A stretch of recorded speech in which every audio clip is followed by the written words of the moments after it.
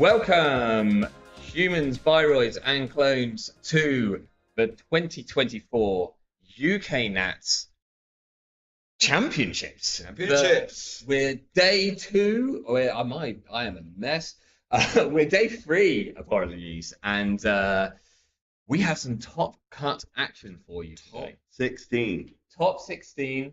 I'm just going to ask our glorious colleague here, would you mind getting this table onto the streaming table? That would be fantastic. We've got some really quite wild deck lists for you today. We're going to have to go straight into the action. This piece of hair, just gonna be like that today. It's gonna be a wild. I've got a hat for later. We'll be doing that. We had a good day yesterday. We had an amazing day. We had a good night. 10 rounds. 10 rounds and some pints afterwards. So both of us are feeling fresh as a daisy. Absolutely. Definitely not going to crack open an energy drink in a second. So we are setting up on the table. Absolutely. And meanwhile, maybe we can bring up the deck list which are going to be playing. So we're going to be having King Solomon on one side, and we're going to be having King Solomon. Here we go. We're running. King Solomon is running. They are playing Zhaya, and they're playing like this quite interesting semi-tag me Zhaya, as in it plays Hot Pursuit, it plays Manuel as a way of gaining value from that Hot Pursuit. It's not looking to load up on tags. It just needs one. Well, yeah, this is the thing. So looking through classic tag Zhaya list, there is one thing that kind of makes those lists actually, sing and be worth it and worth all the effort that you go for, and that is of course counter surveillance, which this list does not have. Absolutely, but we've got Manuel to gain value off those tags, so that we can gain sort of 2 cards from HQ or 2 cards from R&D, wherever you're going to go. I'm going to move down to their opponent, which is going to be Cornelius, who is on Azmari. And this is, of course, the very classic six agenda. It's a Neurospike Azmari that is just looking to gain a ton of money with your digital life, and then if you dare to challenge this and try and steal one of these 5/3 agendas, you are going to get punitive into the ground. And it looks like our players are setting up, so we are going to the table. Absolutely. We'll try and pop maybe a bit more information about the decks as we go. We're kind of really against the clock today in terms of getting all of the players games in time. Very, very tight turnaround for most of the day. So we're going to be moving at a breakneck pace, I would say. Well, always be running. Always be running. And today we are obviously sponsored by Diesel. It doesn't give you wings. Light the flame. Doesn't give you wings. Yeah. Light the flame. It'll set your wings on fire. In fact. Set those wings on fire. We're going to be seeing some fire here. Who do you think is favored here? Obviously, I think Cornelius was the highest seed here and got to pick. Yeah, so picked the Azmari into the Zhaya. So it's a difficult. I just want to say so the Azmari deck obviously wanted to make a billion credits and create a situation where you cannot steal the agenda because you will die, and you cannot not steal the agenda because you will die. So difficult to say. So this isn't the EA Azmari list with Jobstead that's same. It's very similar, but it is very similar. I mean, even the EA team had moved off of or moved to a combination of Jibstad and Neurospike at one point. So Cobra was very high on having both of the options of Jibstad as a threat, but also having a Neurospike so that you could potentially kill a lat through a stone chip, that kind of thing. Having that extra few damage was actually very, very significant for certain matchups. So, but the other thing to bear in mind is Azmari's ability is of course first pick a runner card type event. Yep. Your pick event. Sometimes incorrectly. I've had sometimes people pick event when I'm playing Arasana, and I'm like, you are Yeah, losing a Arasana- lot of value. With Arizona, it's a bit of a coin flip, but versus Crim, you're picking event. Oh, absolutely. And because this is a run-based Crim, it's open deck list, so both players know what the other player is playing, and I believe we can see the deck list just at the bottom of the camera feed there, just sitting on the table because you're allowed to have the deck list right in front of you. Sure.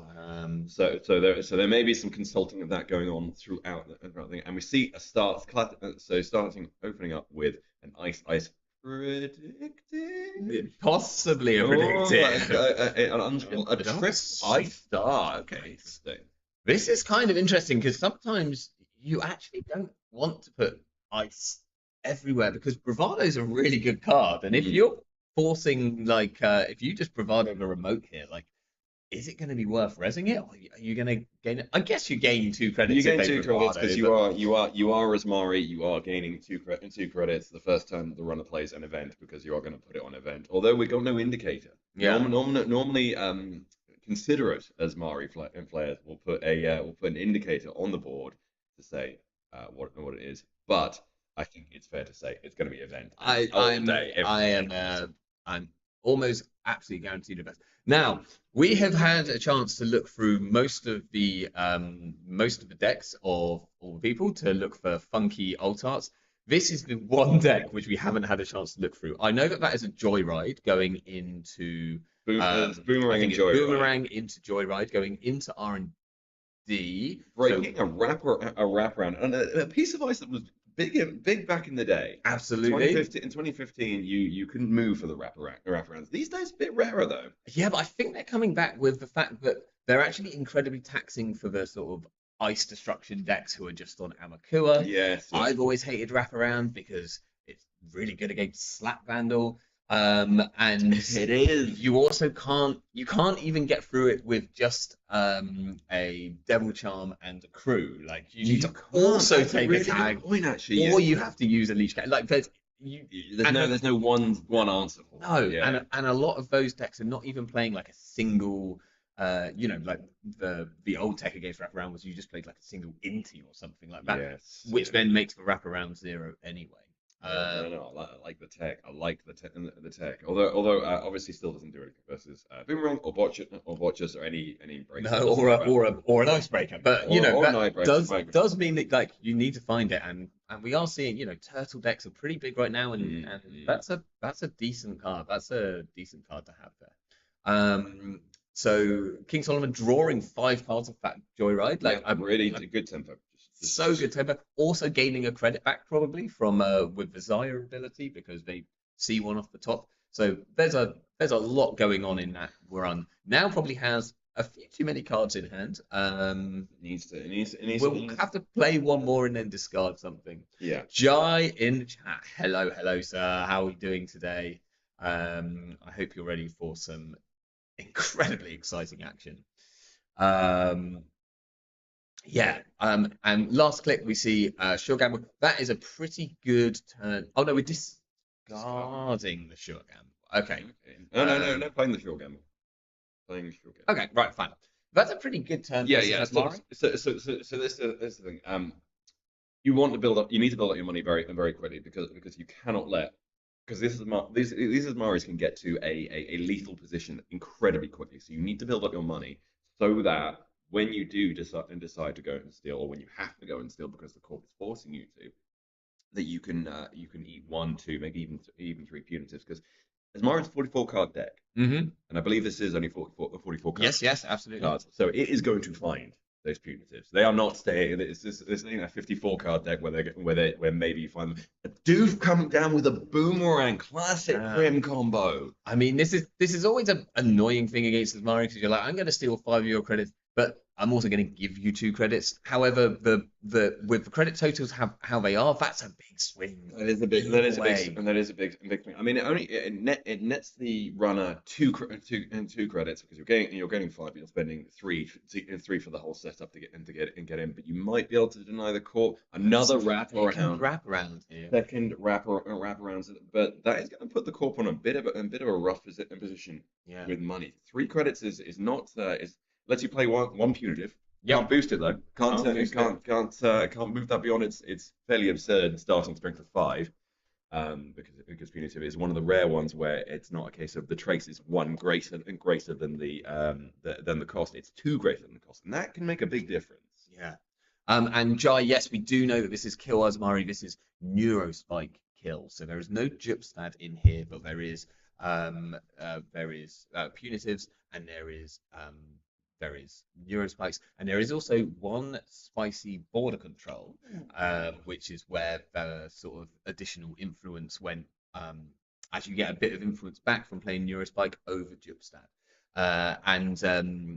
Word on the grapevine is that border control did a lot of work yesterday. Oh, and getting that Rashid as well. This is very good stuff. This is an incredibly good start for the run. The corp is poor, which we like a poor Azmari. They spent 2 predictive already, and now they've just lost a Rashida, which is, of course, good tempo, good money. Yeah, and predictive is one of the best cards to get you out of a I'm low on credits hole, because you can go predictive into YDL or predictive into hedge funds. You can beanstalk at home. Absolutely. But now YDL looking like their main money, because I don't think this deck has hedge funds in it. I believe it might have a single hedge fund. I could be wrong. And a single hedge fund. Let's have a look. There are. When I was going through the deck list this morning, there are multiple decks today which are running a singular hedge fund. This might be one of them, but I can't remember. No, we have no zero hedge funds. Does have the subliminal messaging, which I think is not going to see a lot. But no, the main money coming in for this one is via your digital lights and the predictive planograms, and maybe an attitude adjustment. Attitude adjustment is a sort of decent card. Obviously, Rashida is also in the deck, and then you're just sort of leveraging the Azmari sort of ability to gain you a ton of credits. King Solomon's first turn, very good, playing 3 events in 1 turn, and thus kind of how you really want to play against Azmari. Really stacking those events and only giving them 1 trigger. I like to play a little mini game when I'm playing against Azmari and sometimes give them no triggers. We're seeing an inside job, I assume, onto the remote here. Yep. Obviously procking Azmari, but just a Spin Doctor, a nice bait into the remote here. I think we're on a singular copy of Inside Job. Sorry, I had the wrong deck list in front of me. One interesting thing to note is that Cornelius has chosen to go with the 3 Piranhas, 3 Unsmiling Serevna ice suite here. And then we've got 2 wraparounds, 1 ping, and 1 border control. So kind of the original style ice suite that we had with this list before. I think quite a lot of people moved on to Messner-Chestos as an alternative. Here we're seeing, I believe, that is the class act coming down there. Class act is an interesting out versus this deck, because if you think they're about to score the 5-3 and then maybe potentially Neurospike you can drop the class at the turn before, because that obviously skips your discard, puts you up to potentially 9 in hand, which is a really good way to stop yourself dying. But you can also use it on the punitive turn. You steal 5-3, don't want to get horribly punitive. Play the class act, and this deck is running 3 class acts. Yeah, I mean, I think 3 class acts for a deck which is quite happy to take a tag now and then. Oh, and actually, we should talk about this fact that 2 predictives are out. And this is a deck that probably is going to float a tank. Those predictives are incredibly powerful later on in the game, but obviously it seems like Cornelius really needed the momentum to start off with today. But yeah, class act is pretty common in decks which are happy to take a tag, because it's a really, really good card, but it's also one which you're not you kind of sort of willing the corp to spend 2 credits and a click to trash. Yes, yeah. Meanwhile, sorry, I'm going to cut you off, because the corp now, we suddenly have a somewhat scary looking remote here. That is a stacked remote. We do only have 7 credits on the corp side, but 3 pieces of ice. 1 card in the remote, which is normally not too the Duke coming down again. Oh, that is. So we had 7 credits. We're going to go back down to 4, and then do you think we're going to challenge the remote here? Well, on 4 credits, you could res an Unsmiling Serevna, which is in this list. Yes. So yeah. So unsmiling Serena being a threat, Piranha's being a bit of a threat. It's a bravado, though. It's a huge Oh, amount that of is a value. bravado. It's good. 3 pieces of ice, and we are definitely going through them. Yeah, Kikai pointing out that the subliminal is like an interesting pick, but really works really well with Southern Bombardment, just Yeah. kind of like a biotic labor at that point. It's even better than a biotic. Though. It's a free biotic, effectively. No, you still have to pay 3 credits. You do. And I think you have to pay 1 for the Southern Bombardment. We're seeing Yeah, here the border border control. So So I think the Kurapira is just going to break and carry on through. Yeah, yeah. Just carrying on with the day, and the corp is now broke. Yeah. The corp is flat Broke. zero. Oh, and there's the Hollow Man, but they can't afford to trash it, so that Hollow Man's going to stay. But I don't think the corp can afford to use it anytime soon. Yeah. It's, And I mean, this bravado is going to make a ton of bucks, right? That's three base plus three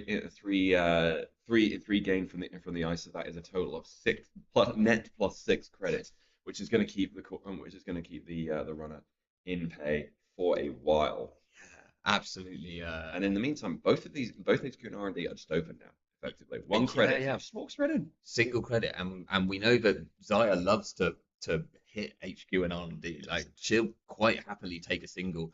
I think the only we do have jailbreaks as well, actually, which is like a really good card in Zaya. Yep. You're making a run, it costs nothing. You're drawing a card. You're probably gaining 2 credits, maybe even 1 more if you've got other stuff going down. That's a lot of value and potentially winning the game at that point. As long as the corpse not rich enough to punitive you, then jailbreak feels pretty good right now if we're going to draw into one. Yeah, no.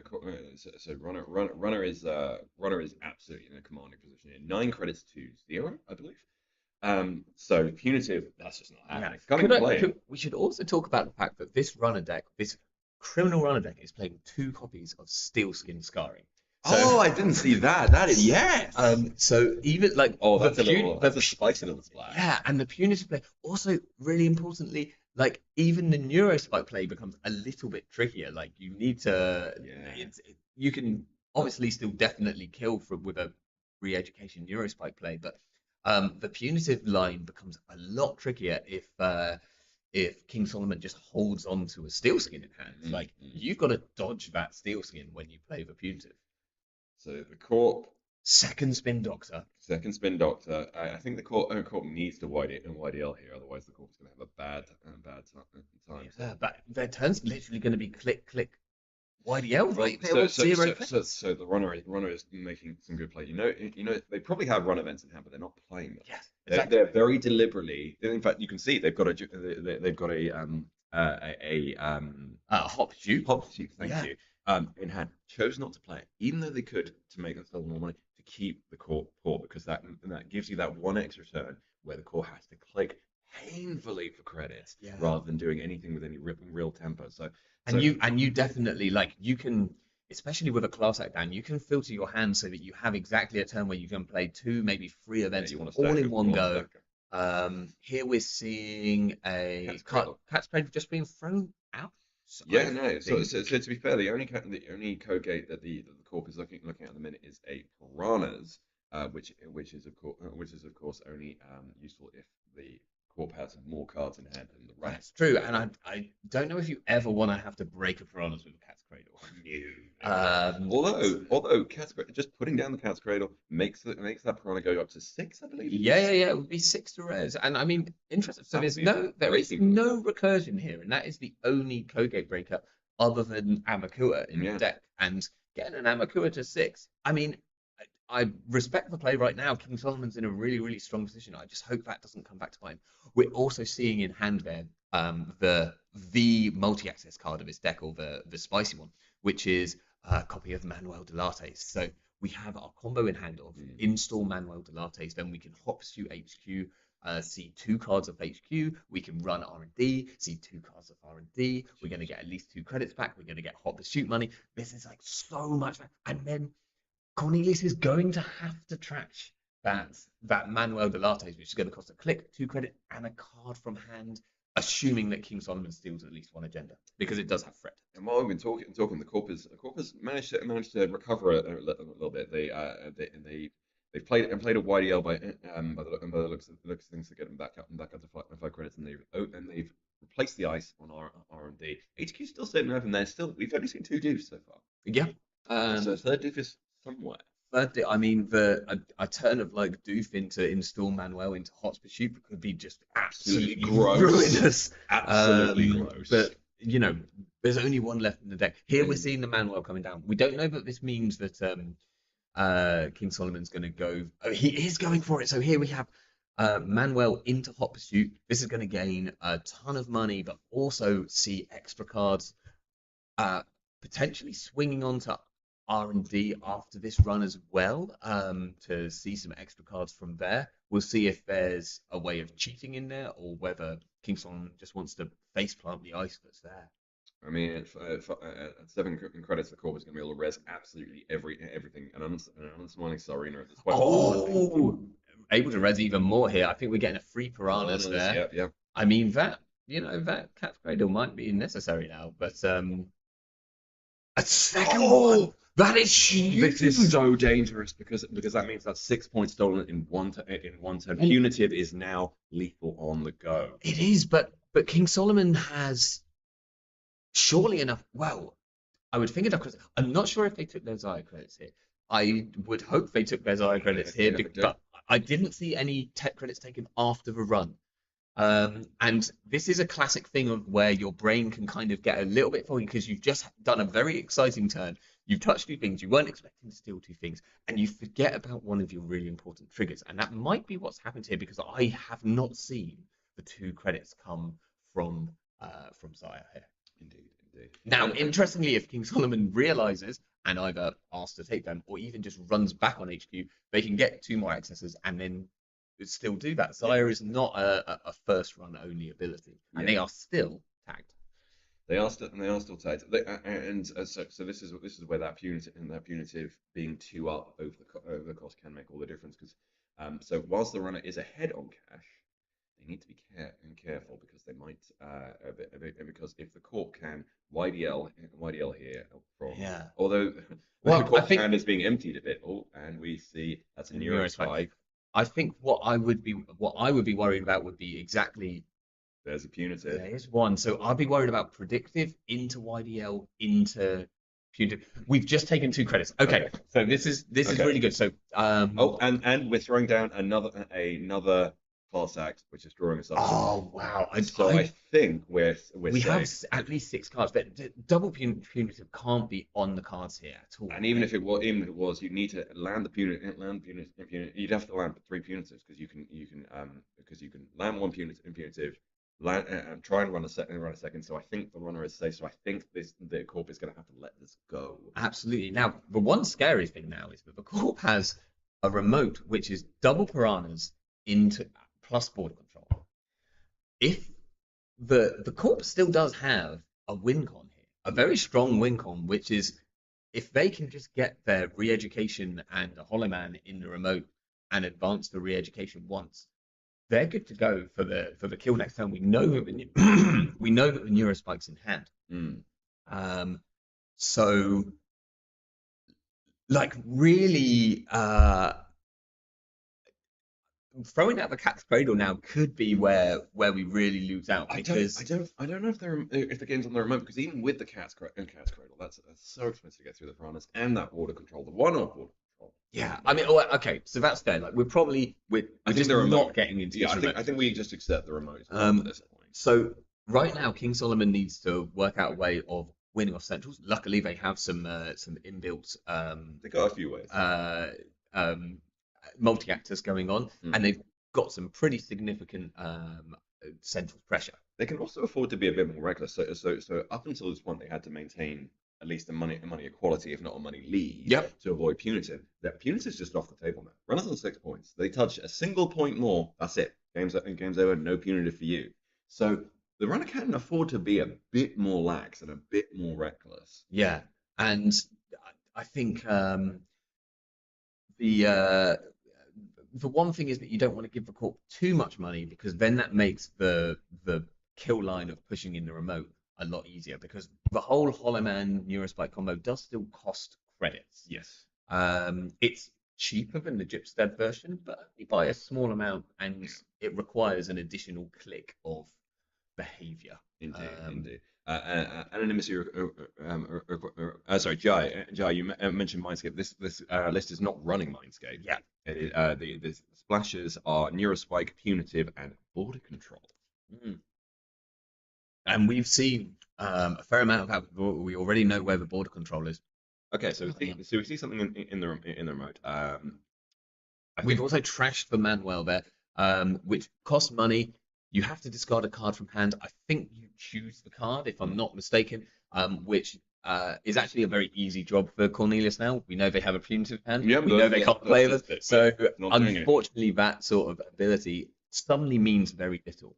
King Solomon now happens to have a real thing. I don't think there's any. I don't think there's any threat as long as there is a single card in the remote. Yeah. But as soon as there are two cards in the remote, then we've got to be a little bit scared. Kikai's suggesting value punitive. We do love a value punitive, and again, used in the fact that punitive strikes is so much higher than its cost. You could do a value punitive here. That would cost you three. It costs you 3, and it would cost the runner 5. But I think the runner could afford to eat that right now. Yeah. I think if you were a bit more flush, then I would go for the value punitive because potentially losing 6 cards from hand, that's still really significant, especially when we're playing a deck that has piranhas in it and unsmiling Serevenus. You can't run if you don't have at least 2 cards in hand because you might just die at this point. Well, they could potentially a double punitive, as Kiko said, but that would require having 2 punitives. I mean, rookies of Except they don't have that. Yeah, I think we've seen they have 3 cards in hand. We saw 1 Neurospike, we saw 1 punitive. So unlikely that they had double. There's 3 yellow cards in hand here. I think they're all Gambles. No, because there's already a Gamble in the bin. Okay, so I don't know what the other 2. There's definitely 1 Gamble. I think a Dirty Laundry. Oh, Siphon conversion. Siphon number 3 coming down, and that's it. Runners out of Siphon now, but they have all come in like absolute hammers. For sure. And I think we're getting to play 3 events here because we're going.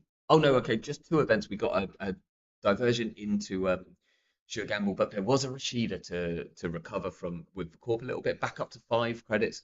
Plenty of cards in hand now.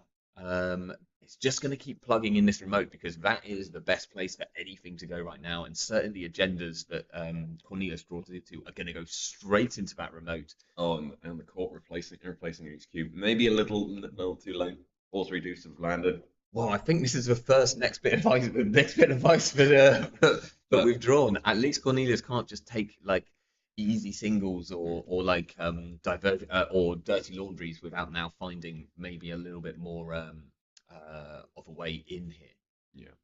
So R&D's probably a bit thin at this point. It is only a 44 card deck, and the corp has been drawing quite aggressively. There are, however, only 6 agendas in this deck. Yep. 2 are gone, accounted for.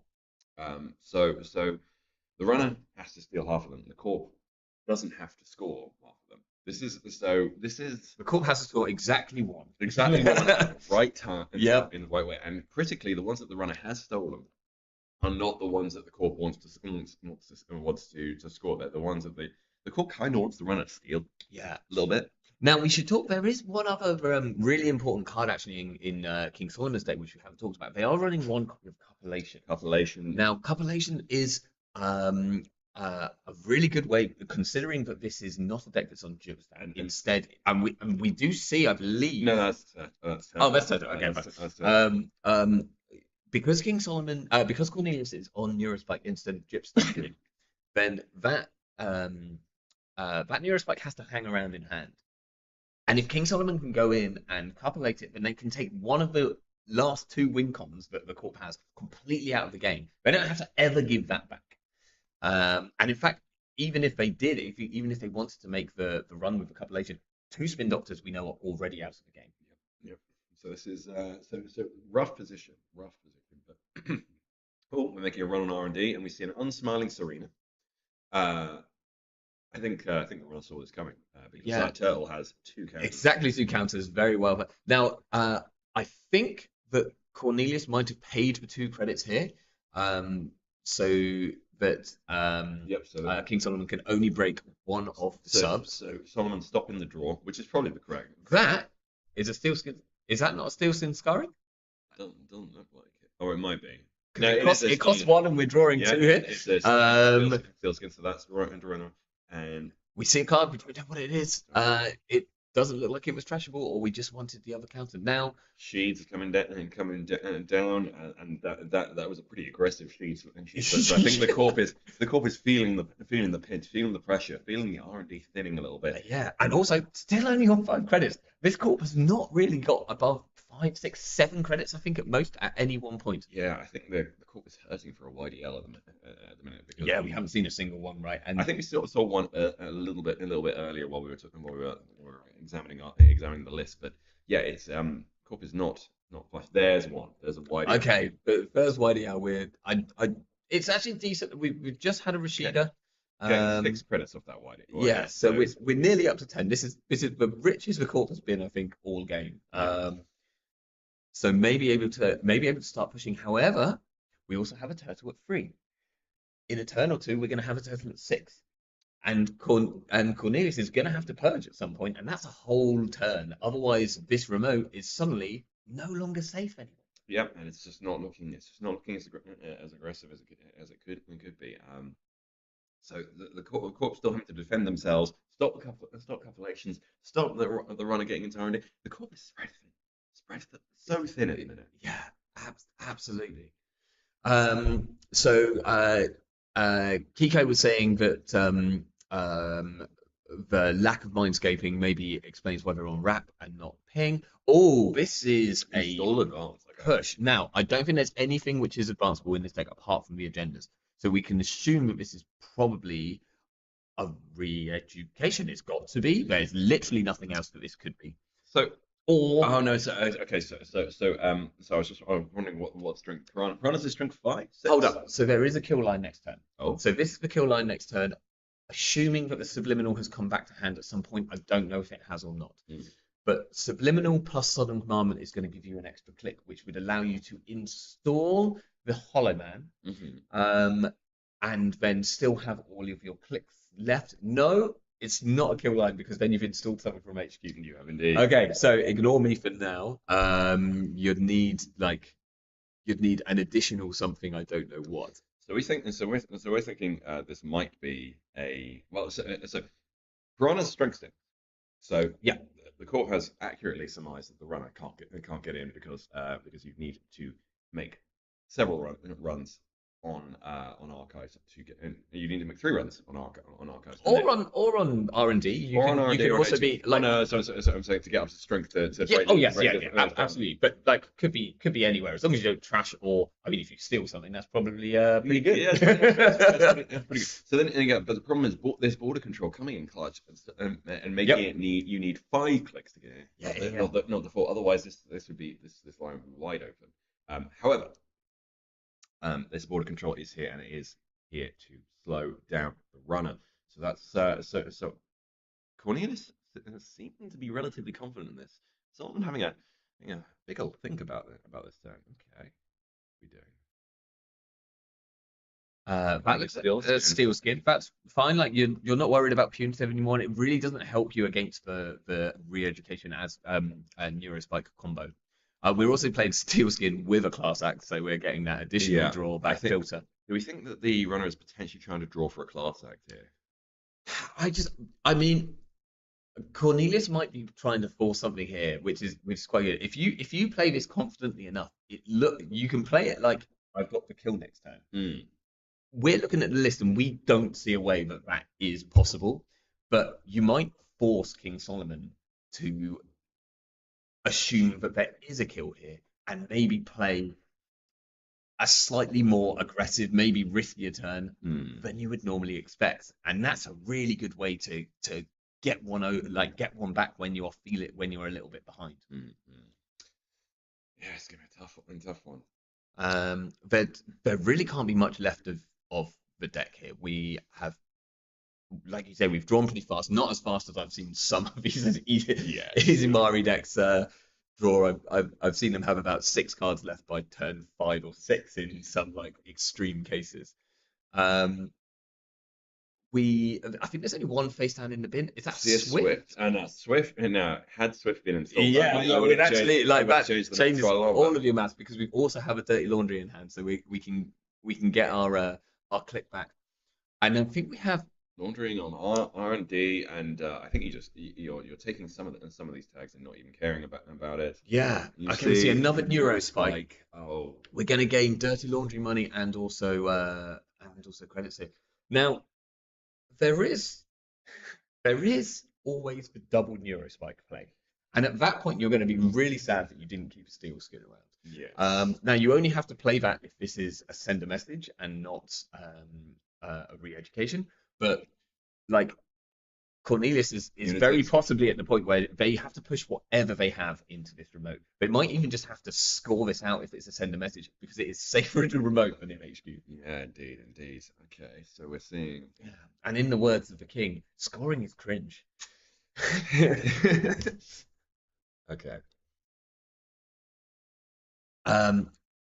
So we've seen dirty laundry, but Turtle is now up to, I believe, 5. Okay, so the runner is poking around. I think the runner has calculated that this is not going to happen. The corp doesn't happen out. I mean, for all we know, the corp does have an out here and does have a way of scoring it, or maybe the corp missed it. But I'm not seeing it. I can't see it anywhere here. So but then again, we're not in the top 16 right now. So I mean that's true because we chose not to be, right. There's the purge. There's okay, the purge. Interesting. Okay, so that's a whole turn, but like, I mean, if Cornelius has a run event here, they could just make 4 or 5 runs and literally get back to the same place where they just were. Yes, but the purge doesn't buy you a huge amount here, although maybe thinking about it.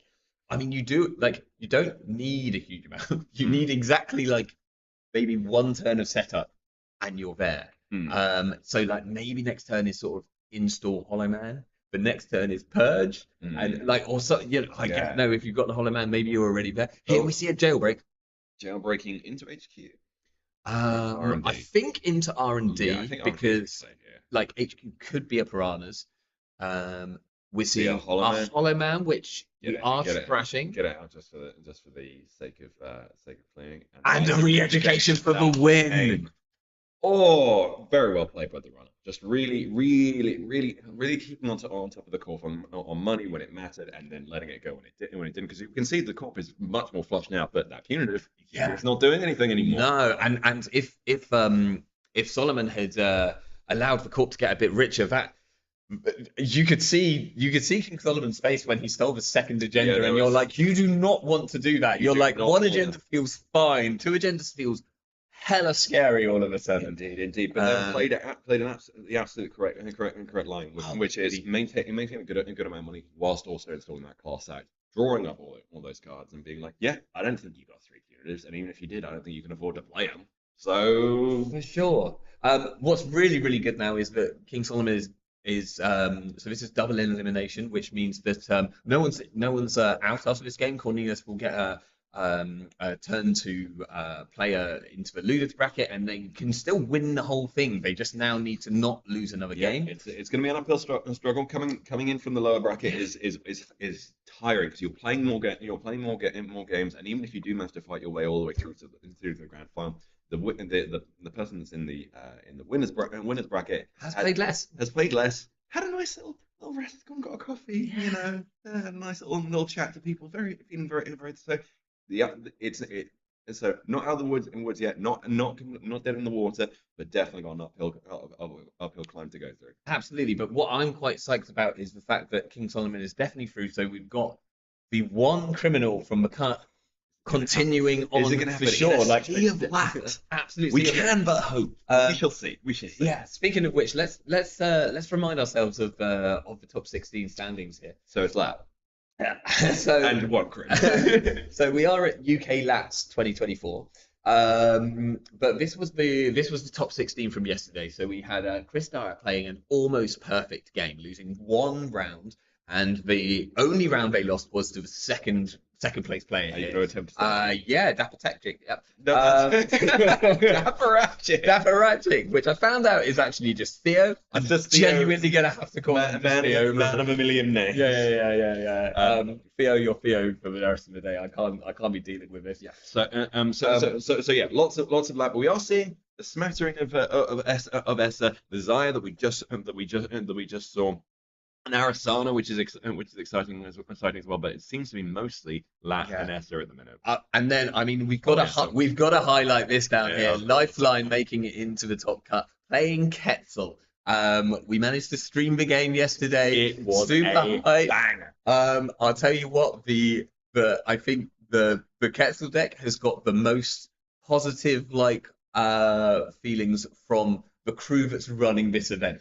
I know many people who are volunteering and working this event are very excited about Quetzal being. It is an absolute banger of a deck. It is. I mean, how often do you see Quetzal as a primary ID? Sometimes if you're feeling a bit spicy as a DJ target. I mean, never as a primary ID. I mean, I did incredibly well in tournaments with Quetzal, but those tournaments were when we were playing the lockdown format. So you had points assigned to different IDs, and I was smashing people up with Quetzal and Palangi to the point that they banned Palangi.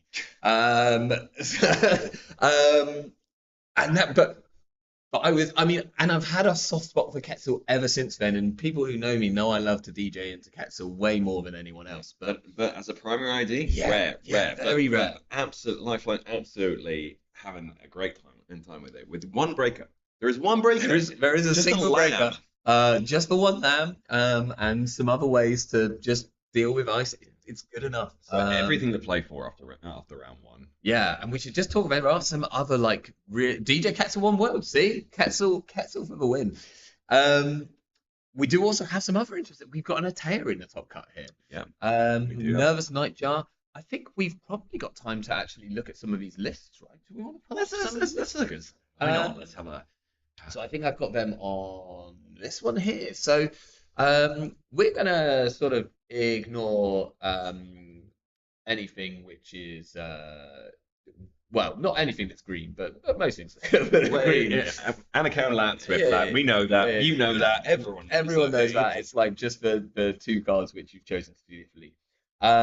So starting off, we should very quickly talk about this R+ deck. So this is the R+ deck which Seamus is on, which Chris Dyer is on. It's the canonical process list for this year. It's an NBN tagging ID. Keezer is on. They're all on slightly different variations. We'll see various different things, but essentially the build is this: we have Bladderwarts and MCAs, we have AR enhanced security, all of it's out of R+. And I think that maybe the most interesting card here in terms of choices, we have Vladisburg City Grid. Yeah. And this is most interesting because obviously Hollow Man is the hotness right now. Hollow Man is the way to do never advance and fast advance shenanigans. But Vladimir City Grid is a really good way of fast advancing an artificial crypto crash. And that is kind of what you want to do. It's also 4 credits to trash. Whereas Hollow Man is 2. Hollow Man is quite an easy, I'm always going to trash that whenever I see it. If you see a Vladimir City Grid, you know you have to trash it. Yeah. But you really don't want to trash it. You really don't want to. And on top of that, you're staring down a 4-cost trash from the Vladisburg, from the Armani. The Bladderwarts are coming in at 3. And in the meantime, there's an AR enhanced security going. You're getting tagged this whole time, and the court just printing money as a result. So yeah, or even not. They actually want to be on just enough money here because you want to be pinging them for these Bladderwart damage as you go. And we should talk about quickly the Armani Senai Bladderwart combo, because here, whenever you steal or score an agenda, you can pump a lot of money, everything apart from about 3 of your credits, into that trace, because you're actually then at a better position to just carry on building this really quite nasty prison. Yeah. That also makes a lot of sense with the Vladisburg City Grids, because Hollow Man's expensive. If you're a Bladderwart deck, you don't want to be spending a lot of money. And I'll tell you a really good way of dumping a little bit of cash is advancing a Vladisburg City Grid. Turns out advancing is not cringe. Yeah. If it's not an agenda. So we're going to see a fair bit of this reality plus in various different styles from a few different players today. Moving down, we've got we got Theo's deck, Dabrachic's deck. This is Pretty very standard acid deck. well. I don't know. Like standard Asa is an interesting thing to say right now because I think there's a couple of builds, but this is jukebox Asa. Yeah, we saw this briefly yesterday in one of our stream games. That cohort guidance program is giving you so much tempo to just keep chucking stuff in the bin, start advancing, and just making those cowards just appear out of nowhere into your score. We're playing some really powerful cards. The Powers That Be, a card which I said would do incredibly well this year, and it has turned up in quite a few decks. It's pretty gross. It's pretty gross. Turns out that getting recursion is good, especially when you get an additional Asa trigger off it. And here we're really leaning into the idea behind the jukebox, which was that it had sort of scoring potential, but it also had a lot of click reduction. Yeah, we've got the MCAs, but we also have active policing, as we've seen in the others, but 2 copies of Pulse.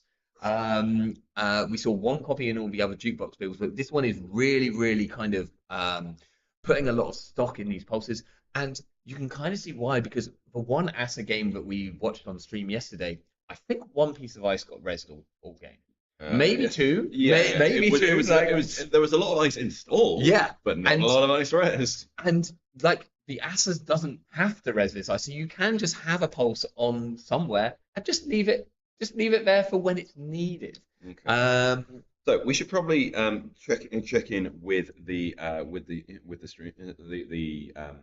pairings and the standings to see if we have our round 2 pairings just as of yet.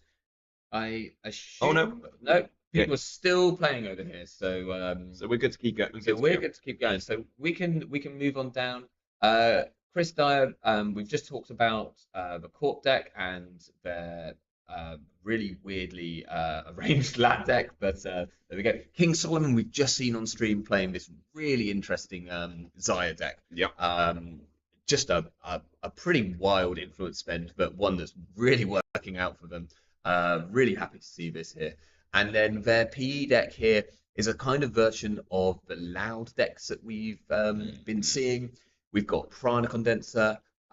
King Solomon's gone for a version with a Hollow Man, which is a really good way of very fast advancing out the nasty 3/1s, which Jinteki likes to score, and also potentially never advancing out a Fuji if you just leave a few too many things around on the board without checking them.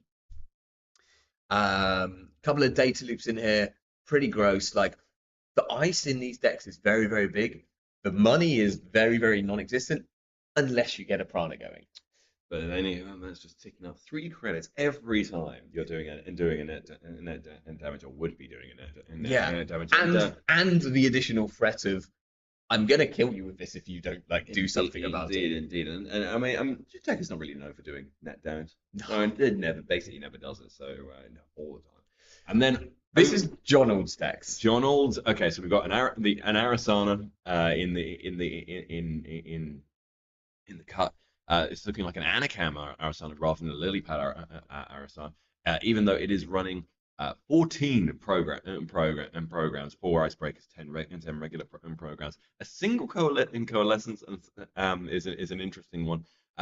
This is not an ASOPs list. It's not. This plays 3 copies of spec work because it's better with Anikam if you're doing that kind of thing. This is very close and very much based on Arazan's list from Worlds. I can't remember what number of cards John Old ended up on. This is more than 45. I believe it's less than 50. I can't do the maths in my head. Sort of 10, 20 plus 26 is 46 plus 4 is exactly 50. I can do the maths in my head. And the same, like Arazan's deck at Worlds was a single coalescence and actually used that coalescence to masterful levels. Turning out that it's a great card and maybe you only need 1. Indeed. And on the corp side for John, we've got a pretty gross prison-esque list here with overseer matrix, force connections, end of the lines, a single MCA, and a whole bunch of urban renewals. That is absolutely disgusting to see. Could we talk about the fact that every single deck we've looked at so far is running MCA austerity policy? Yeah.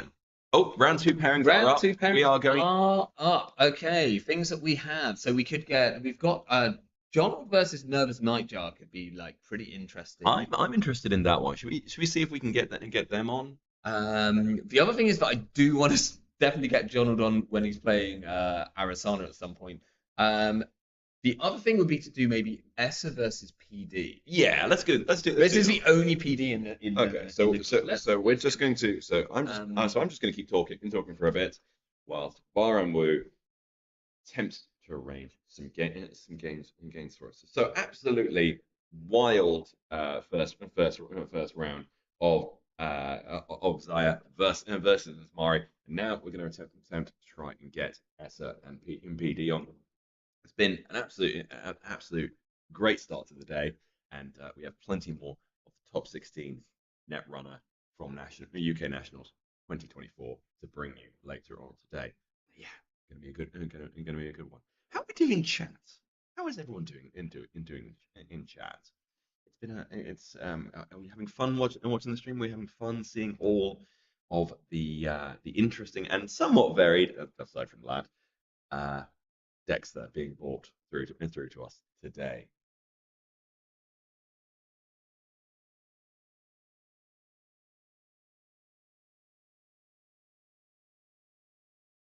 Oh, I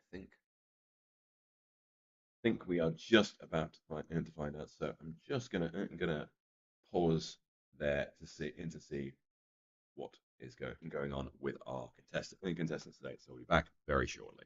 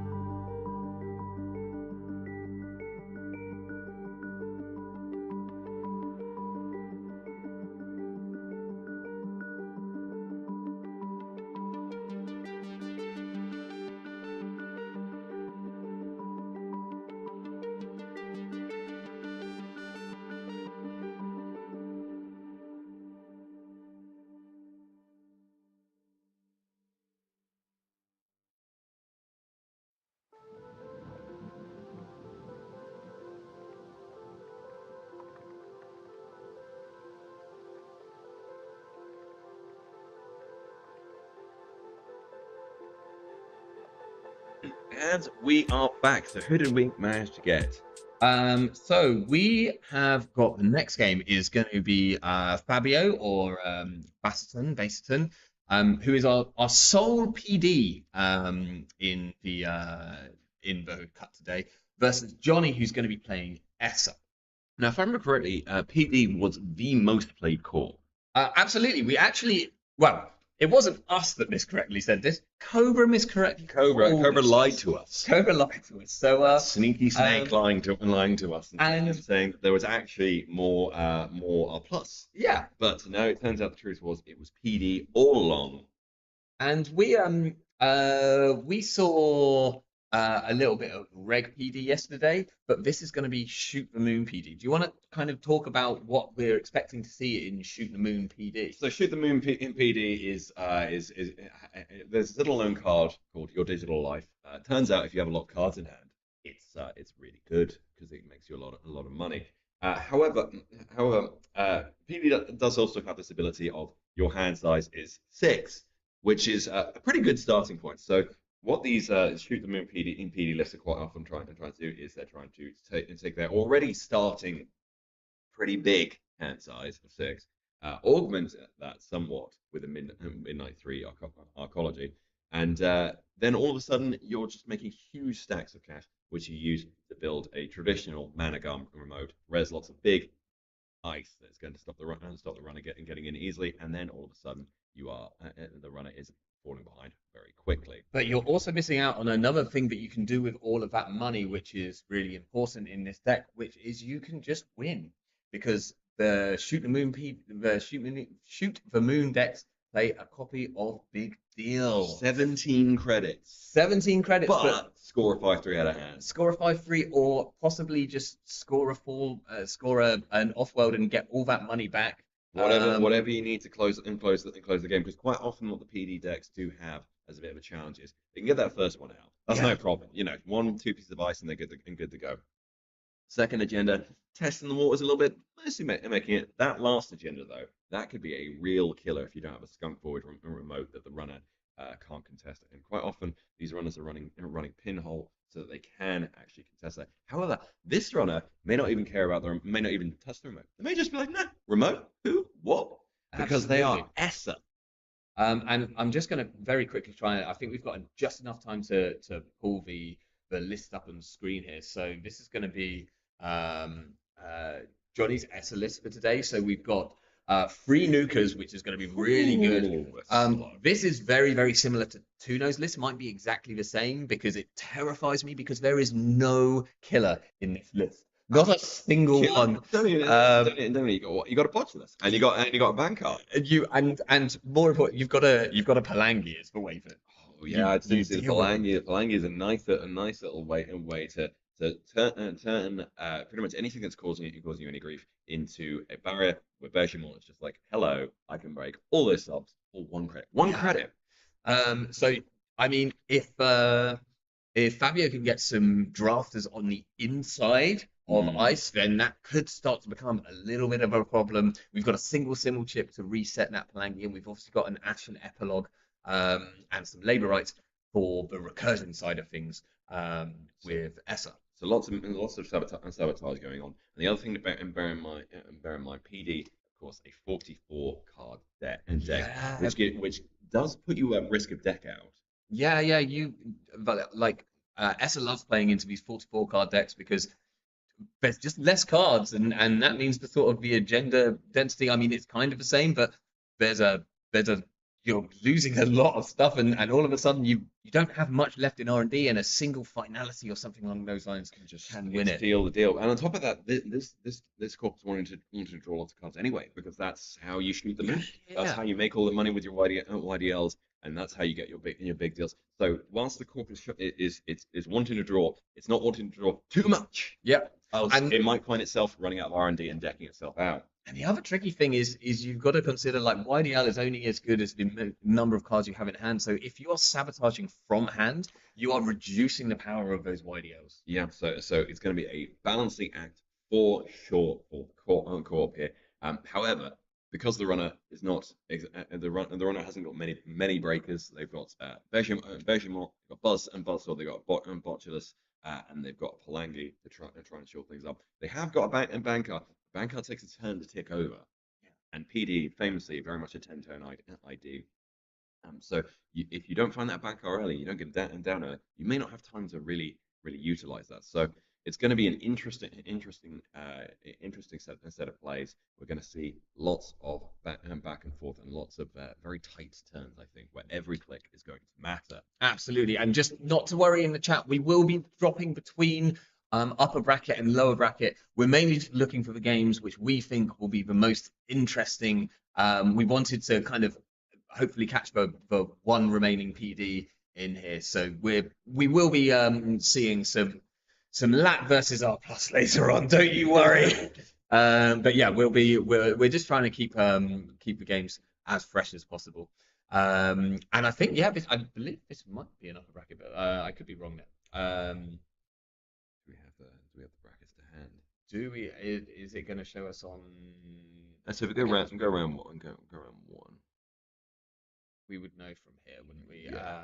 So Baston did win there and did win. Yeah. So this is upper bracket as well. Okay. Oh, and the game starts, and that is a bit of a gross hand. Was that a mulligan? Oh, it's a mulligan into 3 agendas. Okay, I mean, PD kind of likes having agendas, but that's a bit scary. We also have a piece of ice. It is a gatekeeper. That is the best piece of ice Yep. you can have if you have agendas in hand. You might just be like jamming this Rashida. I Oh think my you God, are. leaving Yeah. it open. So Chester I mean, got as big a threat, frankly, as Doof, if not more, sometimes for this deck, and you just say, I don't think you got it. but also like a Chastiska here, you're kind of pretty confident just milling forth from the top of R&D because and here we go. We've got a face into the gatekeeper, and we've immediately sorted this hand. Oh, yeah, absolutely. Oh, drawing We more, have got some more, but we can shuffle up to 3 of those Yep, agendas back. So actually some good reads here by both players. Are we going to put the 4-3 back? We're putting 2 back. Interesting. So we're holding on to, I think it was the Ikawa which we're holding on to in hand. Now, this might well be Bassetton knowing that their win con is to score two pointers and one of the 2 Ikawas. And if they lose both the Ikawas to the bin through Essa or through any other sort of nonsense, like their route to winning is actually a lot harder. So having that Ikawa on hand so that maybe they can push it in a couple of turns behind 2 pieces of ice might actually be the play here, or they're just wanting to have it ready to get with a big deal if they get up to enough money. Indeed. So run a singer trank and grid out ahead, and there's still a luminal. Yeah, I think you want to hold on to the luminal, right? Because you do want to score that. Oh, Mara coming down. Sabotage. You can probably sabotage from HQ here as well. Like I think they've drawn a fair few, so they can probably. Yeah, that looks like a second trank grid and one from R&D, which we don't know. Okay. We are also seeing a second piece of ice in hand. That's a Tattoo Bowler, which is a really nice cheap res and something that you can put in front of that gatekeeper to stop Bankar. And has a really nice synergy in terms of the fact that if you choose to Bankar into a Tattoo Bowler, you can't just bounce off the Tattoo Bowler, which is quite often the correct play if the corp is poor. So court drawing up off Rashida, absolutely flush with cards at the minute. Yeah. No YDL. No YDLs. I think I saw a hedge fund in hand, but I'm not 100% sure. Maybe this looks like a hedge fund, but we might be just installing. I think you want to get that trank grid installed so that you're starting to get value off it. And you push this. Oh, okay, pushing. Go Tattoo Bowler. Tattoo Bowler. Ice on HQ. So now we've got the respect. I think that's probably the other Tattoo Bowler and a card which I think was a luminal. Could be. There is a seamless in hand, so we could just be scoring the luminal and then doing stuff. We're seeing a Begamot install very early, going down to just 2 credits on the runner side here.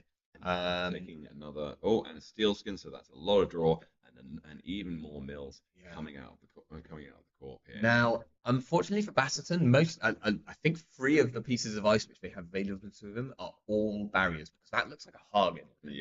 Hagen just being absolutely walked through by Vegemite Brand just being walked through, Tattoo Bowler being walked through. I think at this point I'm going to be using that Hagen as sabotage fodder. Yeah, but we'll see how Bassetton. To agree. This gatekeeper is load bearing at the minute. Yeah. I mean, the other thing is that you could use that Hagen as a outer piece of ice, like we say, if you get a drafter on the inside against this deck, then it might struggle. So that would be the only other reason I think to keep it around.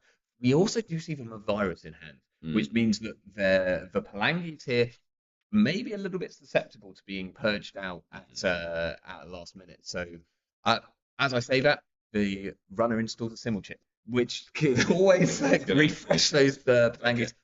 We do see the corp scoring it the hard way as well. That's really interesting. And getting back. Maybe getting back for Rashida then. Or there's something else which they want from. Was that an Ikawa? It was. It was an Ikawa. So which maybe they. I don't know if that came from hand or whether that just came off the top because I thought they kept an Ikawa in hand. So maybe they've sabotaged that or thrown it out at some point. Yeah. Okay. So corp scoring a luminal, but going down to 1 credit. That's not a lot. And so they might have to install Rashida here just for 10. But they haven't drawn any YDLs yet, which is a shame because they are definitely going to be missing. I think this was a change of card that's being sabotaged, but I'm not 100% sure. So, okay, yes. So they're sabotaging from the top of the deck instead. But The one good thing is I'm pretty sure this is a tattoo bonus, so they actually only need 2 credits to protect Rashida or anything that might be behind it. And if the court goes through that, then that's more money for them, assuming they've got another piece of ice that they can swap it with. Indeed. Okay, so I think you turn. How do you spend this free turn? This free turn from the Luminal. You also want to be careful here because, as well as being able to protect whatever you put in this remote, you might want to be able to res HQ ice as well. Oh, we got some greasy palms here though. Yeah, I think credit, grease in the palm. That will give you exactly enough money to res both these tattoo bowlers if that is indeed what they are. Unfortunately, it's not really going to stop a Chishka from landing, for instance. We see a ghost tongue coming down. That's another bit more sabotage. More mills, more strength for measurement. The runner's game plan is definitely coming together, but the runner's still at 0 points. Okay, we lose a raindrops, which is a little sad for the runner. But the runner's not flush, but the runner doesn't need to be. Yeah, I mean, Esther tends to run quite poor. The one thing is that we haven't found a banker yet. So currently we can't really face check into anything because a draft of fire right now would be absolutely ruinous. Or maybe not absolutely runner doing a bin check, it's doing absolutely nothing. So I think so if I was the runner right now, I'd be thinking, I just milled the low stuff. There hasn't been any shuffle backs. Yeah. Okay. We're seeing a fermenter, and then we get the Rashida. But you're right. Like, where are the agendas right now? Yeah. Where are those agendas? They got. Oh, it's drawn a YDL, so that might mean that the corpus money woes are over. We also have a red level clearance, so this could be like quite a big turn of like a lot of multi installs. We could draw more cards and play a massive YDL if we want to. I think Bassett is working out. No, I think just counting maybe cards so that they know about the YDL.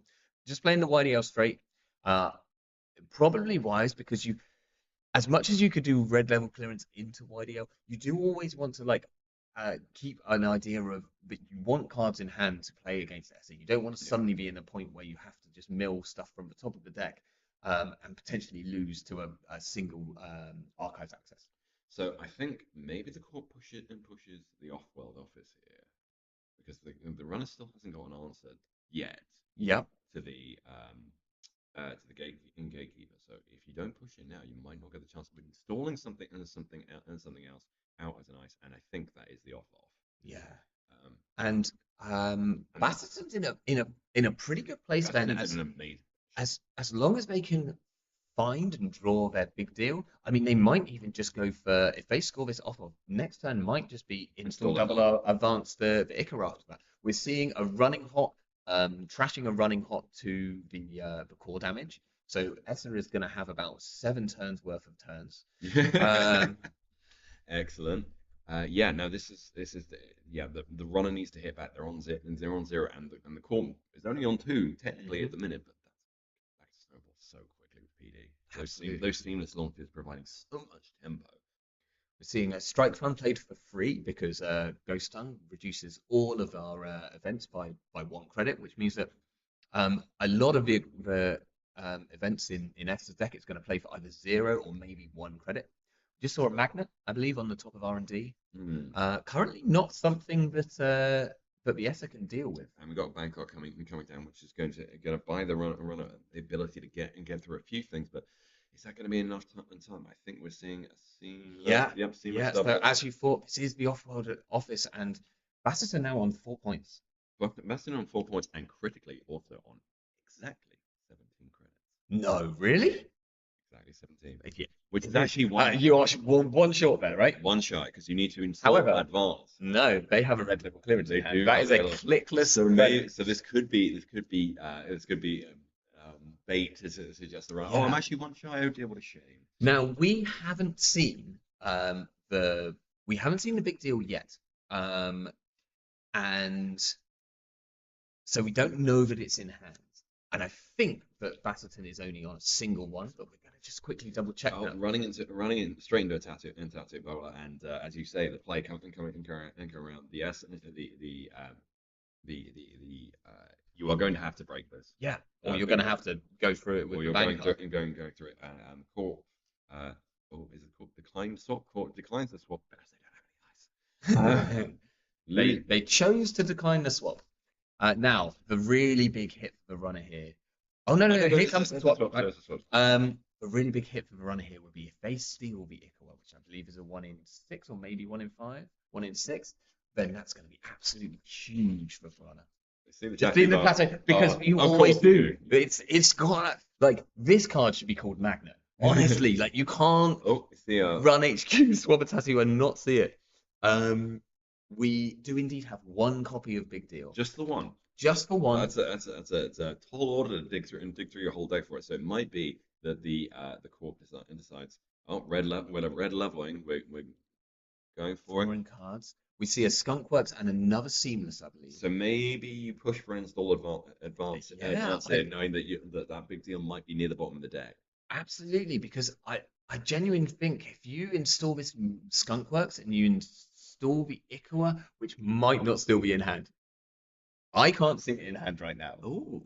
But like there's a lot of cards in hand, so like I can't be no. It's no, you. Yeah, it is still back. It is still back. Okay. Where's it going to go? Because you don't pitch. You can't. Well, that's what. But surely here the play is install Skunkworks probably with the red level and then install advance the Ikawa. Well, so don't forget we just use red level clearance as first thing, draw 2.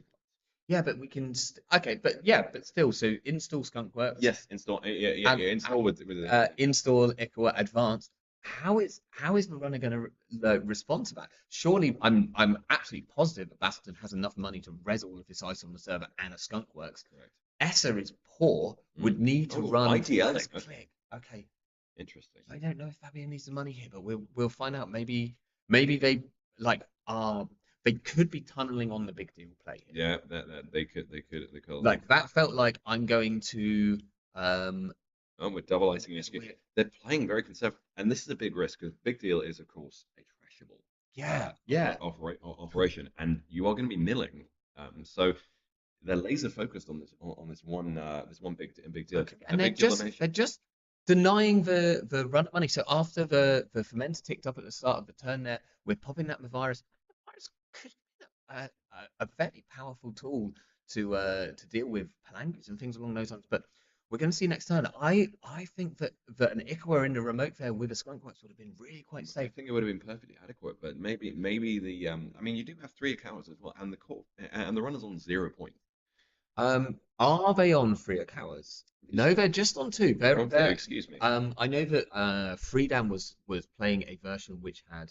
That is the Big Deal if I've ever seen it. That is upside down, but I recognize the 2 people. That has been trashed. So here is the 1 card away. Absolutely. 1 card. The ascension to continue in the higher bracket just one card away.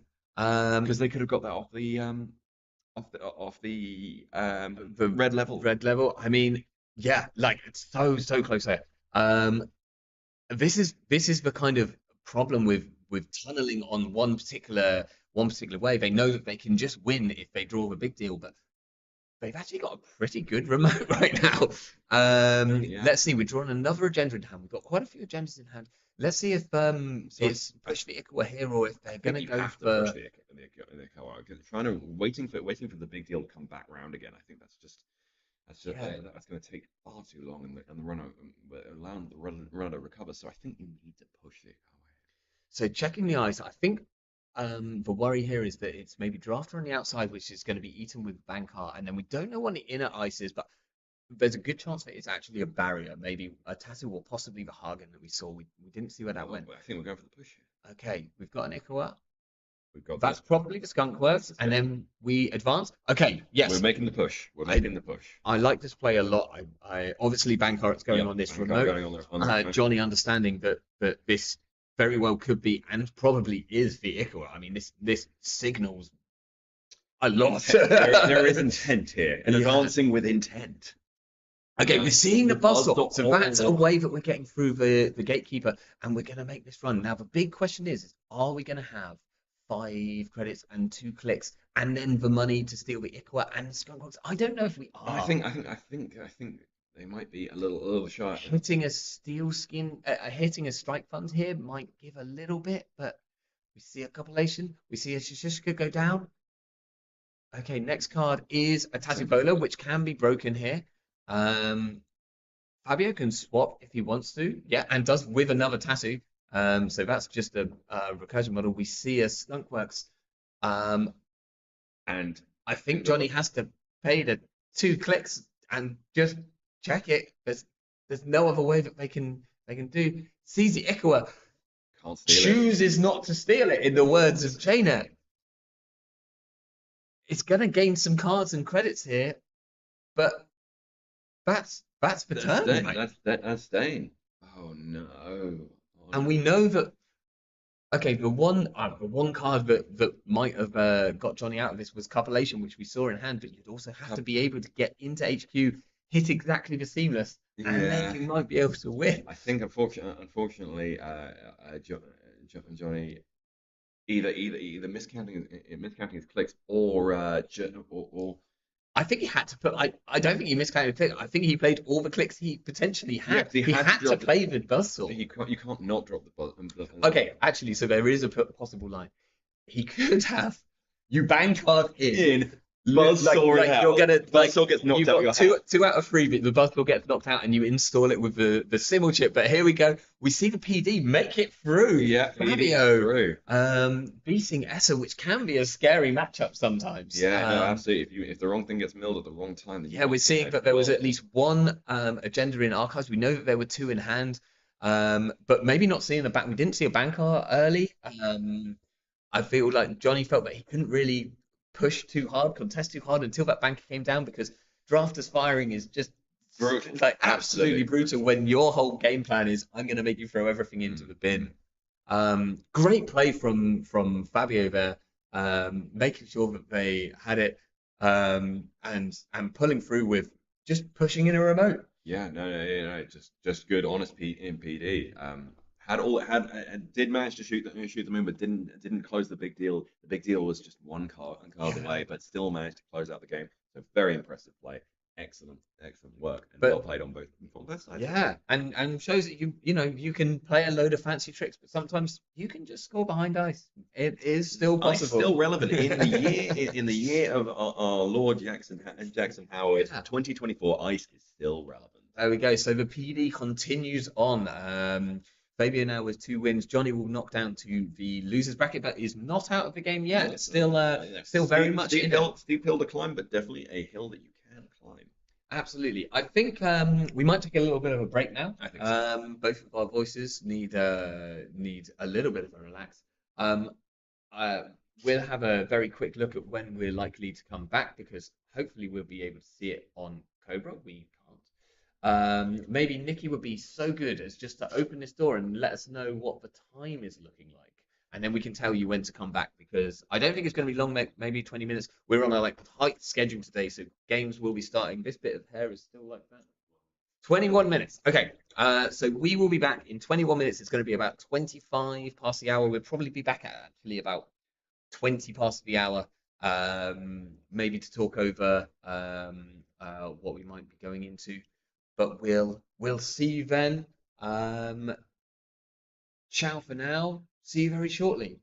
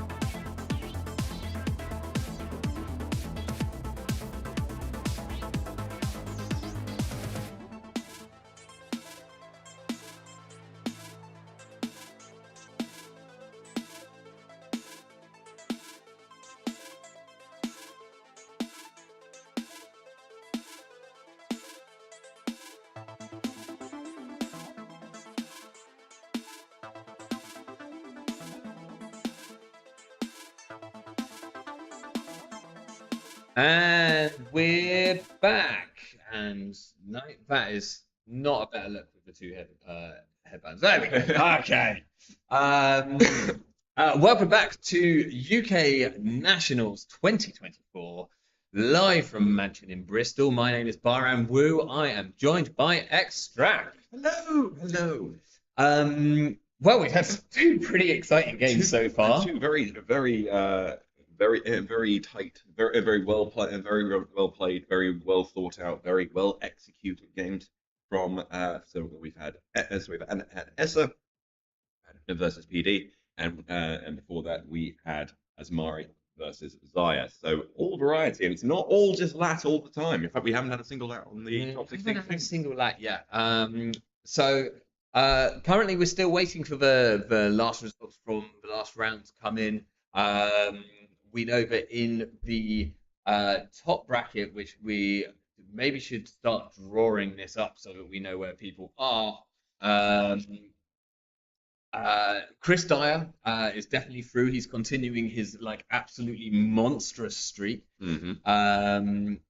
And he was definitely through. We've got Cornelius, who dropped down. We saw him drop down to the losers bracket, but has continued on. Unfortunately for me, knocking out Lifeline, which means that our one Quetzal will be eliminated from the cut. I was looking forward to seeing that again. A real big shame, but at least we got the Quetzal on stream yesterday. I'm very happy about. I mean, this is the thing about the top 16. They're always good players, and they're all good players. So so when one gets knocked out, it's not a case of they didn't deserve to be there. Everyone deserves to be here. These are all excellent players, and it's heartbreaking to see good players getting knocked out. But again, other good players there, because again, everyone in top 16 excellent players. Yeah, I mean, you don't get here through luck. You know, No, you might have had a little bit of luck in one or two of your games, but you cannot cruise here via luck. So also from the last game, other results that we see Kistra, who I think dropped down into the losers bracket after the first game, has won their game, so they are continuing on. Obviously we saw Fabio or Basserton. He's going to continue in the top bracket, and Theo as well. Just also, giving up. We're not even going to say Dapper out. No. I have genuinely given up on it. Continuing, also proving very, very strong. Has only lost one more game than Chris Dyer has. Both of the two of them on an absolutely phenomenal kind of journey ascension to what. Yeah, we're kind of assuming at this point one of them at least is going to end up in the finals or the semi-finals. Well, we shall see, because everything is on a knife edge. It's a double elimination bracket, so effective for those unsure of what that means. Basically, means every player has 2 lives. Yeah, take 2 hits, and then you're out. So you can lose one game, and then you'll have to make the harder climb up through the lower bracket all the way through to try and make it up to the winners bracket, which is difficult, but entirely doable. But you take that second loss and you're out. So knife edge. You can and as Chris Dyer has told me before, anything can happen in the cut. You can have some great games. You can draw absolute best cards, or alternatively, you can just not be looking for the piece, get locked out by that one piece of ice. You just can't find the breaker and break for. Anything can happen in the cut. So knife edge. Yeah, and I mean we can look at actually 2 of the games. I think maybe even all 3 of the games that are still going are in the lower bracket. I'm just trying to confirm that. No. One of them is, but 2 of the games in that are still ongoing are in the lower bracket. So Augustus versus Eden and Jonal versus Nivus Nightjar. Those games are deciding who is continuing on and who is being taken out. And I'm particularly sad about game 11 here because that's going to take out either our Arasana or our Atea, and we haven't had a chance to get either of those on stream yet. So that will be bit of a bummer. As I said, all good players, all good decks, and it's a shame we just can't we have but one streaming rig. Yeah, I mean the day when we have like multiple tables set up And we can on just switch on between stream, them. Oh, just yeah. we're gonna move to table 2 now. We've got some fun stuff going on there. I would be Maybe we need to invest in some drones. Just have oh drones oh floating now around. we're We can talking. move it around between the different tables. Definitely not incredibly irritating in terms of the noise that they make. It's good content, so yeah. I mean, this is something which I was considering, and like obviously with the amount of things which have happened and trying to just get this stream running, I was considering trying to do a mobile like camera, which was on a phone, which you could kind of run out into the pit and just find a table to kind of watch. But maybe we'll try that for another time. There's definitely possibilities there. We'll see if we can get something along those lines for the future. Now, we can go back. We looked at some deck lists before. We kind of got about 3 or 4 deck lists down, and then quickly had to move back to the games which were happening. So I can pretty much remember we got down to King Solomon. We talked about Donald. Augustus, we is Ag Infusion, as he's very well known for, and is playing a pretty interesting influence bend here with Free Tree Line, which has become a bit of a tiebreaker's canonical inclusion. No. Tree Line, of course, like you just slowly start scaling up to levels that are very difficult to break for your conventional cleaver breakers. Quite a lot of runners on the shader side actually slotting things like pressure spike, which you look at it and on paper it's very Leviathan-esque in that it just doesn't seem like a good breaker. But when you're dealing with 7, 8, 9, sometimes double-digit strength tree lines, you have got to find a means to get through that, and cleaver just not going to cut that. Yeah, really, really tricky, and it's also like mainly been put in there as a bit of ice destruction tech, because you can boost this to a point where it actually becomes awkward even for a Devil Charm plus a crew. You might need to also take a tag or use leech counters or have additional things going on, and even just a 4 strength barrier, end run barrier against like the kind of Hashiko crew decks is good enough in most circumstances. We even saw Eli make a resurgence recently. I believe at Worlds in Rotom's deck, because it's only 3 credits to res, and it's good enough when all of your ice just gets eaten anyway if it doesn't. Other than that, a spicy single Sisyphus protocol in here, which can be particularly disgusting. You going through that vampire and also through that saxophone squid over and over and over and over again. Yeah, and the MIC here is a good inclusion there. Like hitting an MIC twice, unless you have literally a buzzsaw and a turbine installed, it's a real beast to have to break, especially when clicks are very important, and they generally are in Ag Infusion. Here's our Ataya list, which the only Ataya which made the cut. We actually saw some Atayas doing pretty well yesterday. There was quite a few people on Ataya, and more than one in cut contention when we were coming into the final games. This seems to be very heavily based on Council's deck that he posted recently. So we've got this sort of fairly spicy agenda suite with viral weaponization and then the 3 pointers. Viral weaponization, absolutely disgusting card that just says, oh, that hand, all those cards you were holding back, just in case. Yeah, they're gone. Yeah, Council, very, very big fan of viral weaponization. Council, very big fan of generally taking all of the cards out of your hand in any way possible. So fairly understandable that they enjoy this card. But also like a kind of good meta choice at the moment, because with Deep Dive being a dominant win con, that's a card which you need to hold in hand. And if you suddenly lose all the cards in hand, then that can be a big problem. I'm also seeing a little spicy Conjin. Yeah, so you don't see that often these days. Conjin, of course, basically say play a side game. If you win the side game, just pick any other res piece of ice, and the runner is now encountering that. And with Nancy's, Anemones, Siphon Towns, Surveyors, even that content could be doing a lot of work. Yeah, and I think it's the big surveyors which are a real problem here with the Conjin, because it doesn't take long for a Taya to get a sort of 6, 8, maybe 10 strength surveyor. Yeah, and breaking a 10 strength sentry right now, sort of like we've mentioned things like Pressure Spike and maybe Propeller, which are good ways of dealing with big barriers. There's not a ton of ways of dealing with really, really big sentries. Big sentry, you're kind of limited to the non-strength breakers like botchers and boomerang, potentially revolver, but that's still really expensive. Yeah, revolver, like Ika's pretty good. We have pairings are up for the next round. Okay, let's move over here. I've just seen that they've come up. Sorry. So we could.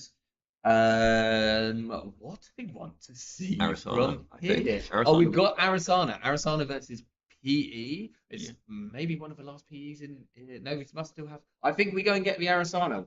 If you can, absolutely, while we still can. Okay, absolutely. So I'll talk through the through the rest of what we have picked up. So we've been through 2 rounds. This being a double elimination bracket means that we have lost a couple of players already, which is as we said, a crying chamber. Unfortunately, top 16 is brutal, is lethal. Have we got confirmation? We got confirmation. We have got confirmation. John Old also pointing out that this is essentially a rerun of the pretty exciting, if a little bit long, World's Final. Well, let's see if we get to 90 United States minutes. I can guarantee we won't, because these are timed games. But let's very quickly pull up the deck lists while the oh no, I had it on the deck list. That's the one I want. No. So Maze, we haven't seen Maze lists yet. I need to find where they are. Here we go. So this is a loud style PE, which came like loud PE came second at Worlds this year, piloted by Deer. Using prana condensers, there's a single copy of Snare. It looks to put out a ton of assets on the board with cohorts, moon pools, wage workers. It's got the nice little rainbow of upgrades, which Deer was really liked. Yeah, and put in for the most brilliant reason that it's like, oh, this interesting thing. It's like, it's because it's a rainbow. Deer was just really happy with. I think that's really cute. And I like that. Super cute. Listening to them explain that in the afterwards, like, why were you playing these? Because they look nice. I like that. We've also run into one of our corps that is playing a single hedge fund. A single. So I vehemently disagree with this. You either play. No. You play 3 hedge funds, or you play 0 hedge fund. 1 hedge fund is just is your rogue. You're going rogue. I mean, this operation suite is cursed, right? Handsight, hedge fund, mindscaping. But 1 Handsight, 1 hedge fund, 2 mindscaping, and then we also do have this somewhat underplayed ice in Phonutria. Phonutria is lesser spotted. I tested it a little bit at the beginning when Phonutria first came in, but it kind of just faded in the background. Phonutria, for those unaware, is I believe Jinteki Sentry. It's 2 strength, 4 to res, and 2 strength, 4 to res, and 2 subs that read do 1 net damage. Absolutely. And a nice little bit of active text where it says if you have if when the runner passes this ice, if they have 3 or more cards, I believe 3 or more, they gain a tag. So kind of you're damned if you do and you're damned if you don't, and don't break this entire thing. Absolutely. And funnily enough, we have 2 Phonotrias in the top cut. I think 1 might have already been knocked out, because I have a feeling it was in Lifeline's deck, but Lifeline was playing 1 in their R+ deck. That can't be right. Lifeline wasn't on R+. Someone is playing a Phonutria in R+. A single Phonutria in R+. I think that's very. I think it's cute. I like that. Okay. Although even more. So Lifeline was playing 2 Phonutria in their PE deck. So we're actually seeing like multiple decks picking up this card as being Furniture is the Huntsman Spider, isn't it? yes, I think so. I think so. No, Brazilian Wandering Spider. That's the one. Yes. It was Johnny. Johnny was playing a single copy of Furniture in R+, which is a pretty mean little combination and works really well if you're kind of doing anything else which is going to be damage related, or you just want to slow down the runner. Like Crim can't necessarily afford to just lose a couple of cards from hand so that they don't have to take the tag when running through the Furniture. No, it can't be afforded to take that. So we're seeing the players set up. So we have PE on the right, Arasana on the left. This Arasana obviously is kind of very similar to Arazan's list from Worlds. It is on Anicam, which actually against the PE matchup is going to be like a thing which you're really going to lean on. And I know that Donald has increased the Anicam count to 3 Anicams. 3 Anicams, whereas so many things. Whereas Arazan's list from Worlds was just on 2. So if I remember correctly, this deck sitting here with 14 programs. Yes. And still decided, no, I don't want a lily pad. Yes. I don't need the extra memory. I don't want the draw on the off-turn draw, as it were. I mean, it's got 14 programs, but it's got 26 events. So that is true. That 26 is a bigger number than 14. Last time I checked, I do believe that is the case. I thought you were checking that on your laptop. Ask Google real quick. But yes, and I mean, do you want to talk through some of the spicy cards in this list? One in particular, which I think everyone got very hype about at World. So Spree, which is a 0 cost, I believe. I believe it is 0 cost shaper event, which has a bunch of text on it, which basically reads, "Hey, you want to move some already installed Trojans around? You go right ahead." Up to 3 times in one run. So that's that Vizarum Entangler that's sitting right there. I could just chain its way down whatever server you're going into, and you'll just bypass everything. Yes, absolutely. So it was the one shaper card that understandably got, or not understandably, but it was the one shaper card that got a little bit left behind from RWR. The entire rest of the shaper card fans found their way into multiple decks. They were seeing top tier play. We've got trick shots, coalescences, muses coming out all over the place. And Spree just kind of give people just a bit of a head scratcher and be like, yeah, I guess I can move some stuff around, but I can already do that with simulative, just kind of not really sitting and like it's when it hits the deck, when it hits the table, you know something is going to interesting is going to be happening. So looking forward to potentially seeing that in this one. Absolutely, and I mean it's a card which I thought was incredibly fun, but it's a card which certainly Arazan took to sat with and was working on different spree-based builds for a long time until finding the one which won Worlds this year. But here we go. We are Jonald's deck here has some pretty funky alt arts in, but we've already been through it ourselves, so we can hopefully point you in the right direction of what is being installed at any one point. I certainly think we can. Maze, I think we saw Maze on stream yesterday, but playing their other deck. I think we saw Maze playing Lat. Yes. Yesterday, and yes, in fact, we saw possibly the most surprising game where we saw Maze winning on the last turn to absolutely flabbergasting both of us. Yes, the Yagi Udas from HQ. I would highly advise going back and watching Game 9 from yesterday at some point. That was an absolute banger of a game. I mean, to be honest, they've all been good. They've all very, very good. Okay. So we see. So Jinteki opens with two installs. They could be agendas. They could be assets. And the third one. There we go. We're going full shell game. Yeah, a bit of a classic Jinteki opening. Pure eyebrows are being waggled as we speak. That is the power of the Jinteki shell game play. I'm going to waggle my eyebrows. You will be scared. we're installing the symbol chip, knowing that that's a really important card in the deck, and then we're going to trick shot. Oh, seeing early, checking all. May's possibly looking for a prana here, but I wonder if you want to res a prana when you're giving away. We do res a prana. Okay. So this is going to get trashed. I would 100% assume. John will having a think about this card though. Has 6 credits to spend here. Knows that he's probably going to want to spend 4 of them trashing the prana. So leaves the first one. Second one looks like a data loop. That is indeed a data loop, and then goes and kills the prana. Okay. Yeah. So you've cleared the top of R&D. Now those data loops really powerful against a lot of decks, but Arasana, this Arasana is playing a copy of Hush, and that will turn off those data loops quite significantly. Indeed.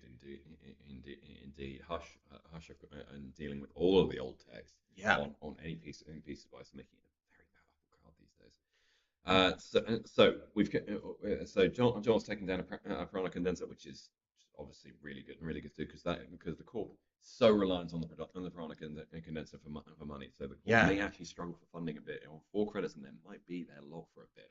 But I think Jonald is rolling a dice here to pick the second pick. We're seeing a cohort. That's gotta go. But on 3 credits, like we've seen runners go too poor against these PE decks before not be able to recover. So short of a creative commission, which I don't see in Jonald's hand, we've got to be a bit careful here that we don't just, you need to be able to contest the board next turn as well. And we're seeing a score here. And it's a sting. Okay.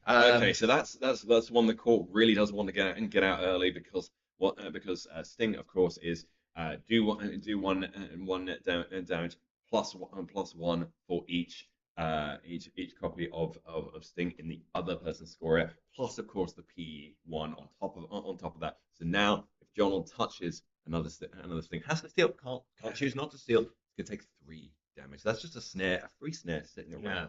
Now, really interestingly here, Jonald has drawn into an Anicam, but didn't have enough credits to install it. And I think that's a very important card in the deck. Luckily, Mace wasn't really threatening anything else that turn, so Jonald can afford to click up, but he's going to want to get that Anicam down like pretty post-haste. Because this is going to pull double duty, put drawing on both the runner's turn and on the corpse turn. Absolutely. As that net damage falls in from the 26 events. We're seeing an install and a couple of credits taken there from the looks of things. And both players a bit poor after that opening bout. Yep.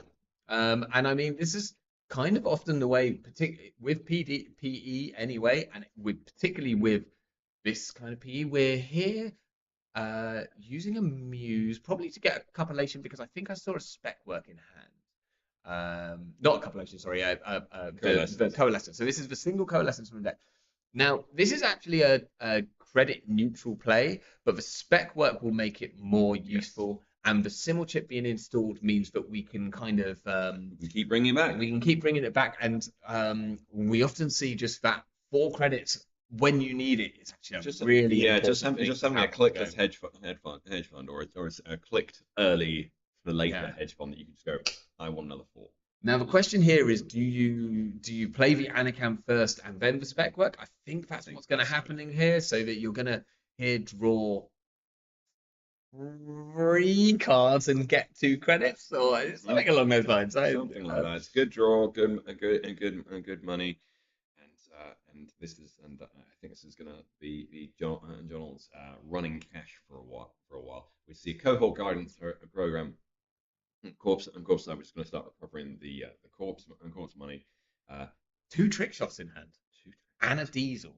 So we've got like some serious gas going on this side. And no, I was coalescence a bit. I was like a second coalescence, which we know it isn't in the deck. So the corp continuing to just slam cards on the table and saying, yeah, I'm Jinteki.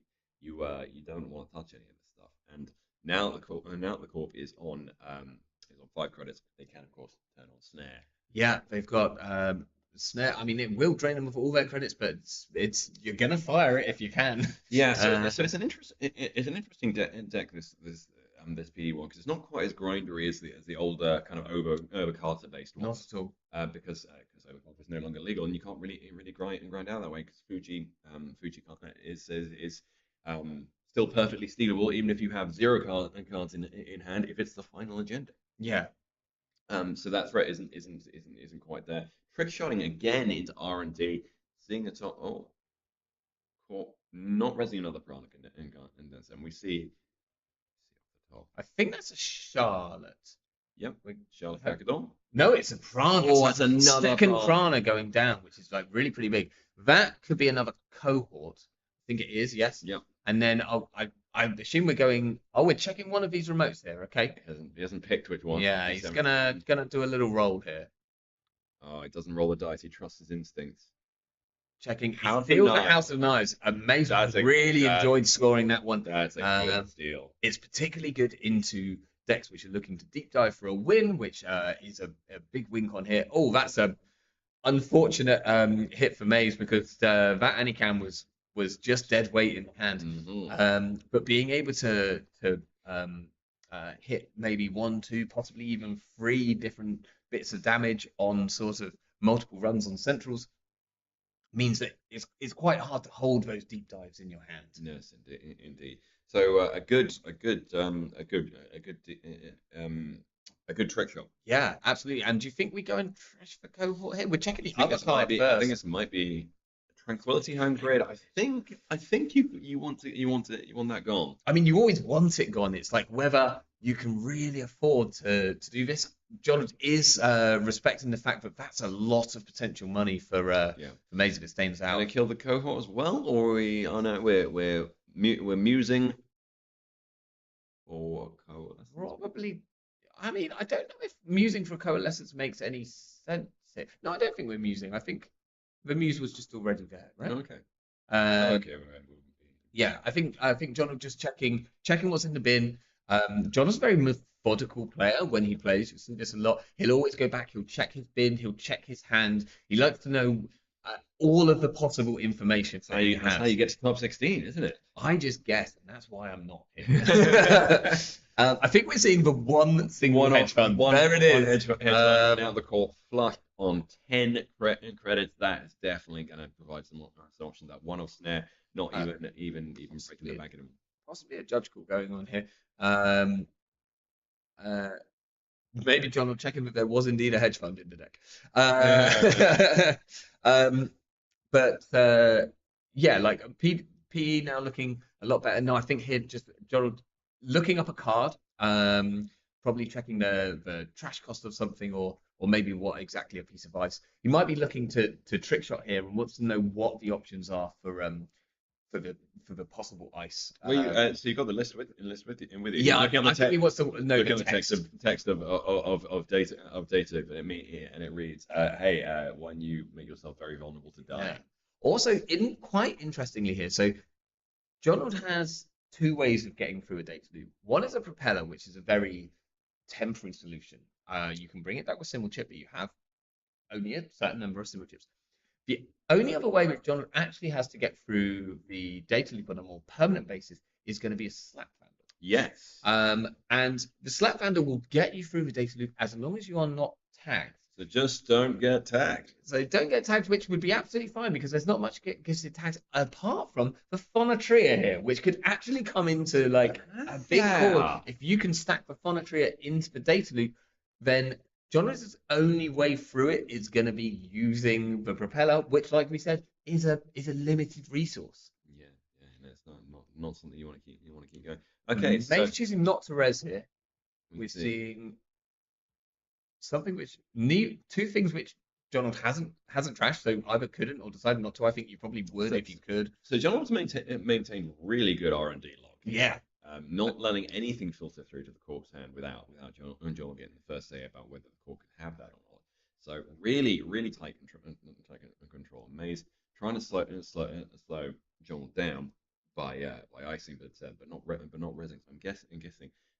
So what could that ice be? Yeah. Also, we are seeing an install down there. That's a no free lunch at the bottom of Jonathan's board, which might well deal with that issue of being tagged, but it's also just free credits when you need it. It's just clickless free credits. It is easy mark at home. Other cards that we see and how we do see one of those sprees. I'm not sure if spree is going to really make a big impact in this game because we haven't got a huge amount of ice, or certainly not yet. But we'll see if there becomes sort of maybe 2 or 3 pieces of ice on centrals, then the spree might really come into its own. Of course, there is the other elephant, or should I say, spider in the room.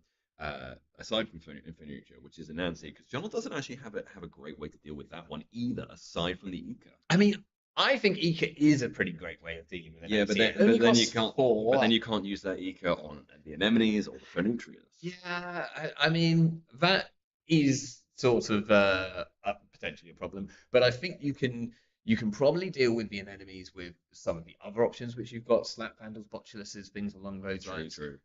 You are gonna have to either have a botulus with a ton of counters to deal with that Anansi, or you're just gonna stick the Ika on it as soon as you see it. And it's just probably gonna sit there because it's unlikely that you're gonna move it unless something else more pressing comes up at the time. Indeed, but so I was just trying to work out what the ice that might be on R&D is and why it wasn't res. And the only reason I can think of is that it was something like maybe an Anansi that John could have broken. I think it also could have been the data loop because although that would have stopped the trick shot, and it is very expensive. Amazed at 10 credits, but it would be down to 3 credits if that happened. Not able to maybe like fire a snare if John was to run HQ, and there's one in there, for instance. Pinhole coming in, and we see a Fuji acid retreat. Okay, so Maze actually can't score this, as far as I'm aware, in one turn. No, doesn't have Hollow Man in this deck, so this is just gonna sit there. It's gonna sort of slowly tick its way up. We're seeing another spec work coming down, spec working that coalescence, getting some additional draw, a few extra credits. But yeah, I would assume that maybe next turn Maze's plan is just to double advance for Fuji.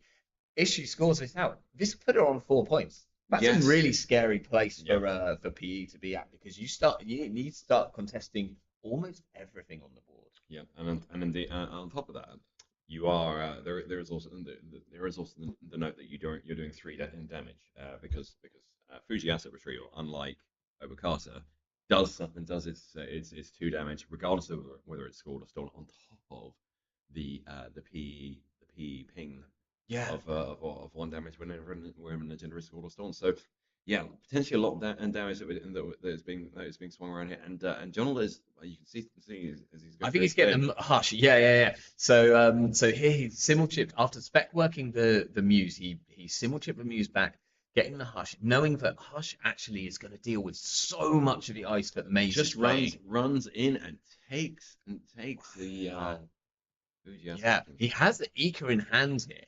Chose not to install it with Arasana and loses it to the damage. No. That's actually huge. There's a spree and a creative commission. So okay, tough. That's really interesting because I don't feel like Donald had triggered Arasana. So maybe he had and I missed it, but I'm sure that the Muse came down from the Hush came down from the Muse. So he had the chance, I think, to install that Ika, and that seems like a really important card. He can get it back using one of the other Muses in the deck, but I think there's only 1 left now. Yeah, so maybe there's still 2 actually, because this one was a recycled one. So possibly some else, but yeah, losing that Ika is a big deal because that's that Anansi spring up out of nowhere and just completely wreck your yeah, and even just the 2 enemies, that's like 3 damage if you can't deal with the 1 sub, and the Tria is also annoying. Install advance,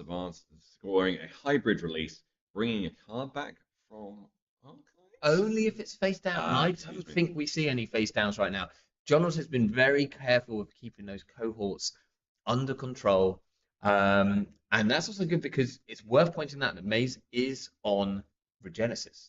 Yes, and Regenesis is a way to very, very quickly bounce back up to a scary, it would essentially nearly win Maze the game now. It put her on 6 points. if she was able to regenesis out of Fuji. Yes, indeed. So whilst John is sitting pretty on 4 points to Mazes 2, the game can still turn. Again, this is a tight game, great players. So this is going to be on a knife edge. We see a Mystic Mimi coming down. That's going to assist a bit more with the events playing, getting a bit more cash from those, and letting John keep doing clickless draw and clickless. Right, that's a very cheap draw. Very that is going to continue making them money and drawing them cards and keeping them alive versus PE in the deck looking still pretty full. So they've got plenty of life left. Yeah, and obviously we do have a bit of recursion in John's deck. I'm sure if we come across a DJ Fenris, then that's going to get snapped down for DJ Steve pretty quickly. Oh, absolutely. John's here, I think, just having think this is again him playing very carefully, knowing exactly what his deck. Those cards at the bottom are ones which he wants to recur at some point, or can recur using things like Muse, Simmel Chips, maybe DJ Fenris. Whereas the ones at the top are events and slightly less kind of important to know about until a DJ might come down. But he's got a very, very neatly laid out archives there, but really able to know exactly what's going on in archives, which is one of his resources that is available to him. Okay, I think we're on Maze's turn currently. I feel like John might have just discarded at the end of his, but I'm unsure. Or maybe he's thinking about his next turn. We see a reset of the Anacam. So Maze installing here. In the remote. Still don't know what this ice is. Could well be in an enemy, which Maze chose not to res because the hush would be kind of making it semi-useless. Another piece of ice, and we're taking a credit here. Okay. So interestingly, we are so. What do we think this could be? It could be feels like either a 3/1 agenda or a Rashida. This deck is on Rashidas, isn't it? I think yes, 3 so. Rashidas.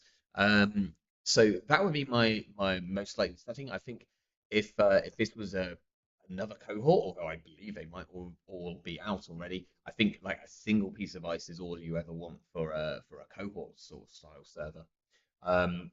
But yeah, this suggests that it's something that Maze is putting a bit more stock in trying to get through. So it feels sort of Rashida. Could also be a Prana, obviously. Like Prana is a card which you do want to Prana at this point. Yeah, well, maybe. There are 3 of them in there somewhere. Yeah, there are indeed. Well, 2 of them are in the bin now.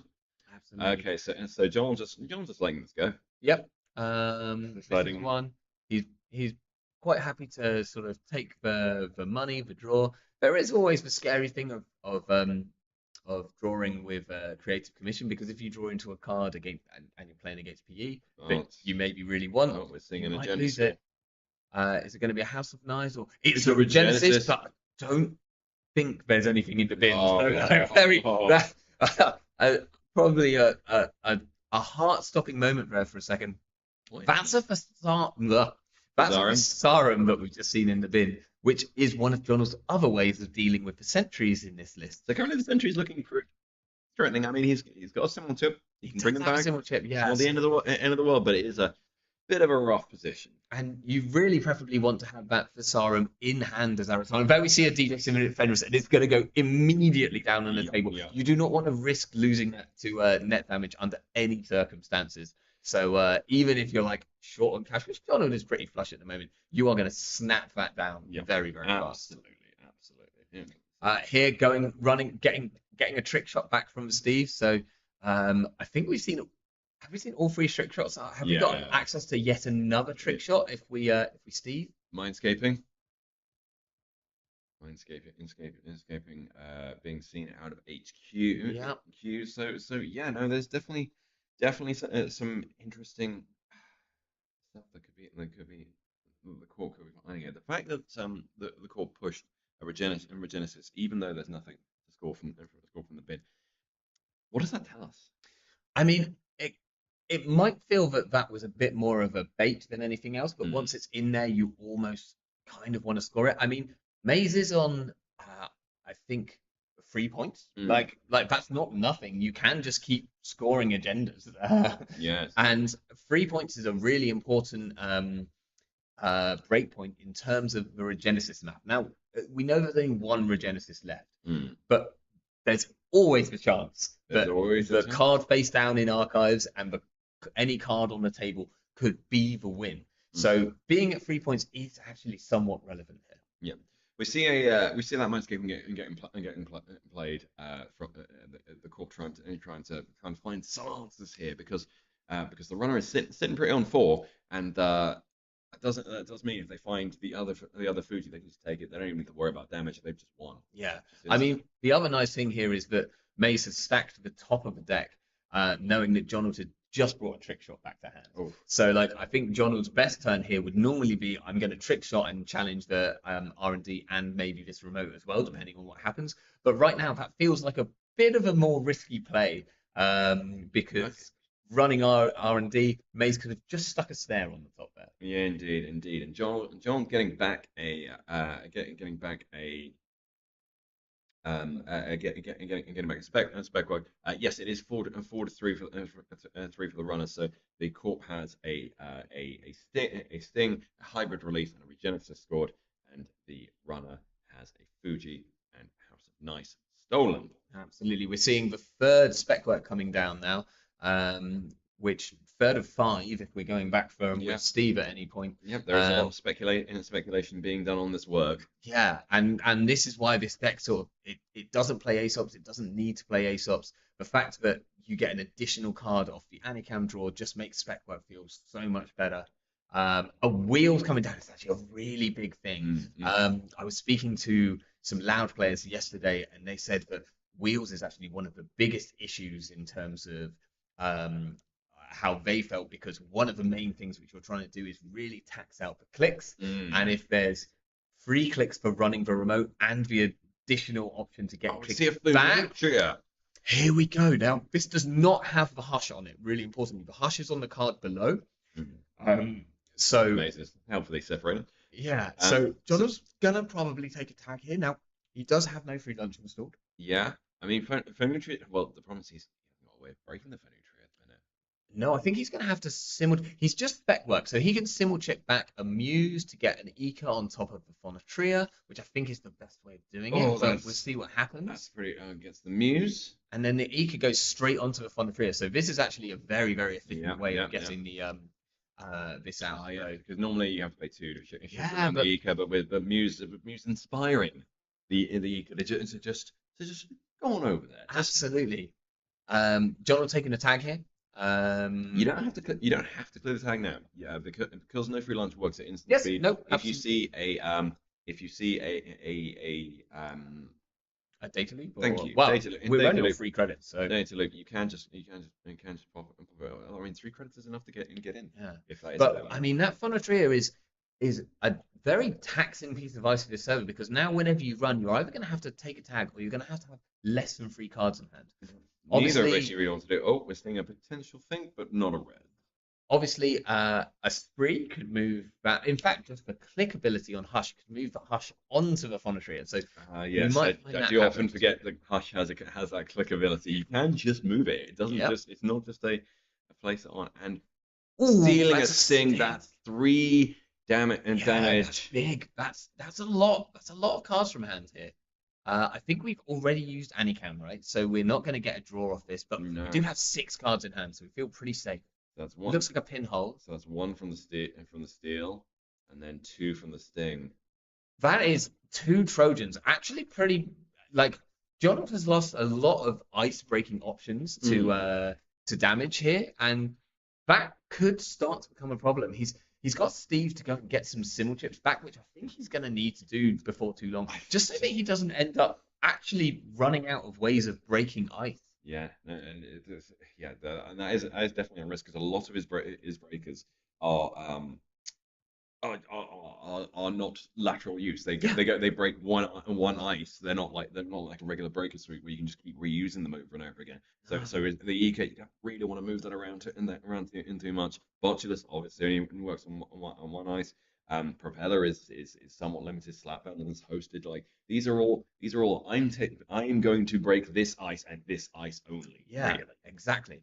And like that's kind of perfect for decks which want to win by making maybe a few runs and playing a big event, for instance. But can be like a little bit risky when you start losing some of those tools because you're fine as long as you've got multiple ways of dealing with the ice. When you're down to like, okay, I've only got a propeller left to deal with all of the barriers in the deck. It's not going to cut. That eventually becomes a very scary point. I think we're over installing, getting the Eka into the bin. That saying to that phone free is not worth it. And actually, Maze here reading the fact that John has lost a lot of breakers. Yeah, no, absolutely. Yeah, that's good. This could be really tough for John. But then again, John is on 5 points. He is on 5 points, so like he only really needs to touch a combo. We're seeing a burner, that's huge. There's exactly 3 cards in hand here. Also, we're going to get Steve here, getting back to Symbol Chips. Yeah, absolutely correct. We're not at any threat of losing any things here. There's a Fuji on the top, which he can just go back and steal. He just takes it, and then there's the handshake and game. Excellent. Absolutely. Yeah, it was indeed. We see the end enemy, which was hushed. John was showing that he has so many ways of getting in here. But yeah, absolutely clutch burner.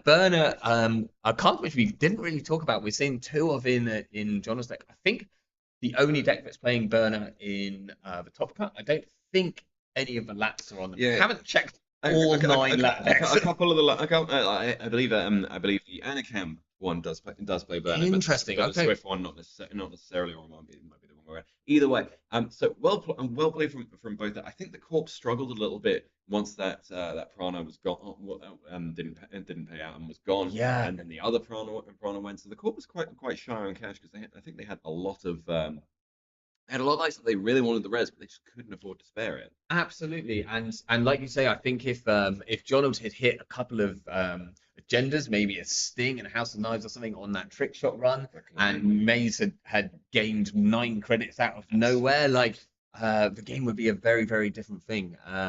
But Maze knowing that the chances of Jonald interacting with some form of net damage there was high enough that it's worth showing where the Prana is. Yeah. Because it could be so good if it goes off. But yeah, struggling to come back there. That unfortunately means I think we've lost Maze now for the tournament. That would be her second loss of the day, but really well played. Amazing getting to the top cut. I'm sure we'll probably go and now help out with classics. Maze was meant to be running the classics side event and accidentally got into the top cut and wasn't able to. Always the way. You volunteer to run something, and you end up making the cut. How unfortunate. Absolutely. Really kind of a really fun game, though. Really nice to see an Arasana and maybe a slightly unusual Arasana to some people. Certainly the less often seen version, maybe. Doing really well and still continuing to do well. Jonald now in the losers bracket, but still in it to win it at the current status. I am going to bring up I might go and have a quick peek and see how long we have left in the round, because that felt like it was probably about half an hour. I think we might just continue through. We shall have a little look. I'm going to bring up the current results that we've had in so far,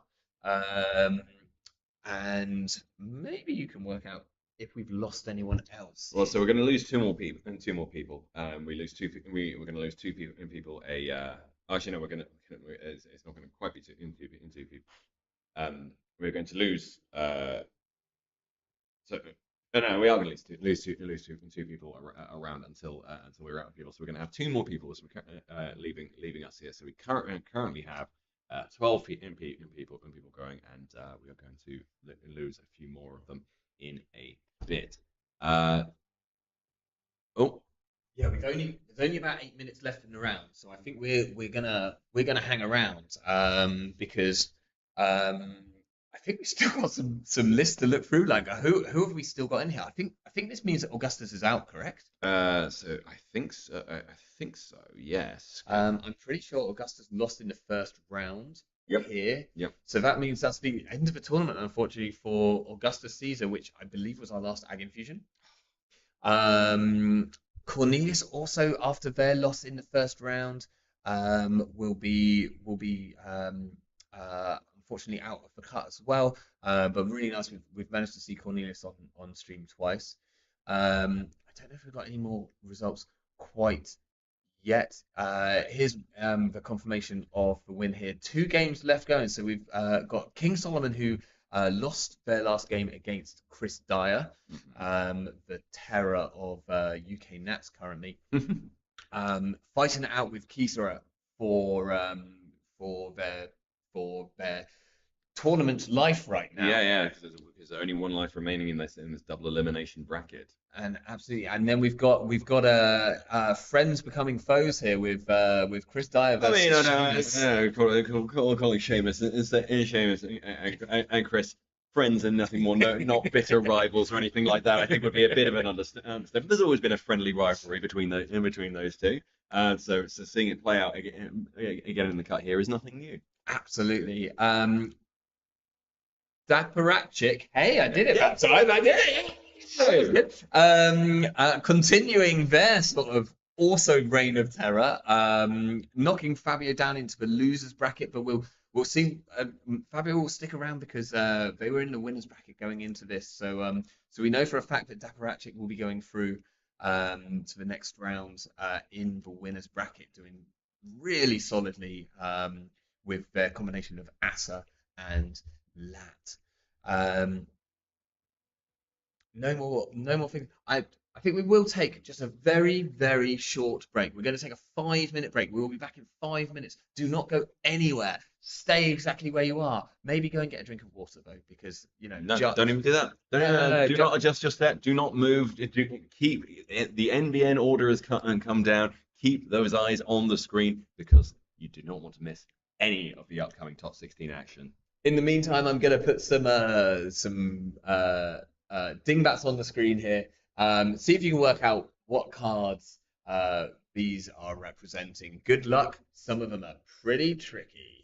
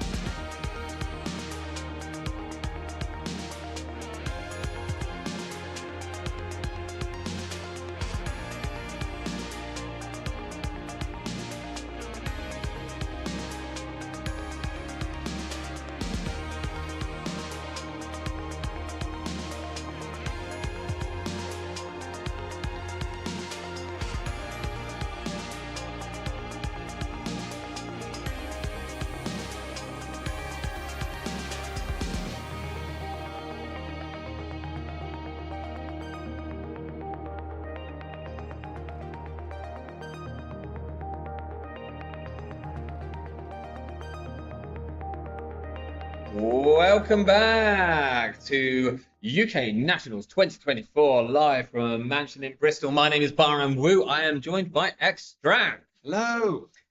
We are into round 4 of the double elimination 16-person cut, which is one way of saying it. It's an awkward way of saying it. Double elimination. It's a big cut. Top 16 is a lot of players. It's a lot of players, and we have got an absolute monster of a game coming up. Let's just go straight to the table here, where we have the players setting up. We have the absolute pinnacle of the UK play right this weekend. Chris Zhaya, who has taken a single loss all weekend so far. He's on a roll. He's back with a vengeance. And Theo on the left. Oh, you were doing so well. I'm doing so well. I've already bailed out. Daparachik. Daparachik. So that's Chris Dyer on the right. We have Daparachik on the left, who has only lost 2 games. Well, we've got 2 titans battling it out here in round 3, top 16. Chris Dyer playing a very sensible, very straightforward lat as his deck of choice, and on the left we have Theo playing Asa. Yeah, I think we can possibly very quickly.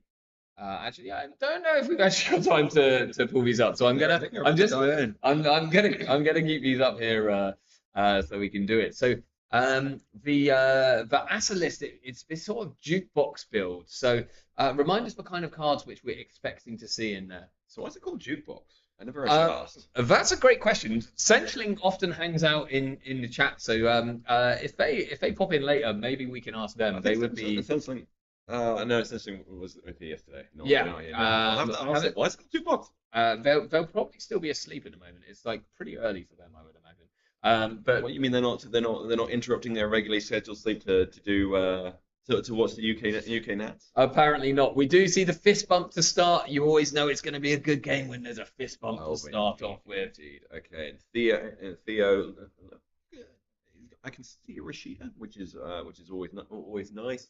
As a kicking off point, the question is, can they defend it? And bearing in mind, Lat, of course, going to be having trick shots, so maybe you need to defend R&D here. This is going to be interesting game. This is very, it's a good game. It's going to be a good game when this much thinking is going on before even the first card has been played. Oh, exactly. I mean, I think we were talking about CI combo last night, where you think for about 15 minutes, then click for 3 credits and pass the turn. Mm-hmm. So maybe a little bit left thinking there. We've got the double remote, double ice install here. This is like fully op central. One of those we are pretty sure is a Rashida. We're just seeing a Diesel to start with. Does Chris poke here? I think I'd be tempted to poke at least one of them. Well, you're not going to win off singles. No, I mean one of these remotes. Oh, one of the remotes. What a force of red. I think maybe trying to get a trick shot down. That is a pulse, I believe. Yeah, and Chris Dyer reading it. So pulse, if memory serves, is the runner loses a click. Yes, when you res it, and then also if it wants to go through, it's going to lose a credit and a click. Or you can pay a click to not end the run, essentially. But that means it will be entirety of the rest of Chris's turn to get through this. And I don't think he's interested in such tempo losing play. But I mean, you're gonna lose. You've lost a click anyway. So like, the question is, can you challenge yourself a remote, and do you need to challenge yourself a remote? Well, so Theo is only on two credits. The Rashida is obviously going to help block with that. Oh, cohort guidance program and a Rashida already just making stacks. Absolute stacks. That is stacks. I mean, paying off for that pulse, which is still annoying to get through, even after it's sort of only just been res. Like, that's an annoying card to get through at the moment. I think Theo is 1 credit. Oh no, resing the cohort guidance program. Yeah. It does a draw. I think I see a luminal. Yeah, it looks like it, and possibly also it's either a Tranquility Home Grid or a Skunkworks, maybe both even are the first 2 cards there. So possible Asso install. No fully ops yet. That's what Theo really wants to draw into to kind of gain that big tempo swing, especially as they already have sort of multiple remotes set out here. Okay. Again, a very thinky turn here. Very very quiet. Very staring at the cards Yeah. and cards in your hand, considering the possibilities, the hopes, the dreams. Where could this go, and how can I get this past Chris Dyer? I mean, you're also wanting to get the most out of your asset install right here. You need to get your asset ability to trigger. So making sure that your first install is going to be sort of relevant. Actually choosing to not install at all here. I think it just take 2 credits and draw a card. Or 2 cards. Possibly having to throw one in the bin now? Or are we?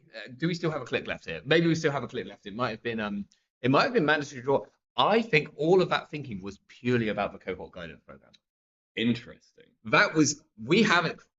Daparachik hasn't played a click yet. That was just what am I doing with this cohort guidance program? What am I throwing in the bin to gain value? Am I even doing that? I think now we're seeing that looks like an MCA or certainty policy to me. So potentially, MCA installed and an ice installed and a flop. Okay. And he does get the flop. So this is exactly what Daparachik was looking for. This is a lot of value. I think it looks like just taking the credits. No, is taking the draw. Doing the draw first. Yeah, and possibly just drew into a second on the operational. Disgusting. Drawing again, really digging here. Yeah, and maybe taking credits off with the last trigger. No, just draw. No, draw, credits. Draw, credits. 4 triggers off this fully operational. Absolutely ridiculous. Just so much value. What a card. So, has Chris been a response? New remotes come up. Yeah. New asset in the existing remote, and Theo was looking pretty. Started the turn on 2 credits. Yep. Going down to one very briefly, and now up at 9. That's a big pop up. Chris has taken a single on HQ here. Finding a fully up, probably not feeling great about that. Feeling thrilled to see that very much. Definitely no smile coming out after seeing that one in HQ. Also, like disgustingly knowing that you can't even force the money out of Daparachik with a couple of runs here. Running archives, it appears. So Daparachik popping a spin doctor that was installed in server. I think probably threw out an agenda or overdrew with the cohort. Was this an archives run or was this an R&D run? Which Theo is anticipating. The only other thing it might be is it could have been a run on the remote that had the spin doctor in, and Theo didn't want to res the ice there. But I don't see why you would pop this spin doctor. Like you might draw with the spin doctor. So if there is something in archives, it's a run on R&D. But you pop this so you don't give bonus accesses. Maybe that feels like not. Are we going for a deep dive? Deep dive is my read here. I know, Anna. No, okay. That's like a very, very tricky thing to do, deep diving without any extra clicks at this point, because Chris Dyer doesn't have a way of stealing an Ikawa off a deep dive. And really interestingly here, Chris Dyer, one of the few people on Anicam in their lats. Yeah. I think we've seen an overwhelming majority of swift lats, which you'd almost prefer. Well, I guess the Hannah wheels that you have in your deck is very good against this kind of asset. Well, if you can get in. That's very true. Bear in mind, that's Chris's only board state. All he's got to his name in the world is an Anacam. An Anacam and 8 credits. And 8 credits. And Lat, who's going to draw him some cards. Also, Theo, they're popping off that spin doctor, probably denying some Lat draw on that. Yes, I would imagine as well. Multiple levels to that into that play. And see Theo considering. Yeah, checking all his eyes. Again, like always thinking about where's that first install going, because that's the only one which you can get an Asa trigger off. Asa obviously allowing you to install a second card as long as it's not an agenda in the same remote that you installed the first one, either in the route or protecting. So it can be a piece of ice, it can be an upgrade, the first thing could be an agenda. There's lots of options that it gives you, but it requires a little bit of extra thinking to make sure that you're getting your correct amount of value. Indeed. Lots of cards in Theo's hands as well here, so lots of options. But Asa is one of the best corps at getting a lot of cards out of your hand very, very quickly. So we might see maybe 3 things installed and a fully played. We might see a bit of protection on centrals. We're unsure yet. Like Theo needs to work out whether he thinks he can just win in the remotes before deep dive becomes a problem. A lot of thinking going on. I might be a bit worried about time here. I think taking your time to think to replace absolutely sound, but Theo is that it's a very thinky deck. So Yeah. I'd be maybe a little worried about time, but I don't think. I'm not saying he's slow playing or anything like that, obviously, but he is taking it is. There is a lot of thinking going into this, and they're both still at 0-0. Yeah, we're seeing here. So we didn't see that other flop being played. We're seeing a double install into the central remote. We saw a piece of ice protecting R&D. That's a bit of trick shot respect, I feel. Yeah, I think so. And then we've also got an MCA which was installed and rezzed and clicked. That's a lot of things to do in one turn. I'm unsure how that happens. But here we have, I think that was the second pulse that we saw. Yeah, I think so. I think so. The run, so run a poke around. I think trying to find an angle in here to attack because the runner's not exactly flush, so definitely can't contest. Even though they got an SMC, they kind of really wish that R&D was still open so they could trick shot. But I think also they've got quite a lot of their breakers in their hand. I'm just seeing Chris's hand. We've seen a propeller in there. I think the oiler is already in there. So although you can trick shot with the SMC down, actually two of the tools which you would most want to pull on that trick shot are already in your hand in a really awkward position. So CCO's in turn starting. He advances something in the remote, which I think might be the Luminal, maybe. Very possibly. We did see a Luminal in hand, and I don't know what else we've got. We are just ice. He's slow rolling. Reading this, especially if it is the Luminal.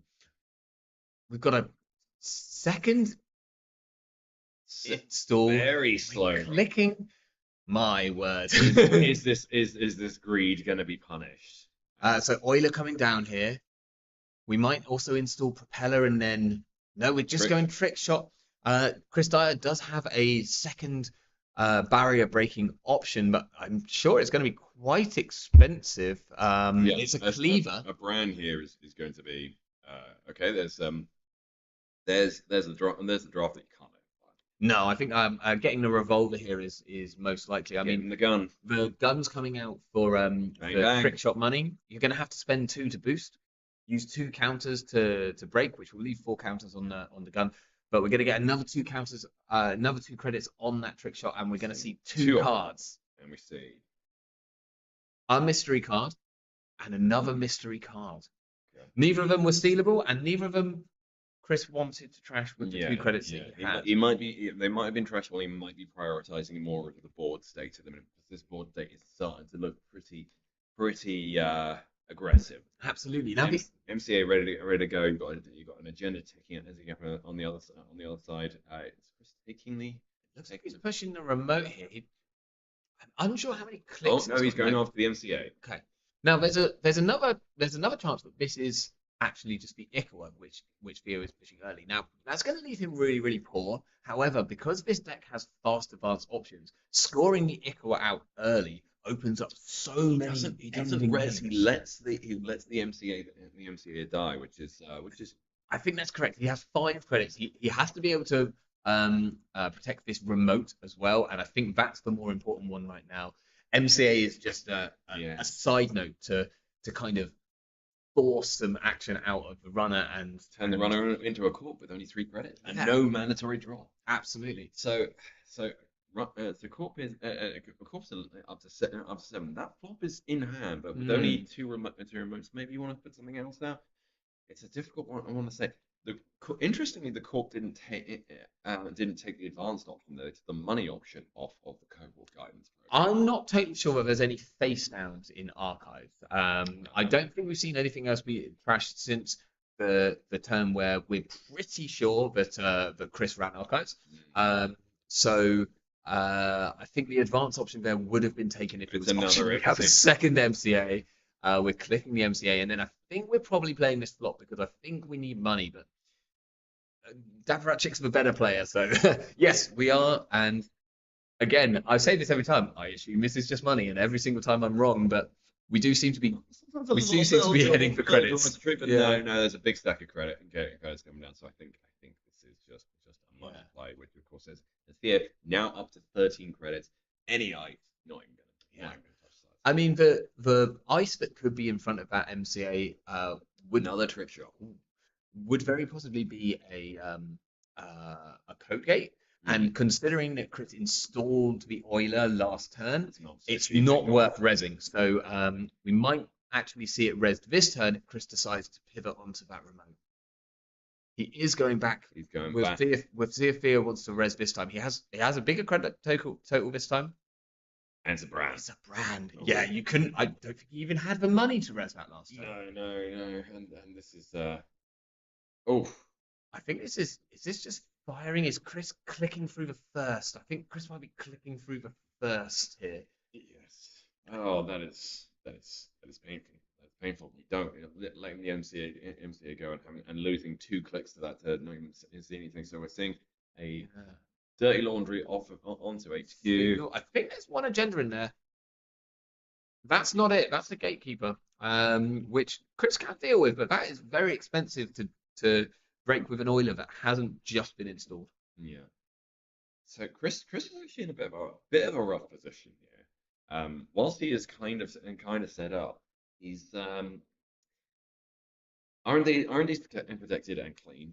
Yeah. Cohort guidance is ticking along. You got something going in the remote. You got the MCA coming in to add some pressure, and you don't even get you can't even kind of recover those clicks as the Swift lap wants to by playing events.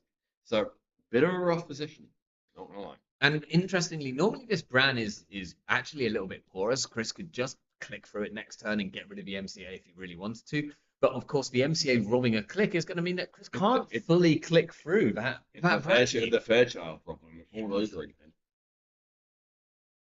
So yeah, a rough setup for sure. But the difficulty is that Theo, of course, is going to have to find a way to leverage this advantage. Yeah. Okay. Here we're seeing this was off the cohort. So Theo flipped up a card in archives to place that advancement. He now had the face down. So we're not instantly snapping this off. So I do think that this is an Icawa now. No, we are. Okay. It's Theo very considerate about. Oh no, it's an Icawa. Okay. Right. Fine. And then clicking the MCA. Possibly clicking the MCA or tighten the. Yeah. Absolutely. So really threatening now. Could score a 3-2 or even a 4-2 from hand next turn with this MCA, I believe. And if that's an off-world office, that propels Theo right back into the money. And then I believe he has a single audacity in his deck. He does. So it could just close. The win could just be there. There's no clot in Chris's lap deck. Okay, we're seeing DJ Steve coming back in.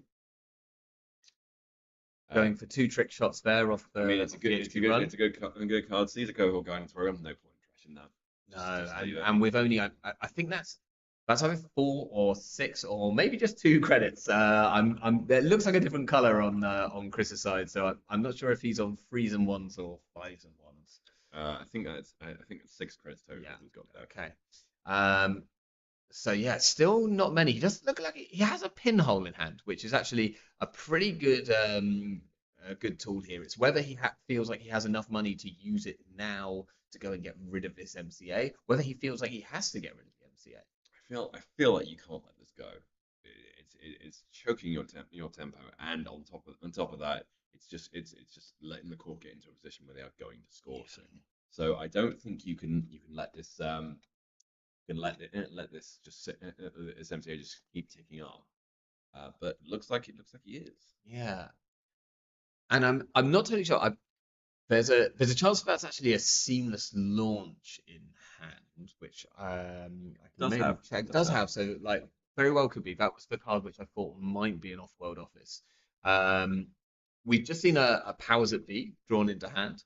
Absolutely. A Gross card. real tempo block. We might see that installed with an acid trigger now, or we might see a little bit of money played. But no other agenda. So there's no potential to score out this turn, but Deferactic's pretty likely to just put out some more threatening things, possibly that wage workers that we see in hand, possibly the powers that be. Chris isn't in a place where he can really go and trash any of those assets at this current state. It's a difficult position because you've got no money taking up from. Okay, so I think Theo playing another fully off third one, and I think that was the 4 cards, and then the rest was credits. So Theo very much looking to close, looking to go. Okay, I've got an advantage, but it's temporary. I'm up against a world champion. This advantage is not going to stay. I need to get moving. And most importantly, they not only have the window, but they've got this MCA ticking up. They want to have an agenda ready to wheel out with it.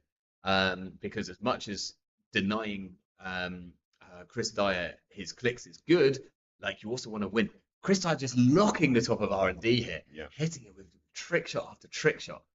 Absolutely correct play. I think. Theo also iced HQ there. What do we see there? We're trashing a Mavirus, and that is a Vitruvius. Okay, so actually not now. Top of R&D is still open. Oh, he's going for the cohort.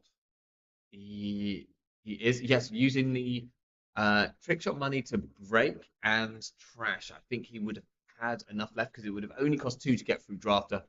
And I'm pretty sure it would have been 2 credits to break the pulse and 2 credits to break to clear the cohort. So a perfectly used up trick shot, which always feels very satisfying. Very satisfying. Okay, so he dealt with the cohort going for him. The MCA still there. Simulchip. That's nice. Also, interestingly, Chris stealing one of the Vitruviuses. Obviously, that is one of our scoring lines, which we're talking about with Audacity. You need one of those 3/2s to be able to do that Audacity line to So denying one of those.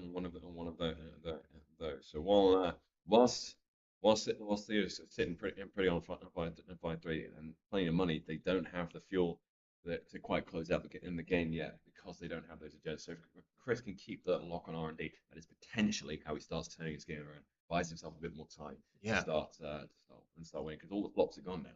You can't use those for negative. I need to apologize because I have been talking about off-world officers like they're in the deck, and I'm just rechecking the deck here. You just lied to me. This agenda suite is 3 Icarus, 1 Sender Message, and then 1 Luminal and 3 Vitruvius. So send a message. Because that's a liability, surely. Well, it is, but I think the idea is that you just want 8 agendas, and 4 of them you want to be able to fast advance with an Audacity. Vitruvius is really, really good. Especially if you score it off an MCA, and Send a Message is a liability unless you can fast advance it like the turn that you draw it, and you do have the ability to do that with it. And he is in position. To just go. Yep, just go score now. Yep, and you do have some big ice. We've got Brands in this deck. There is actually maybe Brand is like and 1 MIC. So there is like good targets to res. And that's for the click squeezing, right? That's for the click tempo tax. Yeah, absolutely. Theo continuing to draw, looking for answers here because he's got this MCA. It's ready to go. But there are no agendas in hand from what I can see. So the austerity is about ready to pay off, but there's nowhere to catch. Yeah, and again, we're seeing this window which has been hanging open on its shutters and feel unable to currently put something through that window. Although it still looks incredibly threatening. Just putting any cards on the board, Chris kind of has to be aware that at any point, Davaracik could get up to 5 points here. Or worse, 6 points. Or worse. There might even be a line to I think now with the wage workers down, there is a line to score 4 points in 1 turn. Mm. It requires the MCA, which is ready to go, possibly a Wage Workers, maybe an Audacity, but maybe you don't need the Audacity as well because the Wage Workers is going to give like extra clicks. But if we have the powers that be installed, like you only need a couple more tools, and that actually could possibly wheel out two 2-pointers in 1 turn. Ooh, that would definitely be a something of a closer. But we shall have to see down the pipeline from that. So Chris dropping a compilation saying, right, I've had enough of this. Yeah. We're going to pinholing. Yeah, Compilation. Okay. I think getting rid of this MC, it's really got to go now. It's incredibly threatening. Putting it on the cup. Also, Chris now has some HQ pressure, so a really nice card to have like on tap when you're playing against anyone with fast advance option, especially MCA. The classic thing is you wait until MCA has got 3 counts on it, and then you legwork HQ and try and just nav the agenda which they wanted to score out next turn. Absolutely. So has set back this MCA plan, so we're not fast advancing a 5-3 anymore. We're also not getting my my double 3-2 fast advance. No, that's out the window for the time being. Not happening. Wage workers coming in, providing extra value, giving them 4 clicks a turn.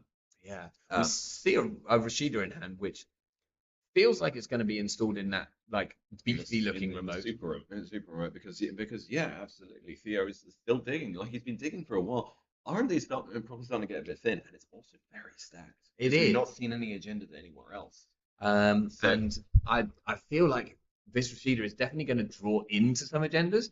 Now, the real big question is, how many agendas does it draw into? Because Chris can go and check HQ for 3 cards at any point that he wants to now. It's got ice over it, but now he's got the full set. He can walk into HQ with adequate funding. So yeah, it's going to be a difficult one. Oh, I see an overclock on the remote saying, okay, we're not doing this.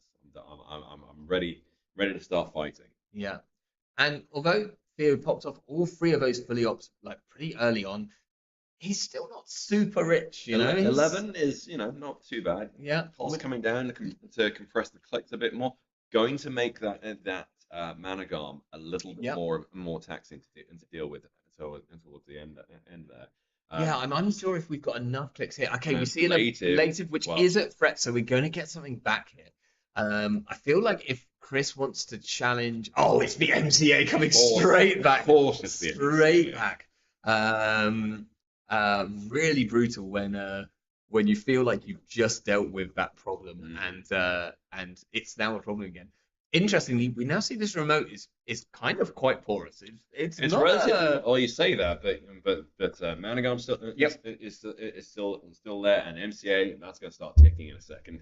Yeah. So I don't think it's quite as clean. Chris having a bit of a think about what to do here. I don't think you can afford to pay the credits for this one, so he might have to pay the clicks. And I'm not even totally sure he's got the clicks.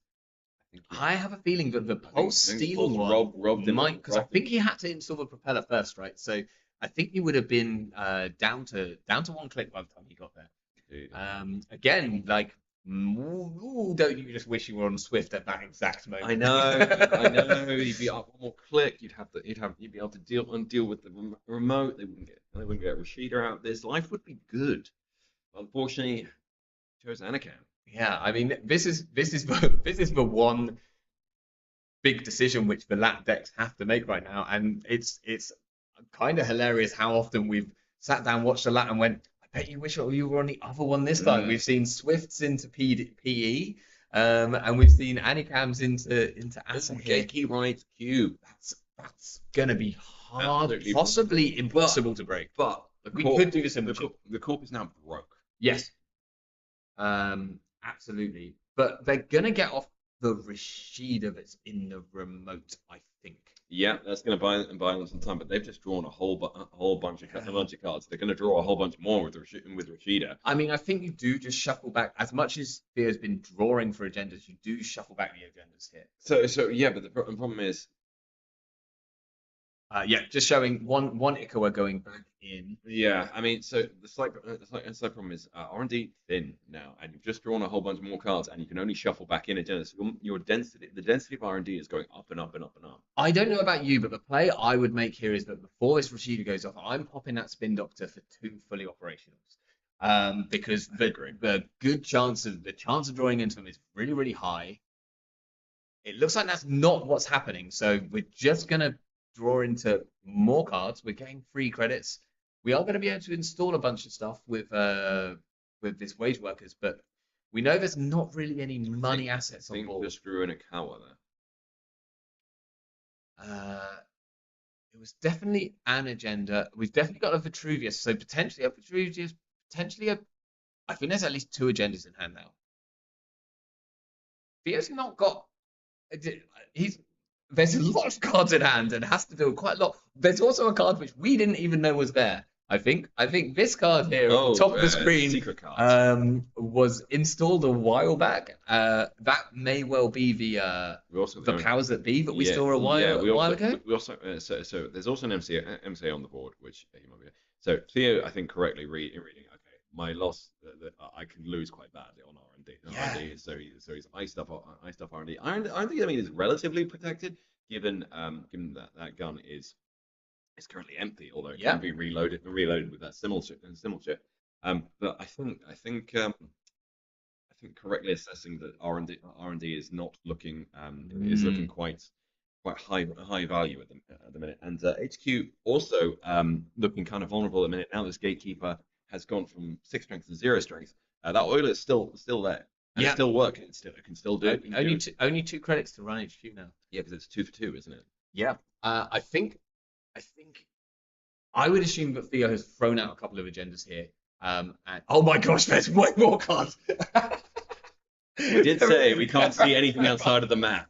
There are 3 cards that we do not know about. I mean, that's very Aster, isn't it? Suddenly assets. Okay. Oh, at the higher levels. Okay, fine. I think what we're going to do is we're going to move slightly closer to the mic, and we're going to reduce our vocal levels ever so slightly, but we're going to be nice and close to the mic so that you can still hear us on stream. Okay. There is a ton of assets which we did not know were here, which is kind of fun. I'm not even totally sure. Maybe they got installed this turn with the wage workers. Because we might have well seen, I think, two free installs and a click for the MCA. Okay, Chris checking HQ. Yeah, getting Steve value here. Gonna drop cups. Doesn't look like it. I think you're just doing Steve value. That's a seeing a seamless. Now that could score a Vitruvius next turn if it's a Vitruvius in the Managarm server. It would put Theo down to 0 credits, which feels a bit scary. Unless we have something else, maybe a cohort guidance program or something like that that's going to be ticking away in one of those remotes at the top of the screen. Would be or the 5 others are presumably optimal. Yeah. Who knows? We genuinely they could be going through to the next room for all we care or all we know about. They're going to come through the wall in a second. Anyway, so we have we've got head in hands things going on. I mean, this looked like a really commanding lead for the corp at one point, but not drawing into agendas while that scoring window was open. Yeah, and now kind of R&D just being absolutely stacked. Yeah, and bottoming out on cash in a big way. We know there's no fully ops left in the deck at the moment. We're seeing a Nico. That is the one credit positive asset which might mean all the corp needs it. We are going to see the mandatory draw here. It looks like, and then it's whether Theo seamlesses out. He could double advance. Scores a Vitruvius. Just scores it. No seamless used here. Interesting. He does. That means he gets a wage workers clip and installs with the wage workers. Okay, so this might be the gauntlet going down. The gauntlet of you best be about to steal this, otherwise I'm about to win. Yeah, and we do still have Audacity threat. There are 2 3/2s left in the deck. There's 1 Luminal, there's 1 Vitruvius. We might even just have something installed naked on the board. We don't know. Possible. It's possible. I don't think Thea's the kind of player that just leaves an agenda just sitting out ready to go on the off chance he doesn't run. I mean, maybe not, but you're also saying like Chris doesn't have very many clicks to deal with now what is potentially a lot of threats. Is MCA less threatening right now? That's not really an issue, but kind of Chris probably wants to like deal with his Nico if he can, but doesn't really have the money to get rid of it. So that's the only money that Theo has coming in next turn, though. Like otherwise, it's Wage Workers Jeeves campaign and then do something else. That might be all Theo needs at this point. Bear in mind he does have a seamless. Yeah. So seamless does buy you a fair amount of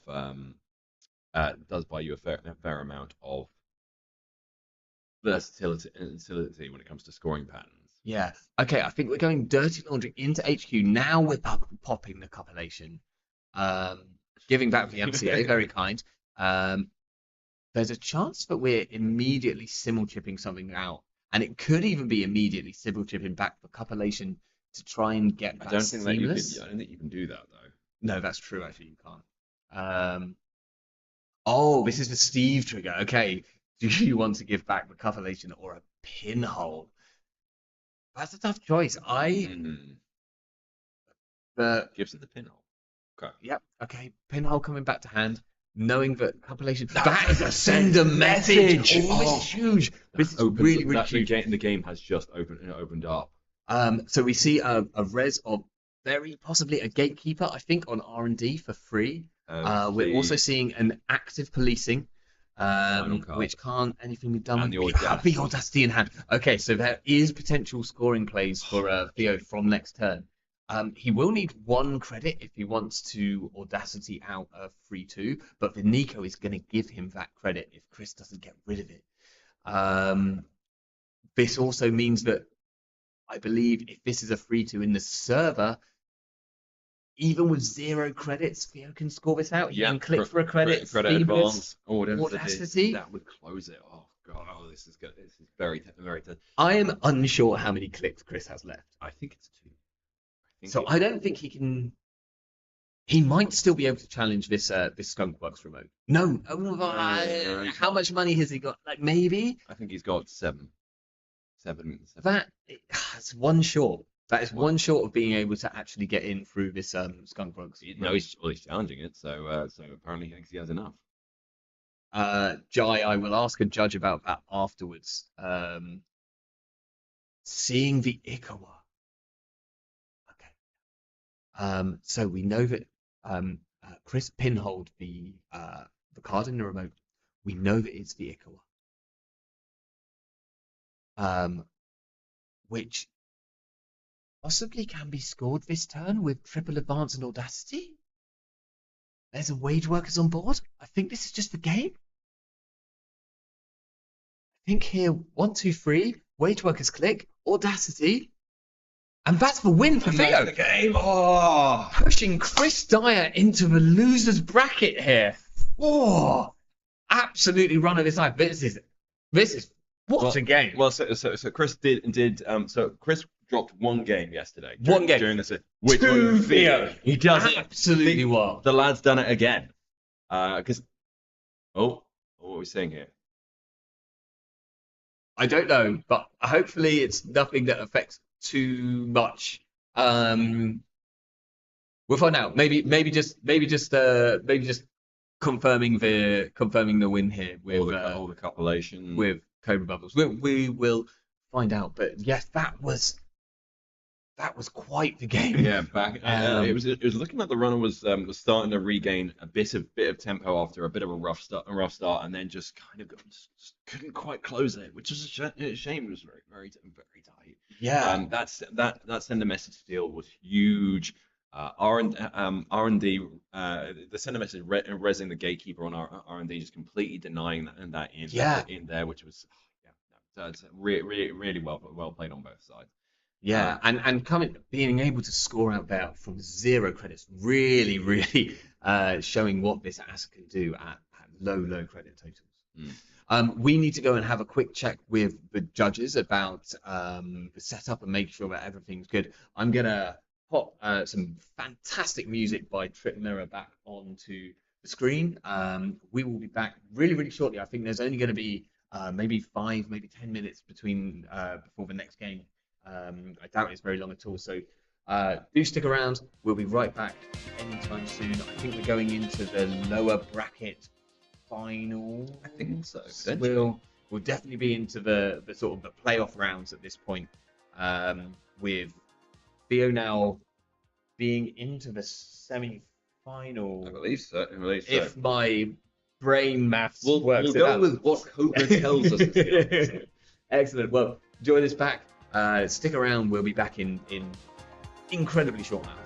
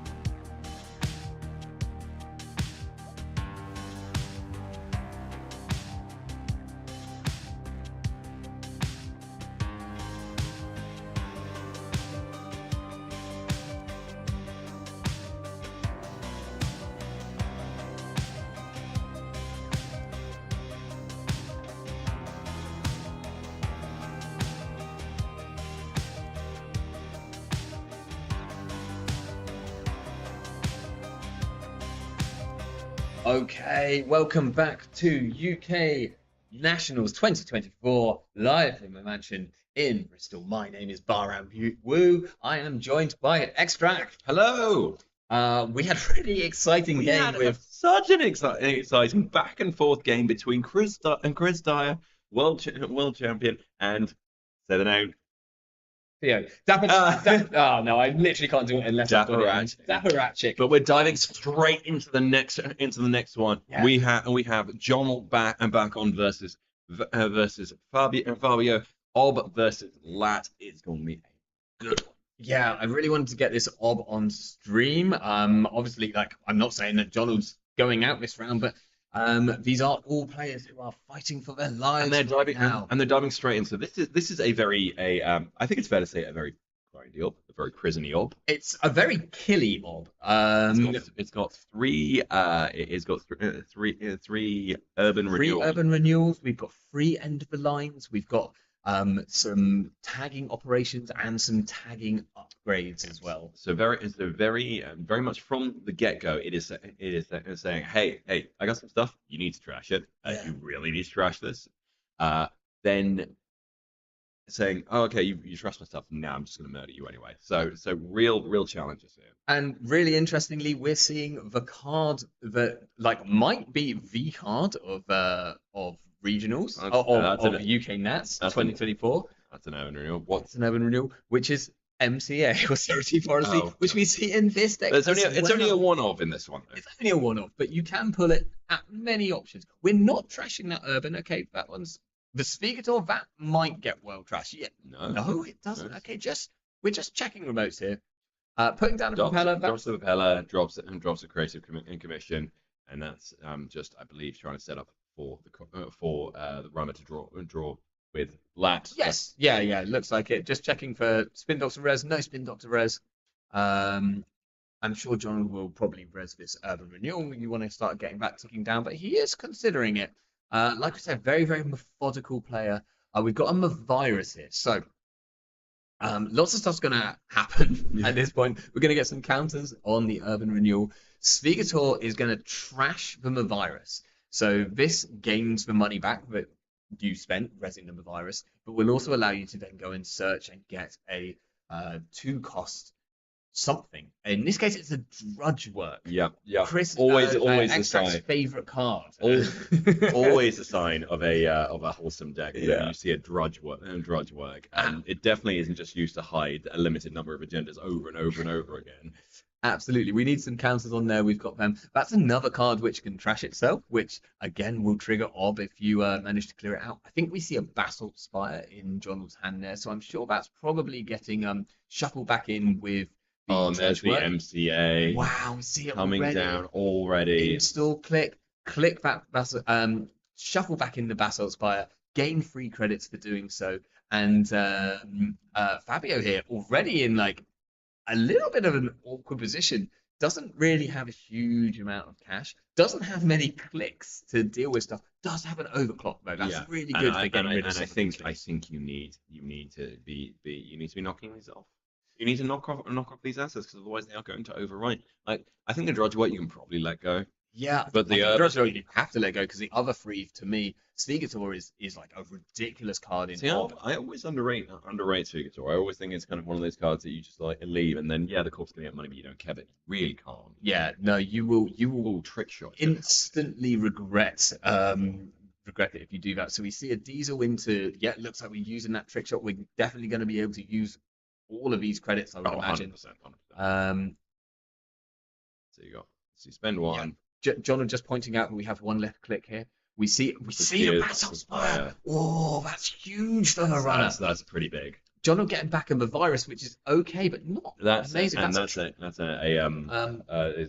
taggy upgrade. That is a taggy upgrade. That is I can't remember. Overseer Matrix. Overseer Matrix, which essentially says if it's res, you can choose to pay 1 to give the runner a tag for every everything that they trash in that server, including the overseer matrix itself. And but it doesn't apply once the overseer matrix is trashed. It's not persistent. Fabio here, you see, really looking at that Sphegator as being the big issue here, going and getting that with the trick shot credits, killing the MC. I mean, you have got one more turn on the urban renewal. The risk of that is that the corp just ices it up, because quite often you can kind of you can kind of bait the runner into trashing the urban renewal. Now, interestingly, Jonald is only running 9 pieces of ice here. Really? And 7 of them are barriers, all of which we can deal with the propeller at the moment. So this might be like a well thought out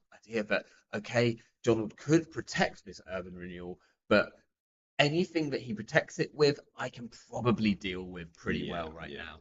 Yeah, because quite often what Wayne players will do with their urban renewals is they'll pop them out, and then if the runner goes and trash it, cool, I've spent 1, you spent 4, that's a good tempo swing.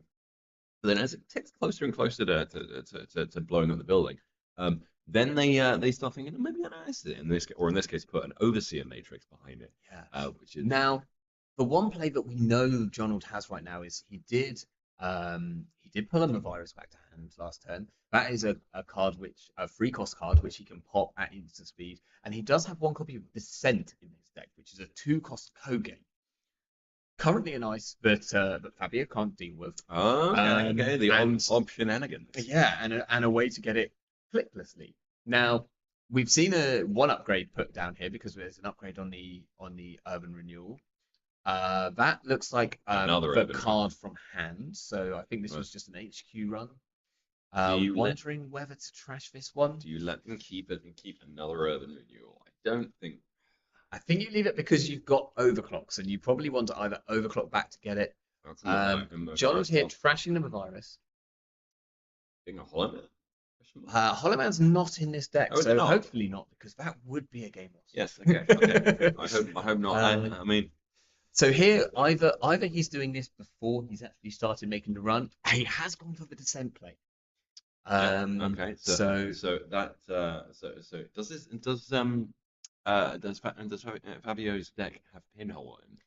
Let's be Fabio's deck. I think almost all of the laps were playing at least 1, most of them 2. So I would be really surprised if we didn't have pinholes to find there.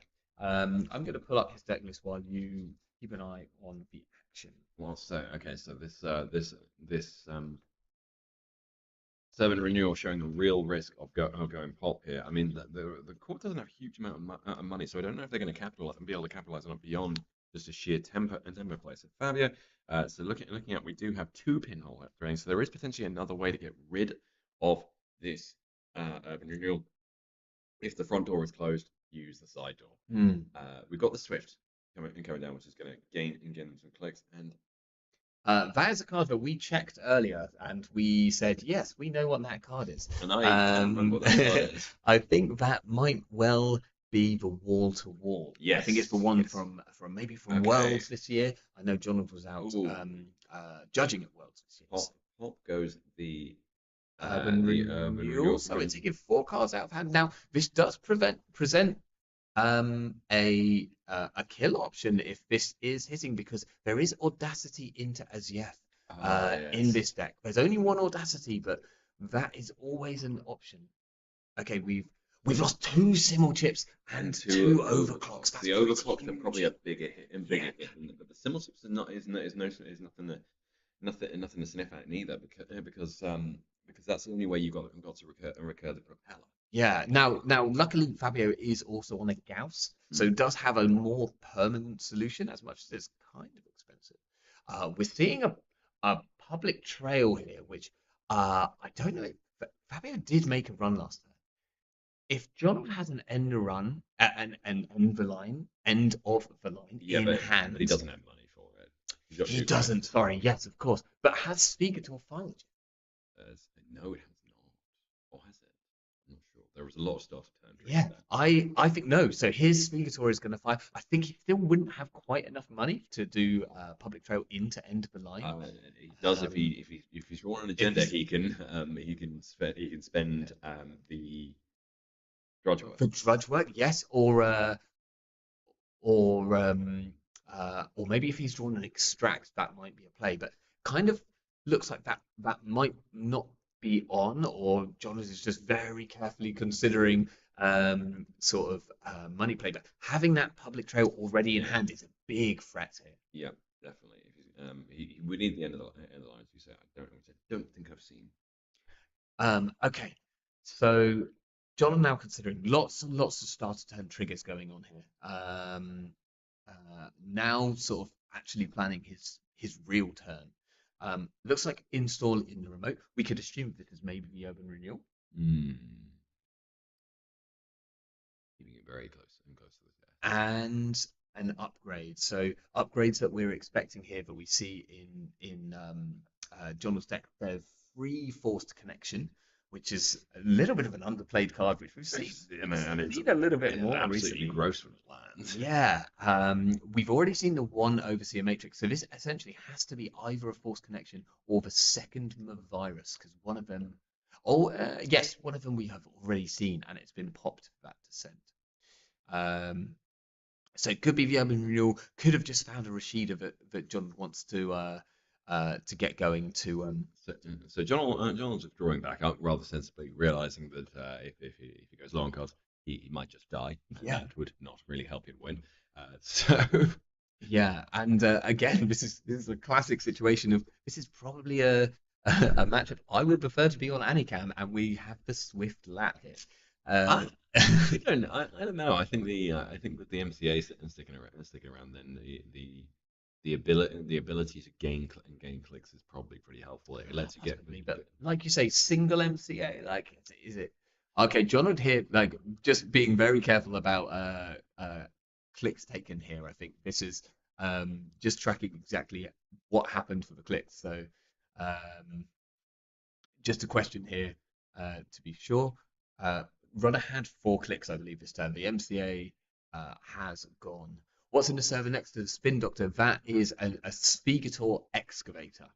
I think that was picked up at Continentals this year.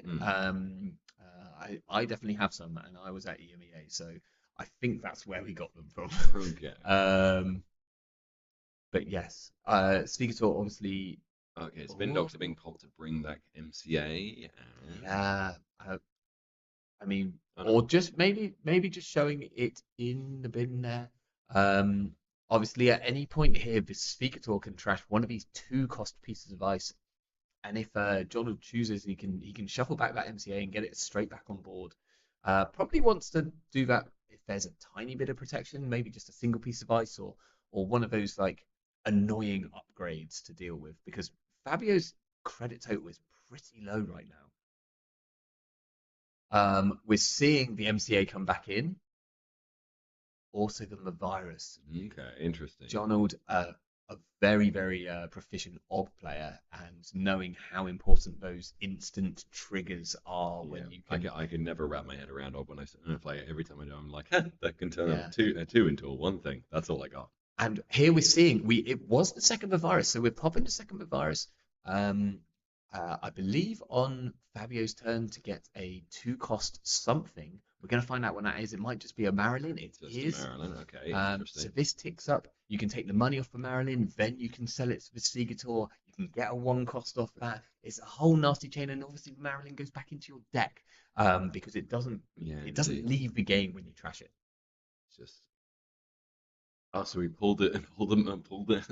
Yeah, so I don't actually think Jonathan's turn has started yet, but a lot of things have happened. So it was a popping him a virus to get the Marilyn, to res the urban, the pop to sell it with Sphegator and to pop and to put the Marilyn back in R&D to get the MCA. Yeah. Wow. So really importantly, the virus trigger was on the runner's turn. Yeah. And OB is a once per turn ability, but you can do that on the runner's turn with the virus, which is an instant trigger, and then again on your own turn using the Sphegator. So by proxy, through a whole series of levers and pulleys, the corp has got an MCA on the table and gained 2 credits doing it. Yeah, That's absolutely insane.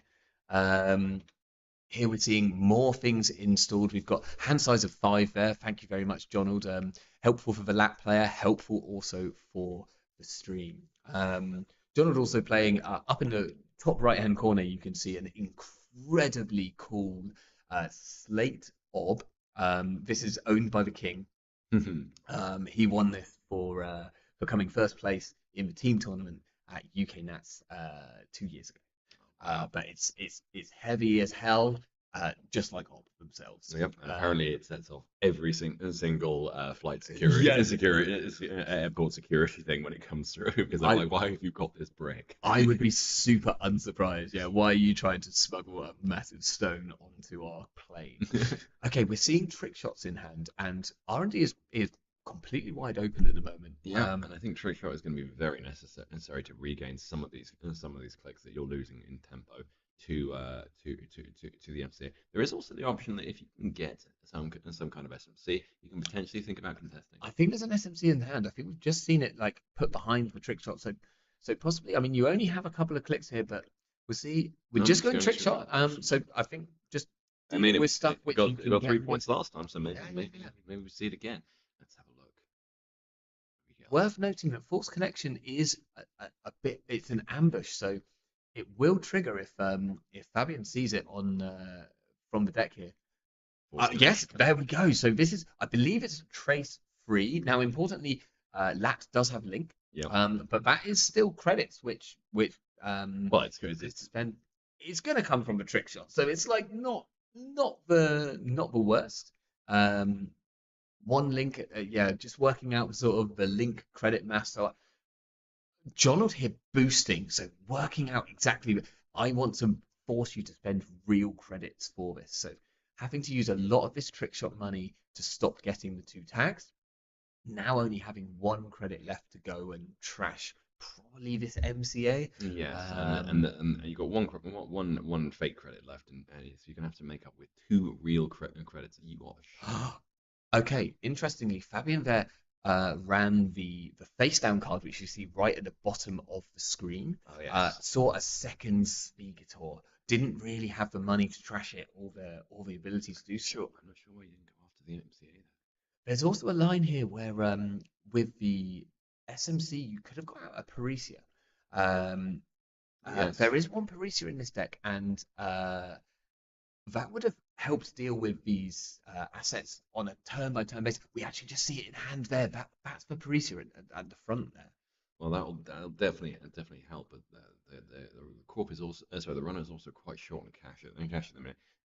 There is a real risk that if they dip it all under 4 cards, they might get A public trails. Public trail into end of the line. But they may also get oppoed. There is I believe a single oppo in there this is a single oppo, and we are at threat free. Now that's quite expensive as ob. You don't get your 2 credit discount that you get with Vol Plus, but Jonald has that money and he has Spigators to recover from if he needs to. So definitely so runner is playing with fire. Yeah. Now, interestingly, this urban is going to tick off, I believe, next turn. There is a pinhole in hand that we've seen, so I think Fabio might need to sort of install the Parisia, go and trash this urban, and then maybe draw up to stop just not dying on the spot. But we're going to see what. I guess he'll get a click back from the pinhole run here because he is on Swift. But not much money going on Fabio's side of the table. I think that's 3 real credits, and we have some credits on the telework to be taken. Assuming that Fabio has time to take those credits. Yeah, the MCA just absolutely stretching the runner and just absolutely stopping them from being able to do everything they want to do. Because you want to draw to keep up with the court, because the court's on 5 cards. Yeah. You want to play cards as well, because there's no point in just drawing them. You want to be clicking your teleport, and you just can't do all of that. And you've actually got a whole load of cards in hand which are really, really good right now. There's a pinhole. We see a stone chip. We see the Parisia. Okay, Parisia coming down. But you don't have enough time to install all these things which you really want to do. I assume this is a pinhole run now. Yes, indeed. So yes. We have to get rid of this urban because it's very threatening right now. We can run any of these servers. It doesn't really matter which one. Fabio now down to to 1 credit. Mm. Drawing up, I think going to get a lat draw. Is going to get a lat draw. Okay. So kind of it's safe to not dying this turn, but like you say, like Oppo is a scary thing right now. Like, oh, it looks like there was a last click to click for telework. Maybe that was the last click. There was the last click to the MCA is going to live for another turn, and this does open up the possibility of scoring a 2-pointer. So slash and burn agriculture is the only is a 4-2, and as the F protocol being the 3-2 of the day. SDS being something that could be scored, and actually could be quite painful if that MCA ticks up one more turn. Yeah. But I would be surprised if the runner lets it get that high. But the runner may not have a choice. Corp is on 9 credits, so punishing the runner for daring to trash anything is absolutely on the cards. And I think we're bringing back. Is that just brought back another urban renewal? That is another urban renewal. So that came from the Stevetor trashed the drudge work and has put another urban renewal on the table. And miserable. Forcing Fabio to constantly trash things or be in threat of death from so many angles. I am seeing a defenders in hand, which is maybe good for keeping you back up on the right number of clicks, because right now, obviously the runner is getting effectively click siphoned by the core, who is very happy to just trundle along with 2 clicks. Now, the one thing here is the Parisia is actually going to be really, really key to Fabio being able to control the board state a little bit, being able to trash 1 asset a turn for almost nothing most of the time, maybe 1 credit, maybe 2. That might be the difference. And out comes Oppo. I assume a big Oppo, because we extracted first, selling the Svigator, just so that we got a big injection of money, and then landing a large Oppo. That is 4 tags. Fabio currently has, I believe, 4 credits. I'm not sure if Donald clicked the MCA or not this turn. It'll be interesting to see whether we get all 4 clicks. I think he did click it this turn and clicked it to have three counters. So he's reading 5 to 5-3, but also dropping that Oppo is real problem because Fabio can't clear all these tags. Can't clear all these tags. Doesn't have the money. Doesn't have the clicks to. We do only have 3 clicks this turn. So the MCA was clicked. That also means that potentially there's a play of pop the MCA, score an Aziev, and play an end of line all in 1 turn. That's 6 damage, which some lats can deal with, but it really depends on. Jonathan on only 4 cards. He very carefully discarded down to force the runner can't overdraw. So if the runner can potentially get Stone Ship down, they might be able to survive this, but they can survive this turn because they survive the next turn. Yeah, the next turn. And if that Stone Ship just sits on the table, John's going to just trash that. Yep. There's no chance. It is a resource. Yeah, there's no chance that one sits around. And then 1 turn later, that urban renewal is going to start becoming a problem as well. Yeah. So many threats from so many different angles. I mean, it's a very Gagarin-like deck, this one. Yeah, this is kind of fascinating. So. We really need some run events now. We need some run events that to gain back money and clicks all at the same time. We do have Trick Shot in hand, but there's that pesky piece of ice on R&D, which we can probably deal with. Propeller, like we said, deals with most things here, but we don't know for sure. And if it's a border control, then that might be popped into a free coster. I don't know if we've got any free coster assets actually. So not seeing any. So I think it would only really be replaced with a Sandstone, but it will stop the 2-card access off R&D with the Trick Shot, which Fabio possibly just needs to try and win now. Yeah, there is a possibility that you just go tag me and just be like, cool, okay, I'm probably dead next turn. I need to aggro attack, because the classic problem with Ob, you just thin out your deck. You throw all your abstraction. Then you take all the stuff that isn't agendas out of your deck, so that all that's left by default is agendas. Absolutely, yeah, because you can tutor a lot of things in Ob, but agendas is the one thing that you don't have an inbuilt tutor for. Right, we're taking some telework, we're playing an SMC, and then I think we're gonna. Oh no, we're immediately pop. So we're not trick shotting here. This is interesting. What are we getting? Cups. Are we hoping? Yeah, we're getting cups. Yeah. We're getting cups. We're just getting cups and running HQ, I assume. Like, gonna try and steal that what we assume is a 1 in 4 end of line. Now notice there are 3 end of the lines in this deck, so even if you cut one, it's only a matter of time. But John can also pop that MCA next turn to install a Spin Doctor clicklessly, which will draw some more cards. Potentially finding the win that he was. It's another Basalt Spire. Okay, this is huge, but really interestingly, Fabio can't cup this. Now, no, you take that. He doesn't necessarily want to, but this also gives John some recursion. This might be to recur a Spin Doctor to get more draw, or I'm not sure what else is in the bin, which I didn't see what he pulled, and if he has pulled something yet. Okay. Or maybe he just has the win in hand. That's an end of the line. Line 1. And pivot for an end of the line, and that's 8 damage. Even a lat with a stone ship. Wow. Is very rarely gonna do that. That got very tense for a second with the second Basalt Spire steal. That's been a recurrent theme throughout both yesterday and today. You have games where it's like, okay, the run's done. The runner's done, and then they just see that glimmer, and that's like that runner's just such a great game. Yeah, because like you just have those moments where it's just like maybe they can just turn it.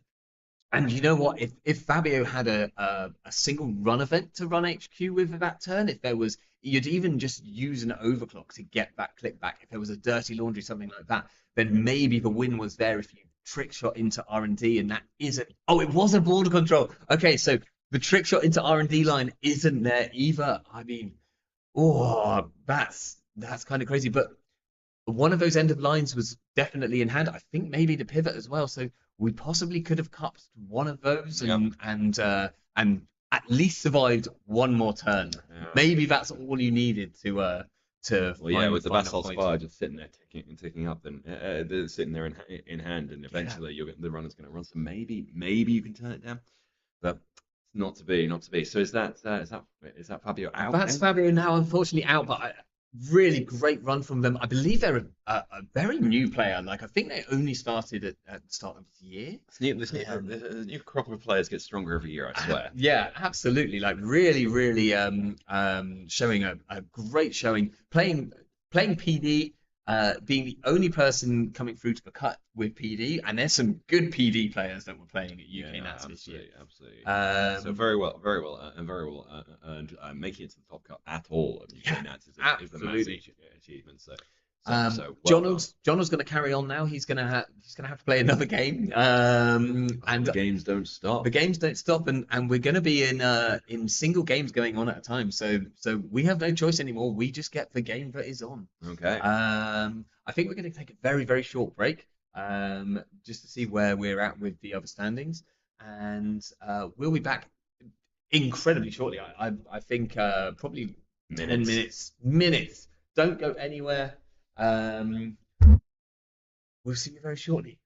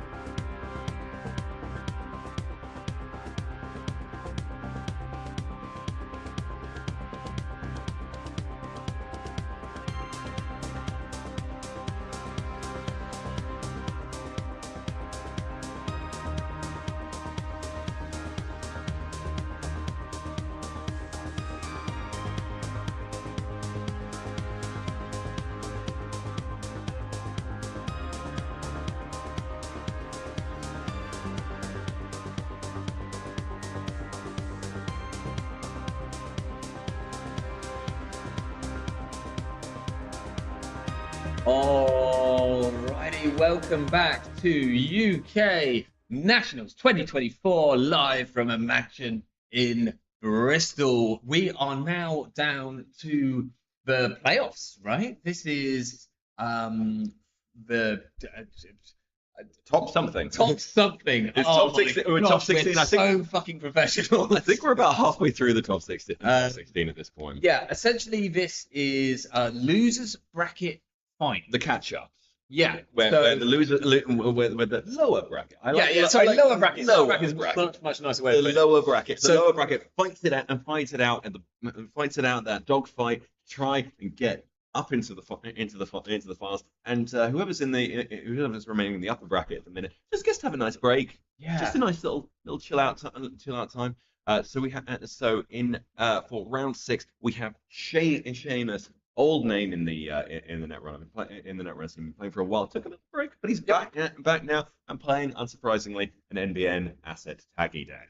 Absolutely, as is his wont. And we're gonna have the players aren't there yet, so we'll go back to us for a You get second. to see us for a bit. We're gonna have Jonald. We've seen Jonald with his Arasana on stream now. Good friends with Jonald. I know that he really hates playing against MBN. He really hates playing against R+. What's wrong with playing against R+? Just don't take too many attacks. Can't take none. Yeah. Just don't take too many. How many is too many? Who's to say? But definitely a tricky one. Arasana, not the best at dealing with assets. Yes, it is. It was classically a problem last year. We solved this last year with Aeneas in form, but that's too slow these days. Yeah, and you're also not actually dealing with assets. You're making money off them, but you're kind of not. It's not a good way of being able to get rid of a whole board of assets. Yeah, so the line last year was very much control the board, stop the corp winning. You're not trying to win. You're trying to stop the corp winning for a while until you can gain up your enough to get your conduit, to get your Aeneas online. And you just start mining R&D and winning off that. That doesn't work anymore. No. Because the corp has too many ways to start recovery. Oppo obviously being fairly strong. Let's see if we can get those lists. Yeah. So I think let's we looked at Jonald's a little bit. We've got Seamus here. So Seamus is going to be on MBN here. He's on the canonical process list. Yeah. So this is a. So I could actually just open any of the process. I think they're all slightly differently, Okay. but we have Seamus up on screen here. Pretty disgusting agenda suite with AR enhanced security, artificial crypto crash, and then degree mills, which are quite annoying to steal. Now, the one thing is Arasana's quite good at stealing degree mills because she often can get a few bits and pieces onto the board. Just installing them as anything. So the biggest threat that this corp has is it's got NCA and it's got its blood and water, and it just ends up locking you in this loop. Oh, the corp doesn't have much money at the start of the turn. Blood corp gets some money. Use that money to put out MC austerity policies, to score an agenda, to install more assets. The rest of those assets beginning in the next turn. Oh, they're under the bladder water thing. You get pinged again, and it's just miserable. Absolutely. And if we can quickly find Jonald's list on this screen somewhere, I think we're about here. These are not in order, so that's there we go. So the wheels obviously going to be helpful. The no free launch pretty good for dodging attack if you can install, but only one of those. Lots of installables, as we said earlier, the Anacam is going to help the draw with those 26, well over half of the deck full of events. Yeah. So lots of ways to draw and lots of ways to do lots of things at once. Trick shot, obviously, good card and good for dealing with assets. So it's going to be a tough one to deal with. Nice thing, like Anacam here, obviously most powerful when it sort of fires on both turns, and those bladder warts pinging away damage. The one good thing about Anacam is that damage often replaces itself with a new card. So here on screen, for those not familiar, we've got Jonald on the left. He's going to be playing Arasana. We have Seamus, always one of the best looking people best dressed people. I think only second to you today, Extract. Thank you. But yeah, always turns up looking Very dapper. like very, very dapper, and makes me feel incredibly underdressed myself. But it's quite cold, so I'm Best dressed, well dressed though we may be, it is cold. We do have a tiny electric heater keeping us alive. I Yeah. think is the only way to describe it. keeping us not there. We get a good handshake here. Everyone's friends, even though we're about to do horrendous things to each other. Is the way forward. Okay. Looks like we're going in. I think we've taken our mulligans, and it's on Seamus to start. And the triple. The triple. We get the triple. The triple something remote. I'm sure if we could see it right now, John was probably rolling his eyes. Do we have a trick shot to contest one of these remotes or not? Is the big question. Oh no, we're just flat checking them. We see a bladder wall. There's a bladder wall. You can't let that stay, but you really don't want to trash it either. You don't want to trash that. It's Otherwise you're gonna get taken to the little it's offer. upsetting. It's gone. It's gone. So I think we saw a creative in hand. So I think we're going to get rid of a Rashida, that's for sure, and then probably creative. Yeah. Okay. Yep. So That's okay. That means that John knew he was able to recover. But we see a second bladder wart. Luckily, Bladder War 2, Bladder War on its own doesn't ping because it takes you down to 4. You need to be down at 3. So right now it's just an econ card for the court. Yeah, exactly. Slightly cheaper to res, but also slightly cheaper to trash as well. Indeed. However, it's that second ability that it has to ping damage away, which can be really upsetting. Now, interestingly, Seamus didn't oppo, so that means he hasn't drawn the oppo. It's possible. It's a 44 card. It's a 44 card deck. It is a 44 card deck, and what we're seeing here, yes, that's true. So he didn't have an oppo yet, or maybe he chose not to play it. But I think it would have been great tempo to do so. So I think if he has the oppo, he plays the oppo. Yeah, Marilyn. So we saw Jonald make a run. He installed an SFC with Arasana's ability. That's absolutely fine to do because you're going to trash it and it's going to be gone anyway. Installing that Parisia, which is going to be absolutely huge in this matchup. So critical. So leaving the Marilyn, Yep. going and killing off that Bladder Wall, which I think absolutely the correct play. Using the credits from Parisia, even if he hasn't taken the credits off Parisia, I assume. Throwing out Euler. I'm saying it's perfectly fair. The only code gates you really have to worry about are Enigma, and you have some ways of dealing with. That. And it's Euler's almost better in the bin sometimes, so you can bring it in with a single chip. Oh, and we're going through the little Oppo. There we have the Oppo Express. So Seamus maybe realize like there's a good chance that either he didn't have it, but also realizing that John at 5 credits could just clear and click for a credit, and actually is in not a particularly bad space then. So I think waiting here where John was down to 2 credits, probably still wants to get Parisia value. Okay, so not want to get Parisia value. Resing the resing. John was unable to clear tags and play. Yeah, I was gonna say because there was a line where you go credit, clear, but he's foregoing that to check his remote. I mean, he's going to float a tag. Yeah, he has a creative in hand, which I think he really wants to play. So I wonder whether he's floating 1 and then plays the creative. So we should talk about what the tag punishment is for this one. So the tag punishment, the only tag punishment is one of only 2 tag punishment.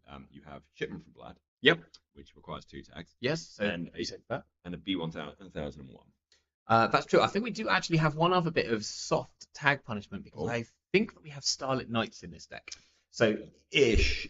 That is good. It's a thing which cares about tags. Let's put it that way. Yeah. Because if you end up with too many tags, that becomes very upsetting to deal with anything other than a Vasalem, which obviously Arasana is playing, or possibly a Hush. But then you're probably still taking 2 tags, which is a bit of upsetting. It's still gross, although it does cost the core 5 credits, which is still a lot, even for 2 tags. It's a lot. So when we see a new remote, so I don't think John will clear any of these tags.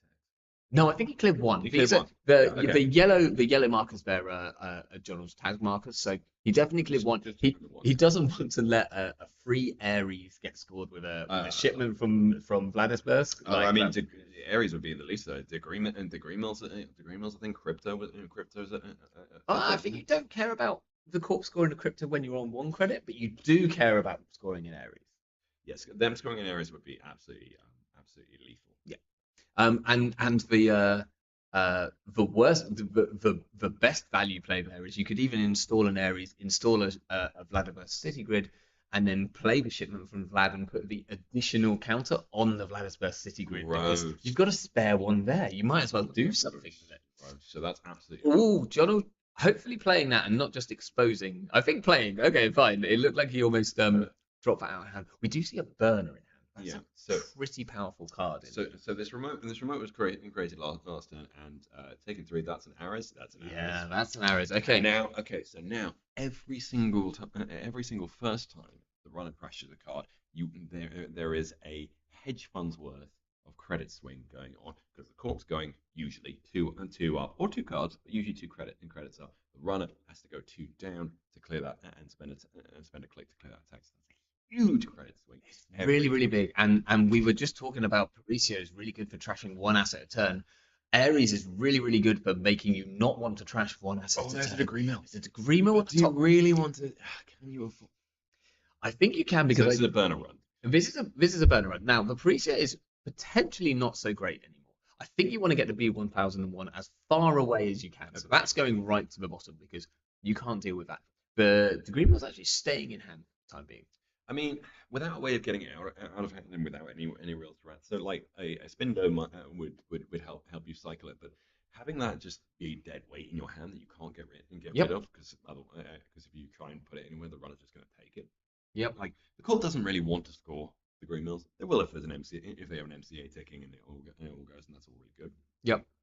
But court doesn't really want to score a degree mill because it doesn't actually do anything when you score it. Yeah, and let's talk about the MCAs a bit here because if the MCA starts ticking up, then John's going to need to go and trash them. He's going to have 3 clicks to go and trash an MCA, and going to have to spend a click to clear a tag. It's a really significant sort of turn where you're very almost definitely going to end up with at least 1 tag at the end of the turn. The other thing is, you also don't want to steal. But the counterplay is the runner doesn't want to steal a degree mill either, because if they steal a degree mill, that puts them up at threat 3. Yes, at this point in the game, you probably just want to win off a degree mill, preferably. Yes, exactly, because you want to spend as little time as possible on threat 3, because as soon as you go on to threat 3, the oppo extra opens up. Yeah, absolutely. And 5 credits for 4 tags, especially with an MCA ticking, is just brutal. For sure. Now, we see a lot of Trojans in Joel's hand. He's already got the hush, which is like going to be pretty useful against most of the ice here. Like ironically, you don't want to hush the F2P. No, because then you can't bypass. Because then you can't click through it. Yeah. Although at the moment John has a tag, so he wouldn't be able to click through it anyway. Yes. Or I say click, I kind of mean pay. But sort of blind hushing everything else is probably worthwhile because you really don't want those pings. You don't want those pings to go off at all. Giving the corp a free 2 credit and tagging yourself, and that's even before you've touched anything with an arrow. Yeah, it's gross.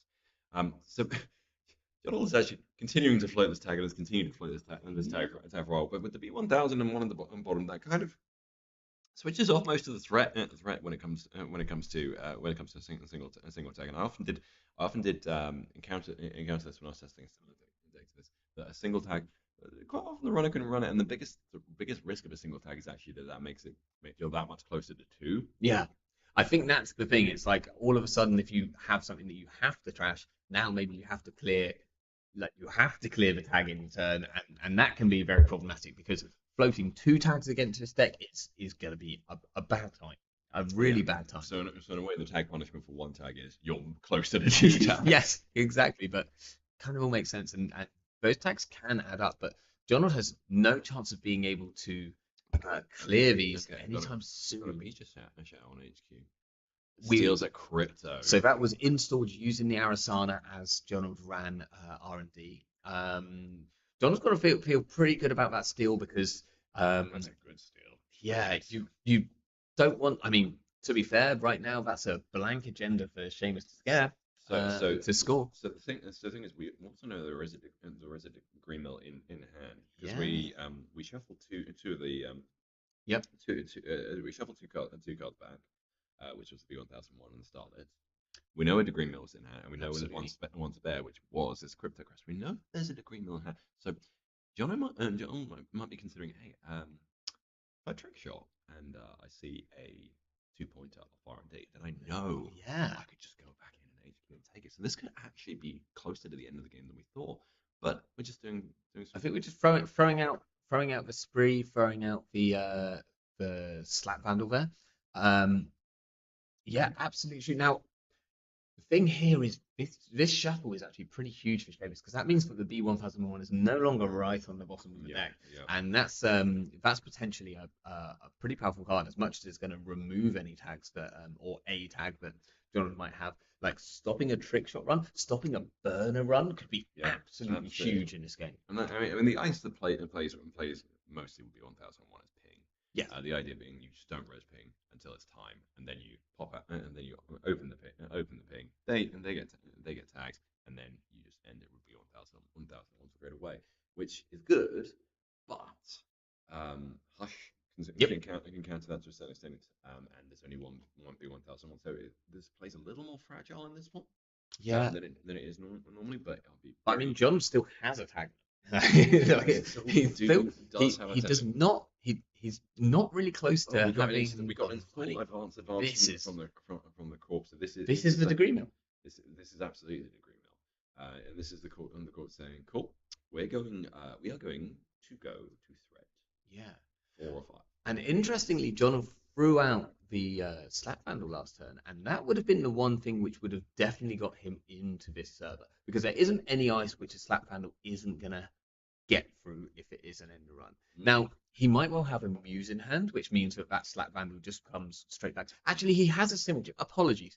So there's a symbol chip here, so we can definitely get into this server. So this is I'd say this is bait, but that would imply there's a trick going. Seamus knows full well that Joel can take this, and Joel knows full well that Seamus has probably got a big oppo in hand. Yeah, but so you're saying, like, I was going to say, well, it couldn't be bait because there's nothing else that you could advance, but there is. This could be a Vladimir City Grid. Oh, of course, yes.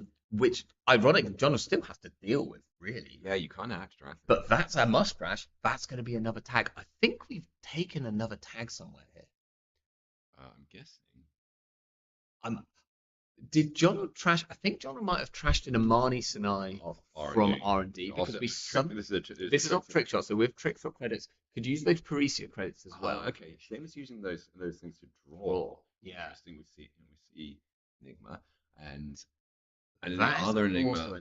Now we have the Euler in hand. We've used up the credits on the Parisia, so we could just trash that. We also have other things in hand which we could put out to trash for the. No, we don't have the Euler. That's in a previous game. Yeah. Apologies. So it's slap vandal or nothing. Euler's in the bin, I believe.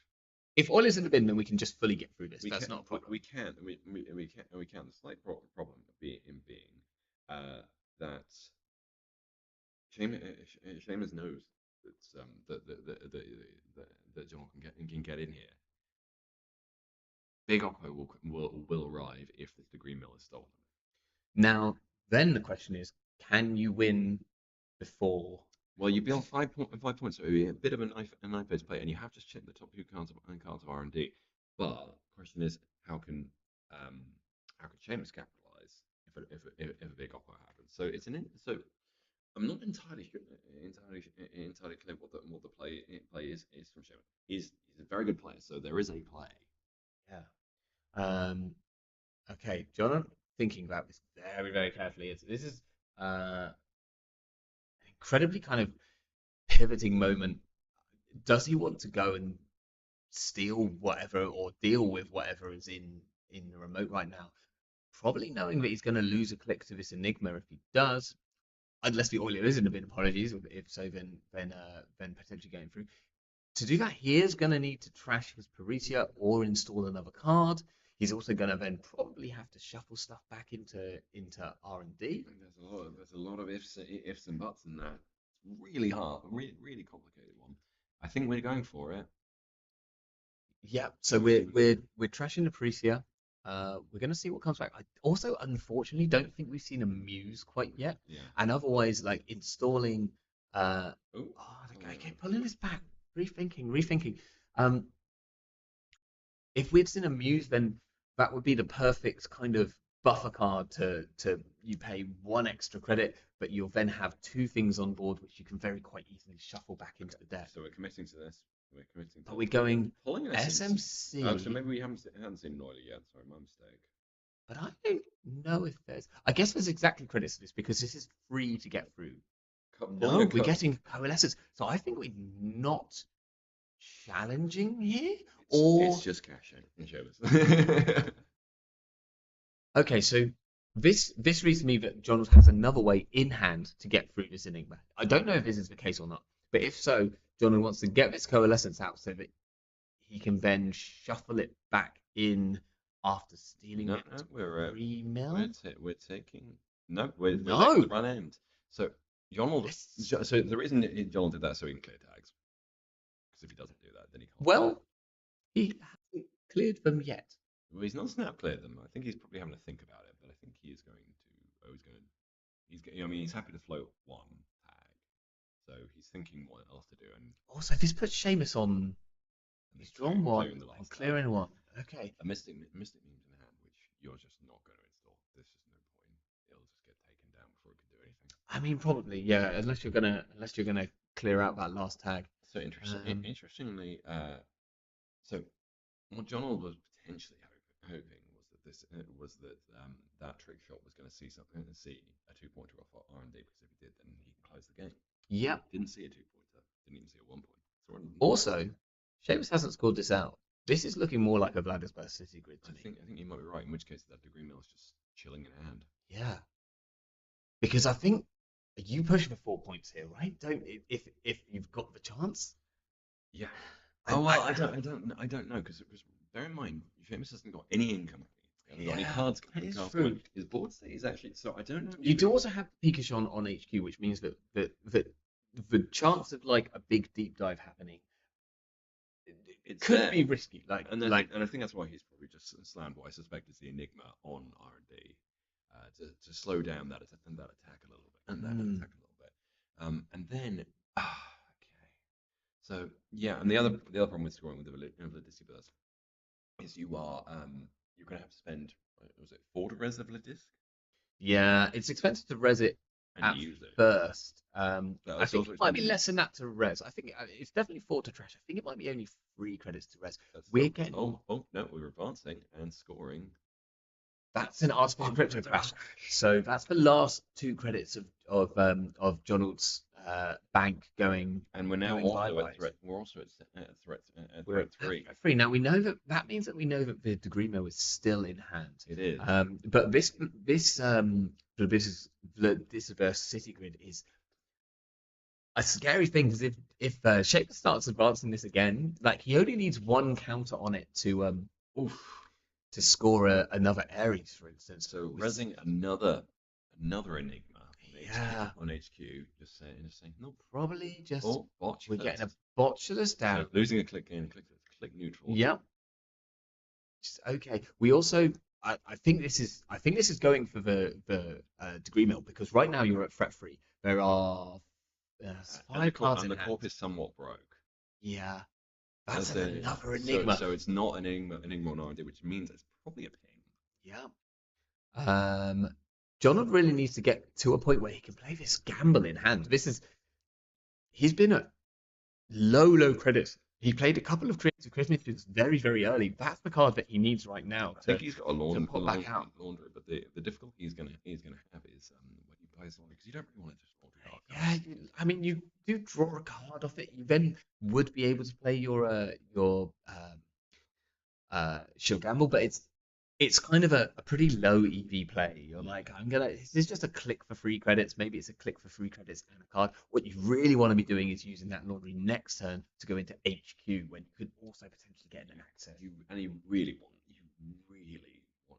want to get a degree mill because you need some points on the board. You need some more points on the board because you believe.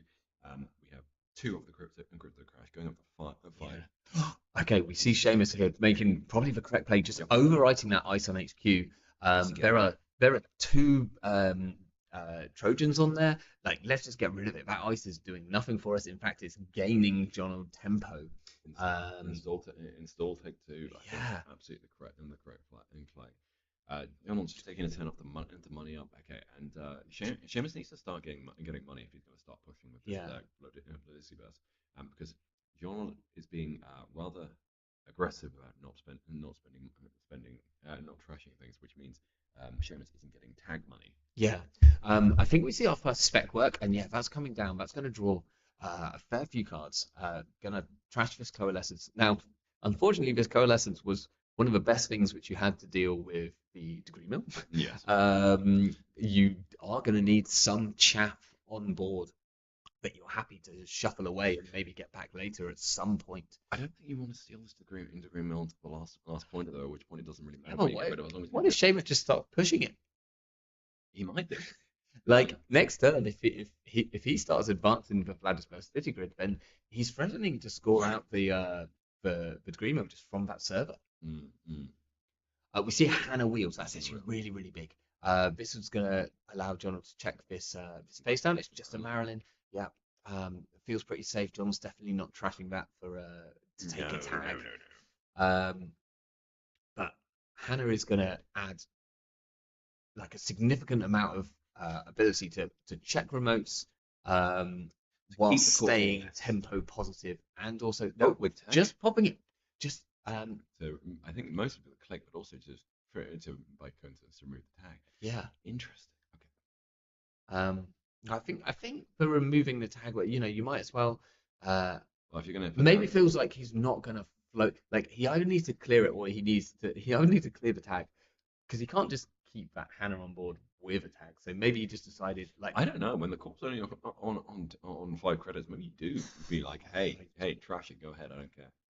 Okay. This looks like we're installing a facade. So this is going to get through the Enigma for 2 credits, installed for free with Arasana. There are exactly 2 cards. You really want to trash it, don't you? You really want to trash it. The thing is, what the court really wants right now is money. The draw is really nice as well, but the money, so key. Yeah. But the thing is, if you trash it, you give them the court 2. Yeah. If you don't trash it, you give them the court 3. Trashes it to take another tag, and then final play has to be clear. Surely. I think. I don't know. And if you don't clear it, you're going to the big opera and you're just tagged forever. And then you do have the thing is though, if you do go to the big opera, that means the court can't resonate the ice. So maybe there is a risk that the runner just goes ham and just attacks. But the court could still res a ping, and that's enough to stop you deep diving. Anonymity, it's not a stolen degree mill. The degree mill is, as far as you know, still sitting in HQ. Yeah. The card in the runner score area is a artificial crypto crash. Yes. We're seeing the hush thrown in the bin. That feels kind of awkward, as in you probably really want that hush, but that means that Donald has other cards that he needs in his hand more, including at least 1 deep dive we can see there. Okay. So the court having a bit of an interesting moment here, because I think maybe taking them to the small oppo is actually the correct play. I mean, possibly. You do have a Marilyn ticking up, which is going to recover you money. I think we're. Because the problem is if you go, oh no, they're going to the big No, oppo. that is, yeah. So John up now with 5 tags. That is not possible to be cleared in a turn. Not that you have the money to do it, or you nearly have the money to do it, but without Hannah Wheels still on board, we're now pretty tagged. Shipment of blood is just sitting there ready to Paulie, I believe it's Paul. Is it Paulie on the ship? Yes, it is indeed. Paulie just waiting to come out and score you crypto. Score. He's like, I will be a part of UK Nats, whether I want to or not. So yeah, John is now in a real tricky situation. Only on 2 points. Degree Mill in hand, which is not easy to steal for him right now either. Yeah. Well, I think this is why he installed the eco on the knowledge that he's going to have to go ham this turn. Otherwise, he's never going to go after it because the court will happily score a crypto out of hand for 2 credits. Absolutely. Now we did see a burner in hand, so that could be a good way of dealing with any shipment from Vladiverse which might have got through to the hand, possibly moving the Degree Mill to the top of the deck. But one problem with doing that against R+ is if this is a tagging ice on R&D, R+ can draw after you've done secondaries. Okay. So I think this was install simul chip, play trick shot. I thought sort of sure gamble come back down, but okay. Oh, maybe it was sure gamble first. I think there was an event that played first. Maybe either a diesel or a sure gamble was played. In any case, we're playing a trick shot. This is 100% the correct play. Because you just need to find a 2-pointer. Because if you find a 2-pointer, then you just HQ is not being left alone. Yeah, Seamus having to think here. So this is not a snap res as you like. Ping. It is a ping though. Getting the credits back straight away. John on down on 6 tags. I think we're now tagged. You go tag me at this point. I think slams with Arizona. With Arizona. So this propeller is only going to get through this ping and get through this ping once. But that's, to be quite honest, if we see. Oh, it is P1000. Wow. Okay, so this is really important. So I believe that the propeller sticks around until the end of the. But we might run. just be doing. Yes, we might be doing a judge call to be sure of this because I know that's how Mayfly works. Mayfly sticks around. It is another ping. This means that John is going to be able to clear the B1001 using the propeller, and the propeller's going to go into the bin. No. Propeller is going to be removed from the game, I believe. No. That's what you think. Well, I'm thinking of Woo. You would know. I would know. So we're gonna trash the B1001. Which is really good. That was clutch. What I was going to say is that what John really wants to do is find a Degree Mill on this run because then you can shuffle the propeller back into the stack. With the Degree Mill ability. So key note here. That the corp's now on one credit. Yeah. Do you go and trash the Marilyn here? You maybe trash the Marilyn because they've already had their arrows bugs. Yeah. But also HQ is wide open. I'm not entirely sure I agree with the res of the ping on the remote. Yeah, maybe. Because that actually costs real money. Yes, that is very true. And like, John does have simul chip in hand now. I don't know how many clicks he has left because burner into recurve propeller, go back and steal whatever. And we do see burner. Yes. There's no chance, but Seamus can res it. There's nothing he has. This is why I was installing a Pikachu from hand. with the simul chip. Interesting. I would have thought he'd have. So he's. I guess like. So what? How many cards have been handed? So maybe he's just going to go back and steal from hand. Yeah. Well, the problem is, well, no, he can do that with the Anakim. You have to trust the Anakim. So. No. He's got. So there's the ship. Okay. We see the Degree Mill. I think the shipment is definitely going straight onto the bottom. And the I think the MCA is going on the bottom, and then we're going to run back HQ. We can run back twice. And take the I think this. Yeah, I think Seamus now may be potentially resing that that ping on the remote because it just cost the runner a credit which they could pay for with. Absolutely. With Thingamajig anyway, and potentially a judge call here because we are in weird click territory. We've done a trick shot, which is always confusing to track. We've run HQ. We've got a click back from our Pikachu. If John runs HQ again, he's going to get another click back from his Pikachu. He's going to bring the Pikachu back to hand. He has Arisanas this turn, so he can't then run back a third time. But it's a 50-50 twice to steal this Degree Mill. Yeah. Okay. This is Seamus. I think. Oh no. Did he put the? I'm worried that Seamus might have shuffled the cards back in. But surely that's fixable. That's very fixable. Or he shuffled the wrong cards back in. Definitely something's happened okay, here. I think Seamus is aware that there's some mistake has been made. There's been a judge call. We've worked out. Luckily, this was caught before maybe John actually, ran back. This should be undoable. Yes, because you know exactly what it is, and there hasn't been like DDS ticking or anything. Really nicely as well, because this was a burner. This was all known information. This isn't like Donald saw 2 cards, put them on the bottom, no one knew, and then could say anything else. So here, going back in. Yep. We're going back in. The Pikachu comes back to hand because to appease the rules of the game. Oh, yeah, difficult. Something else is getting shuffled in. Okay, quickly. Okay, good. We'll trust that Cobra dealt with this perfectly because we have a lot of trust in Cobra Bubbles. We trust. We trust. Yeah, absolutely. Right. So 50-50 here for the degree mill. Or eeny, meeny, miny, mo. And it is Mo. It is a degree mill.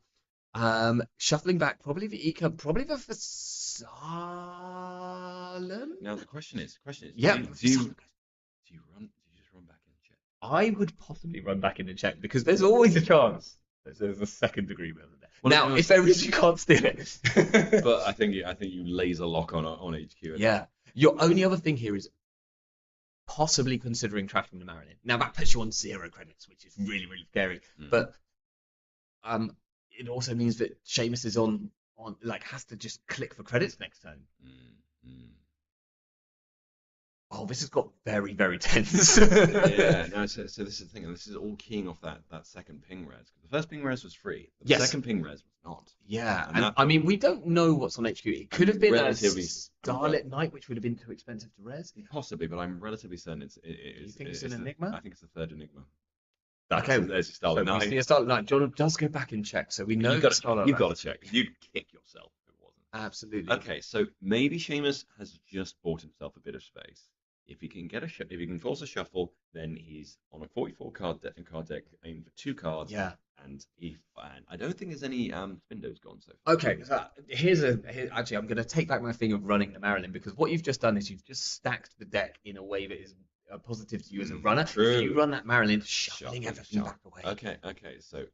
Okay, install a new card in the remote, and we're advancing that Vladimir Burst City Grid. We're putting the pressure on Donald here to say, look, I'm going to start fast advancing out other stuff if you're not careful. So the key thing is any 2-pointer, just touch it, it's gone. Seal 2 arrows, touch it, gone. And we know there is 1 degree. There are 2 degrees mills left. Yep. There is 1 artificial crypto crash, and there are 2 AR enhanced securities sitting in the deck. Absolutely. Now, right now, those degree mills are quite safe, but like we've already mentioned, Arasana is one of the best runners at being able to just wheel out stuff very, very quickly. I think we've just seen a Muse. Which is, that's a degree mill. That's all you need to get everything on board to steal a degree mill. And currently, the only thing defending our own date is this ping, which is just it's not going to keep him out for long. No, and I feel like a slap vandal maybe there's you could muse for the slap vandal. You could also muse to get the propeller back. We're just running the face down card. We see a bladder wart. I think just leaving it where it is and taking the net, passing turn. Yeah. So here, hitting net damage. That is the muse. That's really upsetting for Jonathan. I feel like he might have wanted that. We do still have deep dive in hand. Yeah. We currently can't get through that ping, but if we can find a way through that ping and through the ice on HQ. Maybe this is what John is thinking. You run HQ. You get your click. You run R&D, finding some way to recur. Maybe he was hoping to muse that. Maybe he was hoping to from hand muse Arasana to get the propeller back to break through. I think it'd probably muse in the slap vandal at that point. So or some way of breaking. But the point is that this you set up a dealer. This bladder wall might put paid to that. Yeah. Oh, okay. We're pinhole. I think we've got. I think we're pinholing out because that. I think he's going to a deep dive. Okay, just checking this. Well, he's pin holding to run archives Okay. because that counts as a run on archives. Okay. That lets him deep dive. I'm wondering. Yeah. Okay. I'm unsure. He has another muse in hand. Okay, so there's potentially something here. He's definitely going to challenge this He's challenging HQ. HQ. I would have challenged HQ Ice first because it is an enigma. So yeah, if Seamus hadn't read that ping a few turns ago, he'd have that enigma would have been resable. So yeah, it's tough. I mean, you're in the top 16 of UK Nats. There's always going to be a lot of pressure, and it's very difficult. It's really important as well. John's at the most money he's had all game, but he's at 7 credits. 7 credits, and there is a way of fast advancing a crypto crash on the board, which is terrifying when you have exactly the number of credits that's going to rob at any moment. Yeah. You do not. Yeah, you can't lose all your money to Dogecoin like that. No, it feels it puts you back so far mentally apart from anything. Yeah. Like losing 2 or 3 credits to one is fine. Losing exactly all the money you have. John here deciding if he wants to deal with this enigma and how he's going to deal with this enigma. I'm not sure he's got a way of doing it. He's got a muse in hand, so he can get through here. He could get the Oilers through in a very roundabout way. Well, he could also just slap vandal it and then run back. There's a nice thing about Enigma and Pikachu, which if you run it last click, then you only have to break one of the subs, but then you still have a click after you've run it. It's super cute. We're definitely getting a Trojan of some kind here. Also, if there's a spree in hand, then John has a deep dive play here. Yeah. That's because if we just get the slap vandal onto this HQ ice, we'll have plenty of clicks if we spree into. Okay, Salim. Yep. Getting Fazarum with the Muse, bypassing. Yeah. Getting a click back. I kind of have a feeling that this ice might get over it if we saw a Starlit Knight in hand actually, so I don't feel like this ice is going to Starlit Knight would be absolutely just a matter. Starlit Knight would be breaking here, and I honestly think though you want to put the Starlit Knight on R&D. Probably. The one thing which deals with Starlit Knight very well is the card which is on the table, which ironically, if Seamus overwrites here, he's going to get rid of it. That and Into the Depths that Jonathan's just brought in drone into hand. I think he's going to go back into HQ here because he wants to get that Pikachu back into his hand. He knows that he can get in. Pikachu comes back. He's going to get another click after this. And then he's going to get his Into the Depths, probably just for money. Can you Into the Depths with something from the bin? No, Into the Depths is money or a card from R&D, or a charge. So now overwriting this enigma feels a bit worse. Like I think getting back to Pikachu on there is actually really valuable, just as a way of saying no, I want to have my Trojans available to me. So interesting. So we got Federal. The Federal is you cannot leave that alone. Yeah, and we got the shuffle coming back from the Maryland machine. Potentially, we just lost a deep dive. Oh, that's so painful. So John is effectively stuck on singles to win. Yeah. He does only need a single. Yeah. So I didn't see which way, because there's ways which you can do like Federal, then Maryland, then Federal again, right? And I'm not sure. No, you want to do your Federal second because you want to control the top of it. Absolutely. Yeah. Okay. Especially if you just got a shipment. I feel like that's a shipment from Vladivostok in hand. Now I don't think we've got an agenda currently. No, I don't. Because also we have so many ways to score out an agenda right now. Looks like we know about the Maryland. We can see a Starlit. So honestly, install Maryland, take two. You might even actually be tempted to ice this Federal. Because Federal still works. It does still work. But it just doesn't draw you the bonus card. But I don't know if John will... I feel like if he was gonna trash it, he'd have trashed it when he saw it off that pinball. Well, no. So the point I'm making is controlling the. Sorry, we did see the overinstall. So Seamus realizing that for Salem is gonna be a problem to him. The other option that he did have there was just to purge. Something which a lot of people miss about the fact that Vasalem is a virus and you can just purge to get rid of it. You don't necessarily have to get rid of the ice.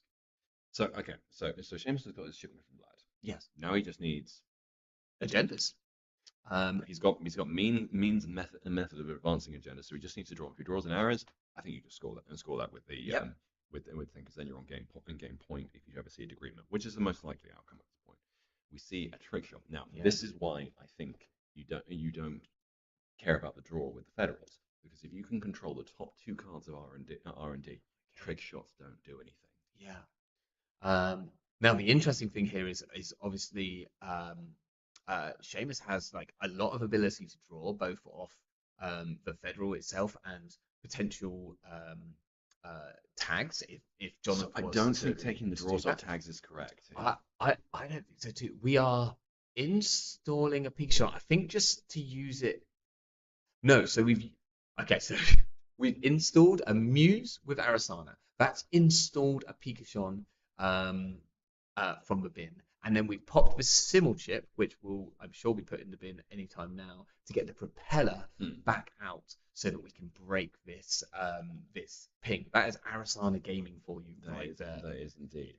So okay, so the question I'd be asking myself here is, we stolen an Harris. So Jonald is 6. Now at 6. There's that opens up even more agendas for him. He just needs to touch any agenda. So currently sitting in the deck are 2 degree mills. Yes. 1 crypto. Yes. 1 arrows. Yes. Jonald touches any of those, and it's over. Absolutely. Jonald has just trashed a Federal using the using the trick shot. No. He trashed this Federal, which was on the top. Yeah, okay. I think he's now going to trick shot into this other. No, I think he's going to try and land a deep dive. He's just drawn it. But I think he knows this is a Starlit Night. That you might just want to run HQ to force the 5 credits that Starlit Night. Yeah, but you're going to recover those quickly enough with the tags. Possibly. Just running back on R&D. This is a fresh card. He's going to get another click. This costs 1 credit. Doesn't cost a click. He's going to see a fresh card off the top. So ideally, I think if you John should be thinking trash this other Federal, because if you can stop Seamus from controlling the top 2 cards of R&D, that just opens the possibility of you paying that one. I think so. I think he doesn't have enough money to, and he didn't shy 1 credit. Yeah, and he didn't even have enough money to off the trick shot, because he used the money that I think he was going to go and trash the Federal with to trash the Federal off R&D, because what's the point of trashing 1 Federal if you're just going to put down another? Honestly, it is. Okay, I think it's correct, because it gives him 1 less turn where they're controlling R&D. As long as Seamus can control R&D, the only threat is from deep dive. It's not going to happen whilst that Starlit Night is reservoir. Yeah. This is incredibly tense right now. It is the Bladderwart's not gonna hit this turn. Because Seamus had 5 credits. HQ, we see the marathon. Wait, if this was a run on HQ, I think Seamus didn't going for a deep dive. Well, he hasn't got the credits for it. But does he? I think. Oh no. Okay. So we're seeing Federal. So there's definitely some. Oh, that's time was called. Time was called. So John wins. John wins. Time must have been called on Seamus's turn. Wow. Okay, so this turn also makes even more sense here. You're just going to hammer R&D because that's where the agendas are and where they can come from. What a game! Yeah, that was. I think given time, there's a strong potential for Seamus to win that one. But just I mean, now it really was going to be a case of who finds the agendas off the top first. Yeah. Seamus has got a lot of potential for draw and for ordering that R&D, so can keep singles pretty safe off R&D. So John really would need to sort of land either a deep dive or a trick shot to really get through anything. But yeah, it would have. I genuinely that could have gone any way at any point. I think so. I think that burner was clutch, and I think stealing that degree mill was absolutely clutch. Without that degree mill, then I think Seamus gets it on time. Seamus wins on time. I mean, also he'd have probably just been able to score that degree mill out by now. I feel. various ways. Yeah, well, this is what I'm saying. If that agreement hasn't got stolen, he's still got it in hand. He gets that shipment of blood. He scores that. Yes. He wins. He wins on top. Yeah, I mean, we should consider that Burner not only allowed John to steal the degree mill, but put the shipment from that at the bottom. It was so much. It was a huge Burner turn. I think we can be safe to big say. plays, big plays. Absolutely, I am. Woo! Okay, I think quick break before I think very small break just to potentially recover mentally just for a short time. I think it's only going to be matter of minutes before the next game starts. We're going to be into the semi-finals. Sounds about right. Something like that. We're definitely deep in now. We're getting into the weeds. So we will be back very, very shortly. See you soon.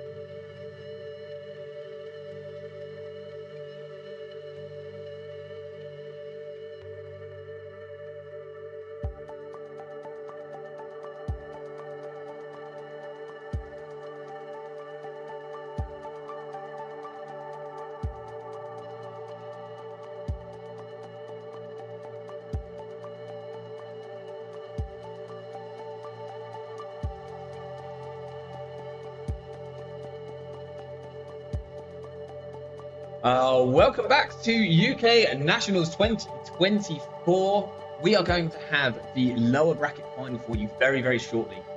That is going to start in 10 minutes. Wow, in about 7 minutes, actually. So stick Gotta around. speak fast then. I'm going to turn down the music. Sorry, you might not have heard some of that. So we're going to have the next round, which is the lower bracket final. That will start in about 7 minutes' time. But in the meantime, I have King Solomon. Hello. Top cuts. Yeah, top 8, maybe. 11th, I believe, 11th, is the close enough. final standing. Very solid run. The only crim in the top cut today. Yep. Top and- crim in the UK. Yeah, best crim player Apparently. in the UK. That's what I heard. And playing a pretty wild deck, which we got to see on stream earlier, which was real fun game. But King Solomon, you're not here to talk about just playing Netrunner. You're here to talk about something else. Well, there's something else does involve playing Netrunner, but it's not just playing Netrunner. So for those viewers who are in the UK and are around Birmingham in December, I am hosting, as far as I can tell, the first of its kind event. Yep. I don't think anyone's done this before. I've not heard of one before. Which is, as well as being a Netrunner player, I am a very avid LARPer. LARP stands for live action role playing, and I am running a Netrunner themed LARP on the 14th of December. So if you're wondering what that is, basically, have you ever wanted to play a Netrunner tournament in character as a corporate executive or a disgruntled ex-runner, or really whatever you want to do? The story here is that the corps, all 4 of the corps we represented, they gathered their best cybersecurity experts, and we're going to have some of my LARPing friends are playing NPCs. You can dress up as much as you want, and yeah, there'll be storylines. You can choose rivals. You can play a bunch of Netrunner in character, which I think is going to be very, very fun. It sounds hype as anything, to be quite honest. If I was free in December, I would be getting the train to Birmingham for this. Yeah. And yeah, do note it's not an official Null Signal Games tournament.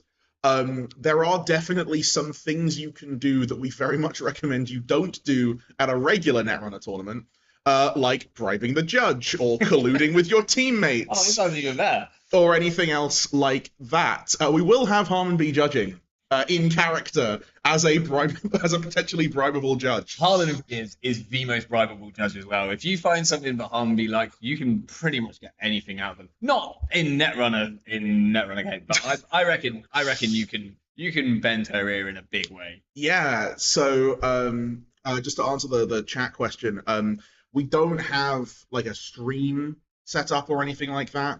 There will probably be like some photos and stuff like that. We don't have like a defined official photographer quite yet. If you're interested in doing that kind of thing, we can definitely get you in for free. So do contact me. So yeah, as you just saw the Eventbrite page. I'm not doing like a Facebook page or a Discord server or anything like that, just because there's disadvantages to all of that stuff. And I was too busy planning a LARP to run a social media account. So if you want, you could buy a ticket. You saw the price there, £27.80, which is basically £25 for me to pay for the venue, and then the extra charge on top that Eventbrite puts on. There are 30 tickets total, and as far as I can tell, we are in the second half of tickets. So still plenty left, but not that many. Get them while they're hot. Get them while they're hot. If you want this link, then you'll find it hopefully in the show notes right now. I think it updates automatically, and if not, then it will be in the show notes of the VOD. But I'm gonna try and also just copy it into the chat there, because I think I can copy things in. So it should be in chat as well. So that will link you through to the Eventbrite page. But this looks like it's going to be a hell of a lot of fun. Yeah. And again, if it is popular enough, I'll hopefully do more of these. Somebody in Seattle has already asked me if they can use my plot and brief to run a different one, so I guess we're franchising now, Yeah, which is not something I expected when I started it up. Right, I'm looking at the time and realizing I probably need to get out your hair in a minute. Well, we do have some games of Netrunner to be played. Yeah, But thank you so much. And Just last thing I'm going to say is if you do have any questions or anything, please reach out to me. I'm King Solomon on a lot of different social media, stuff like GLC, UK Netrunner players, that kind of thing. Please feel free to DM me and ask me any questions you want about the Netrunner LARP. Yeah, thank you very much. amazing. Right, we're gonna cut to a quick splash screen, but we're gonna be back in no time at all. I think maybe 2 minutes with the lower bracket finals. It's going to be Jonald playing Ob versus Nehemiah, Chris Dyer on Lat. Notably, Jonald, one of the few people to beat me today with that off deck. Well, notably, there's only one person that's beaten Nehemiah the entire weekend, and they've beaten him twice. Oh. They are the only 2 games he's lost. That is incredible. So it's gonna be an interesting one. We'll be back in literally 2 minutes. Don't go anywhere. See you very shortly.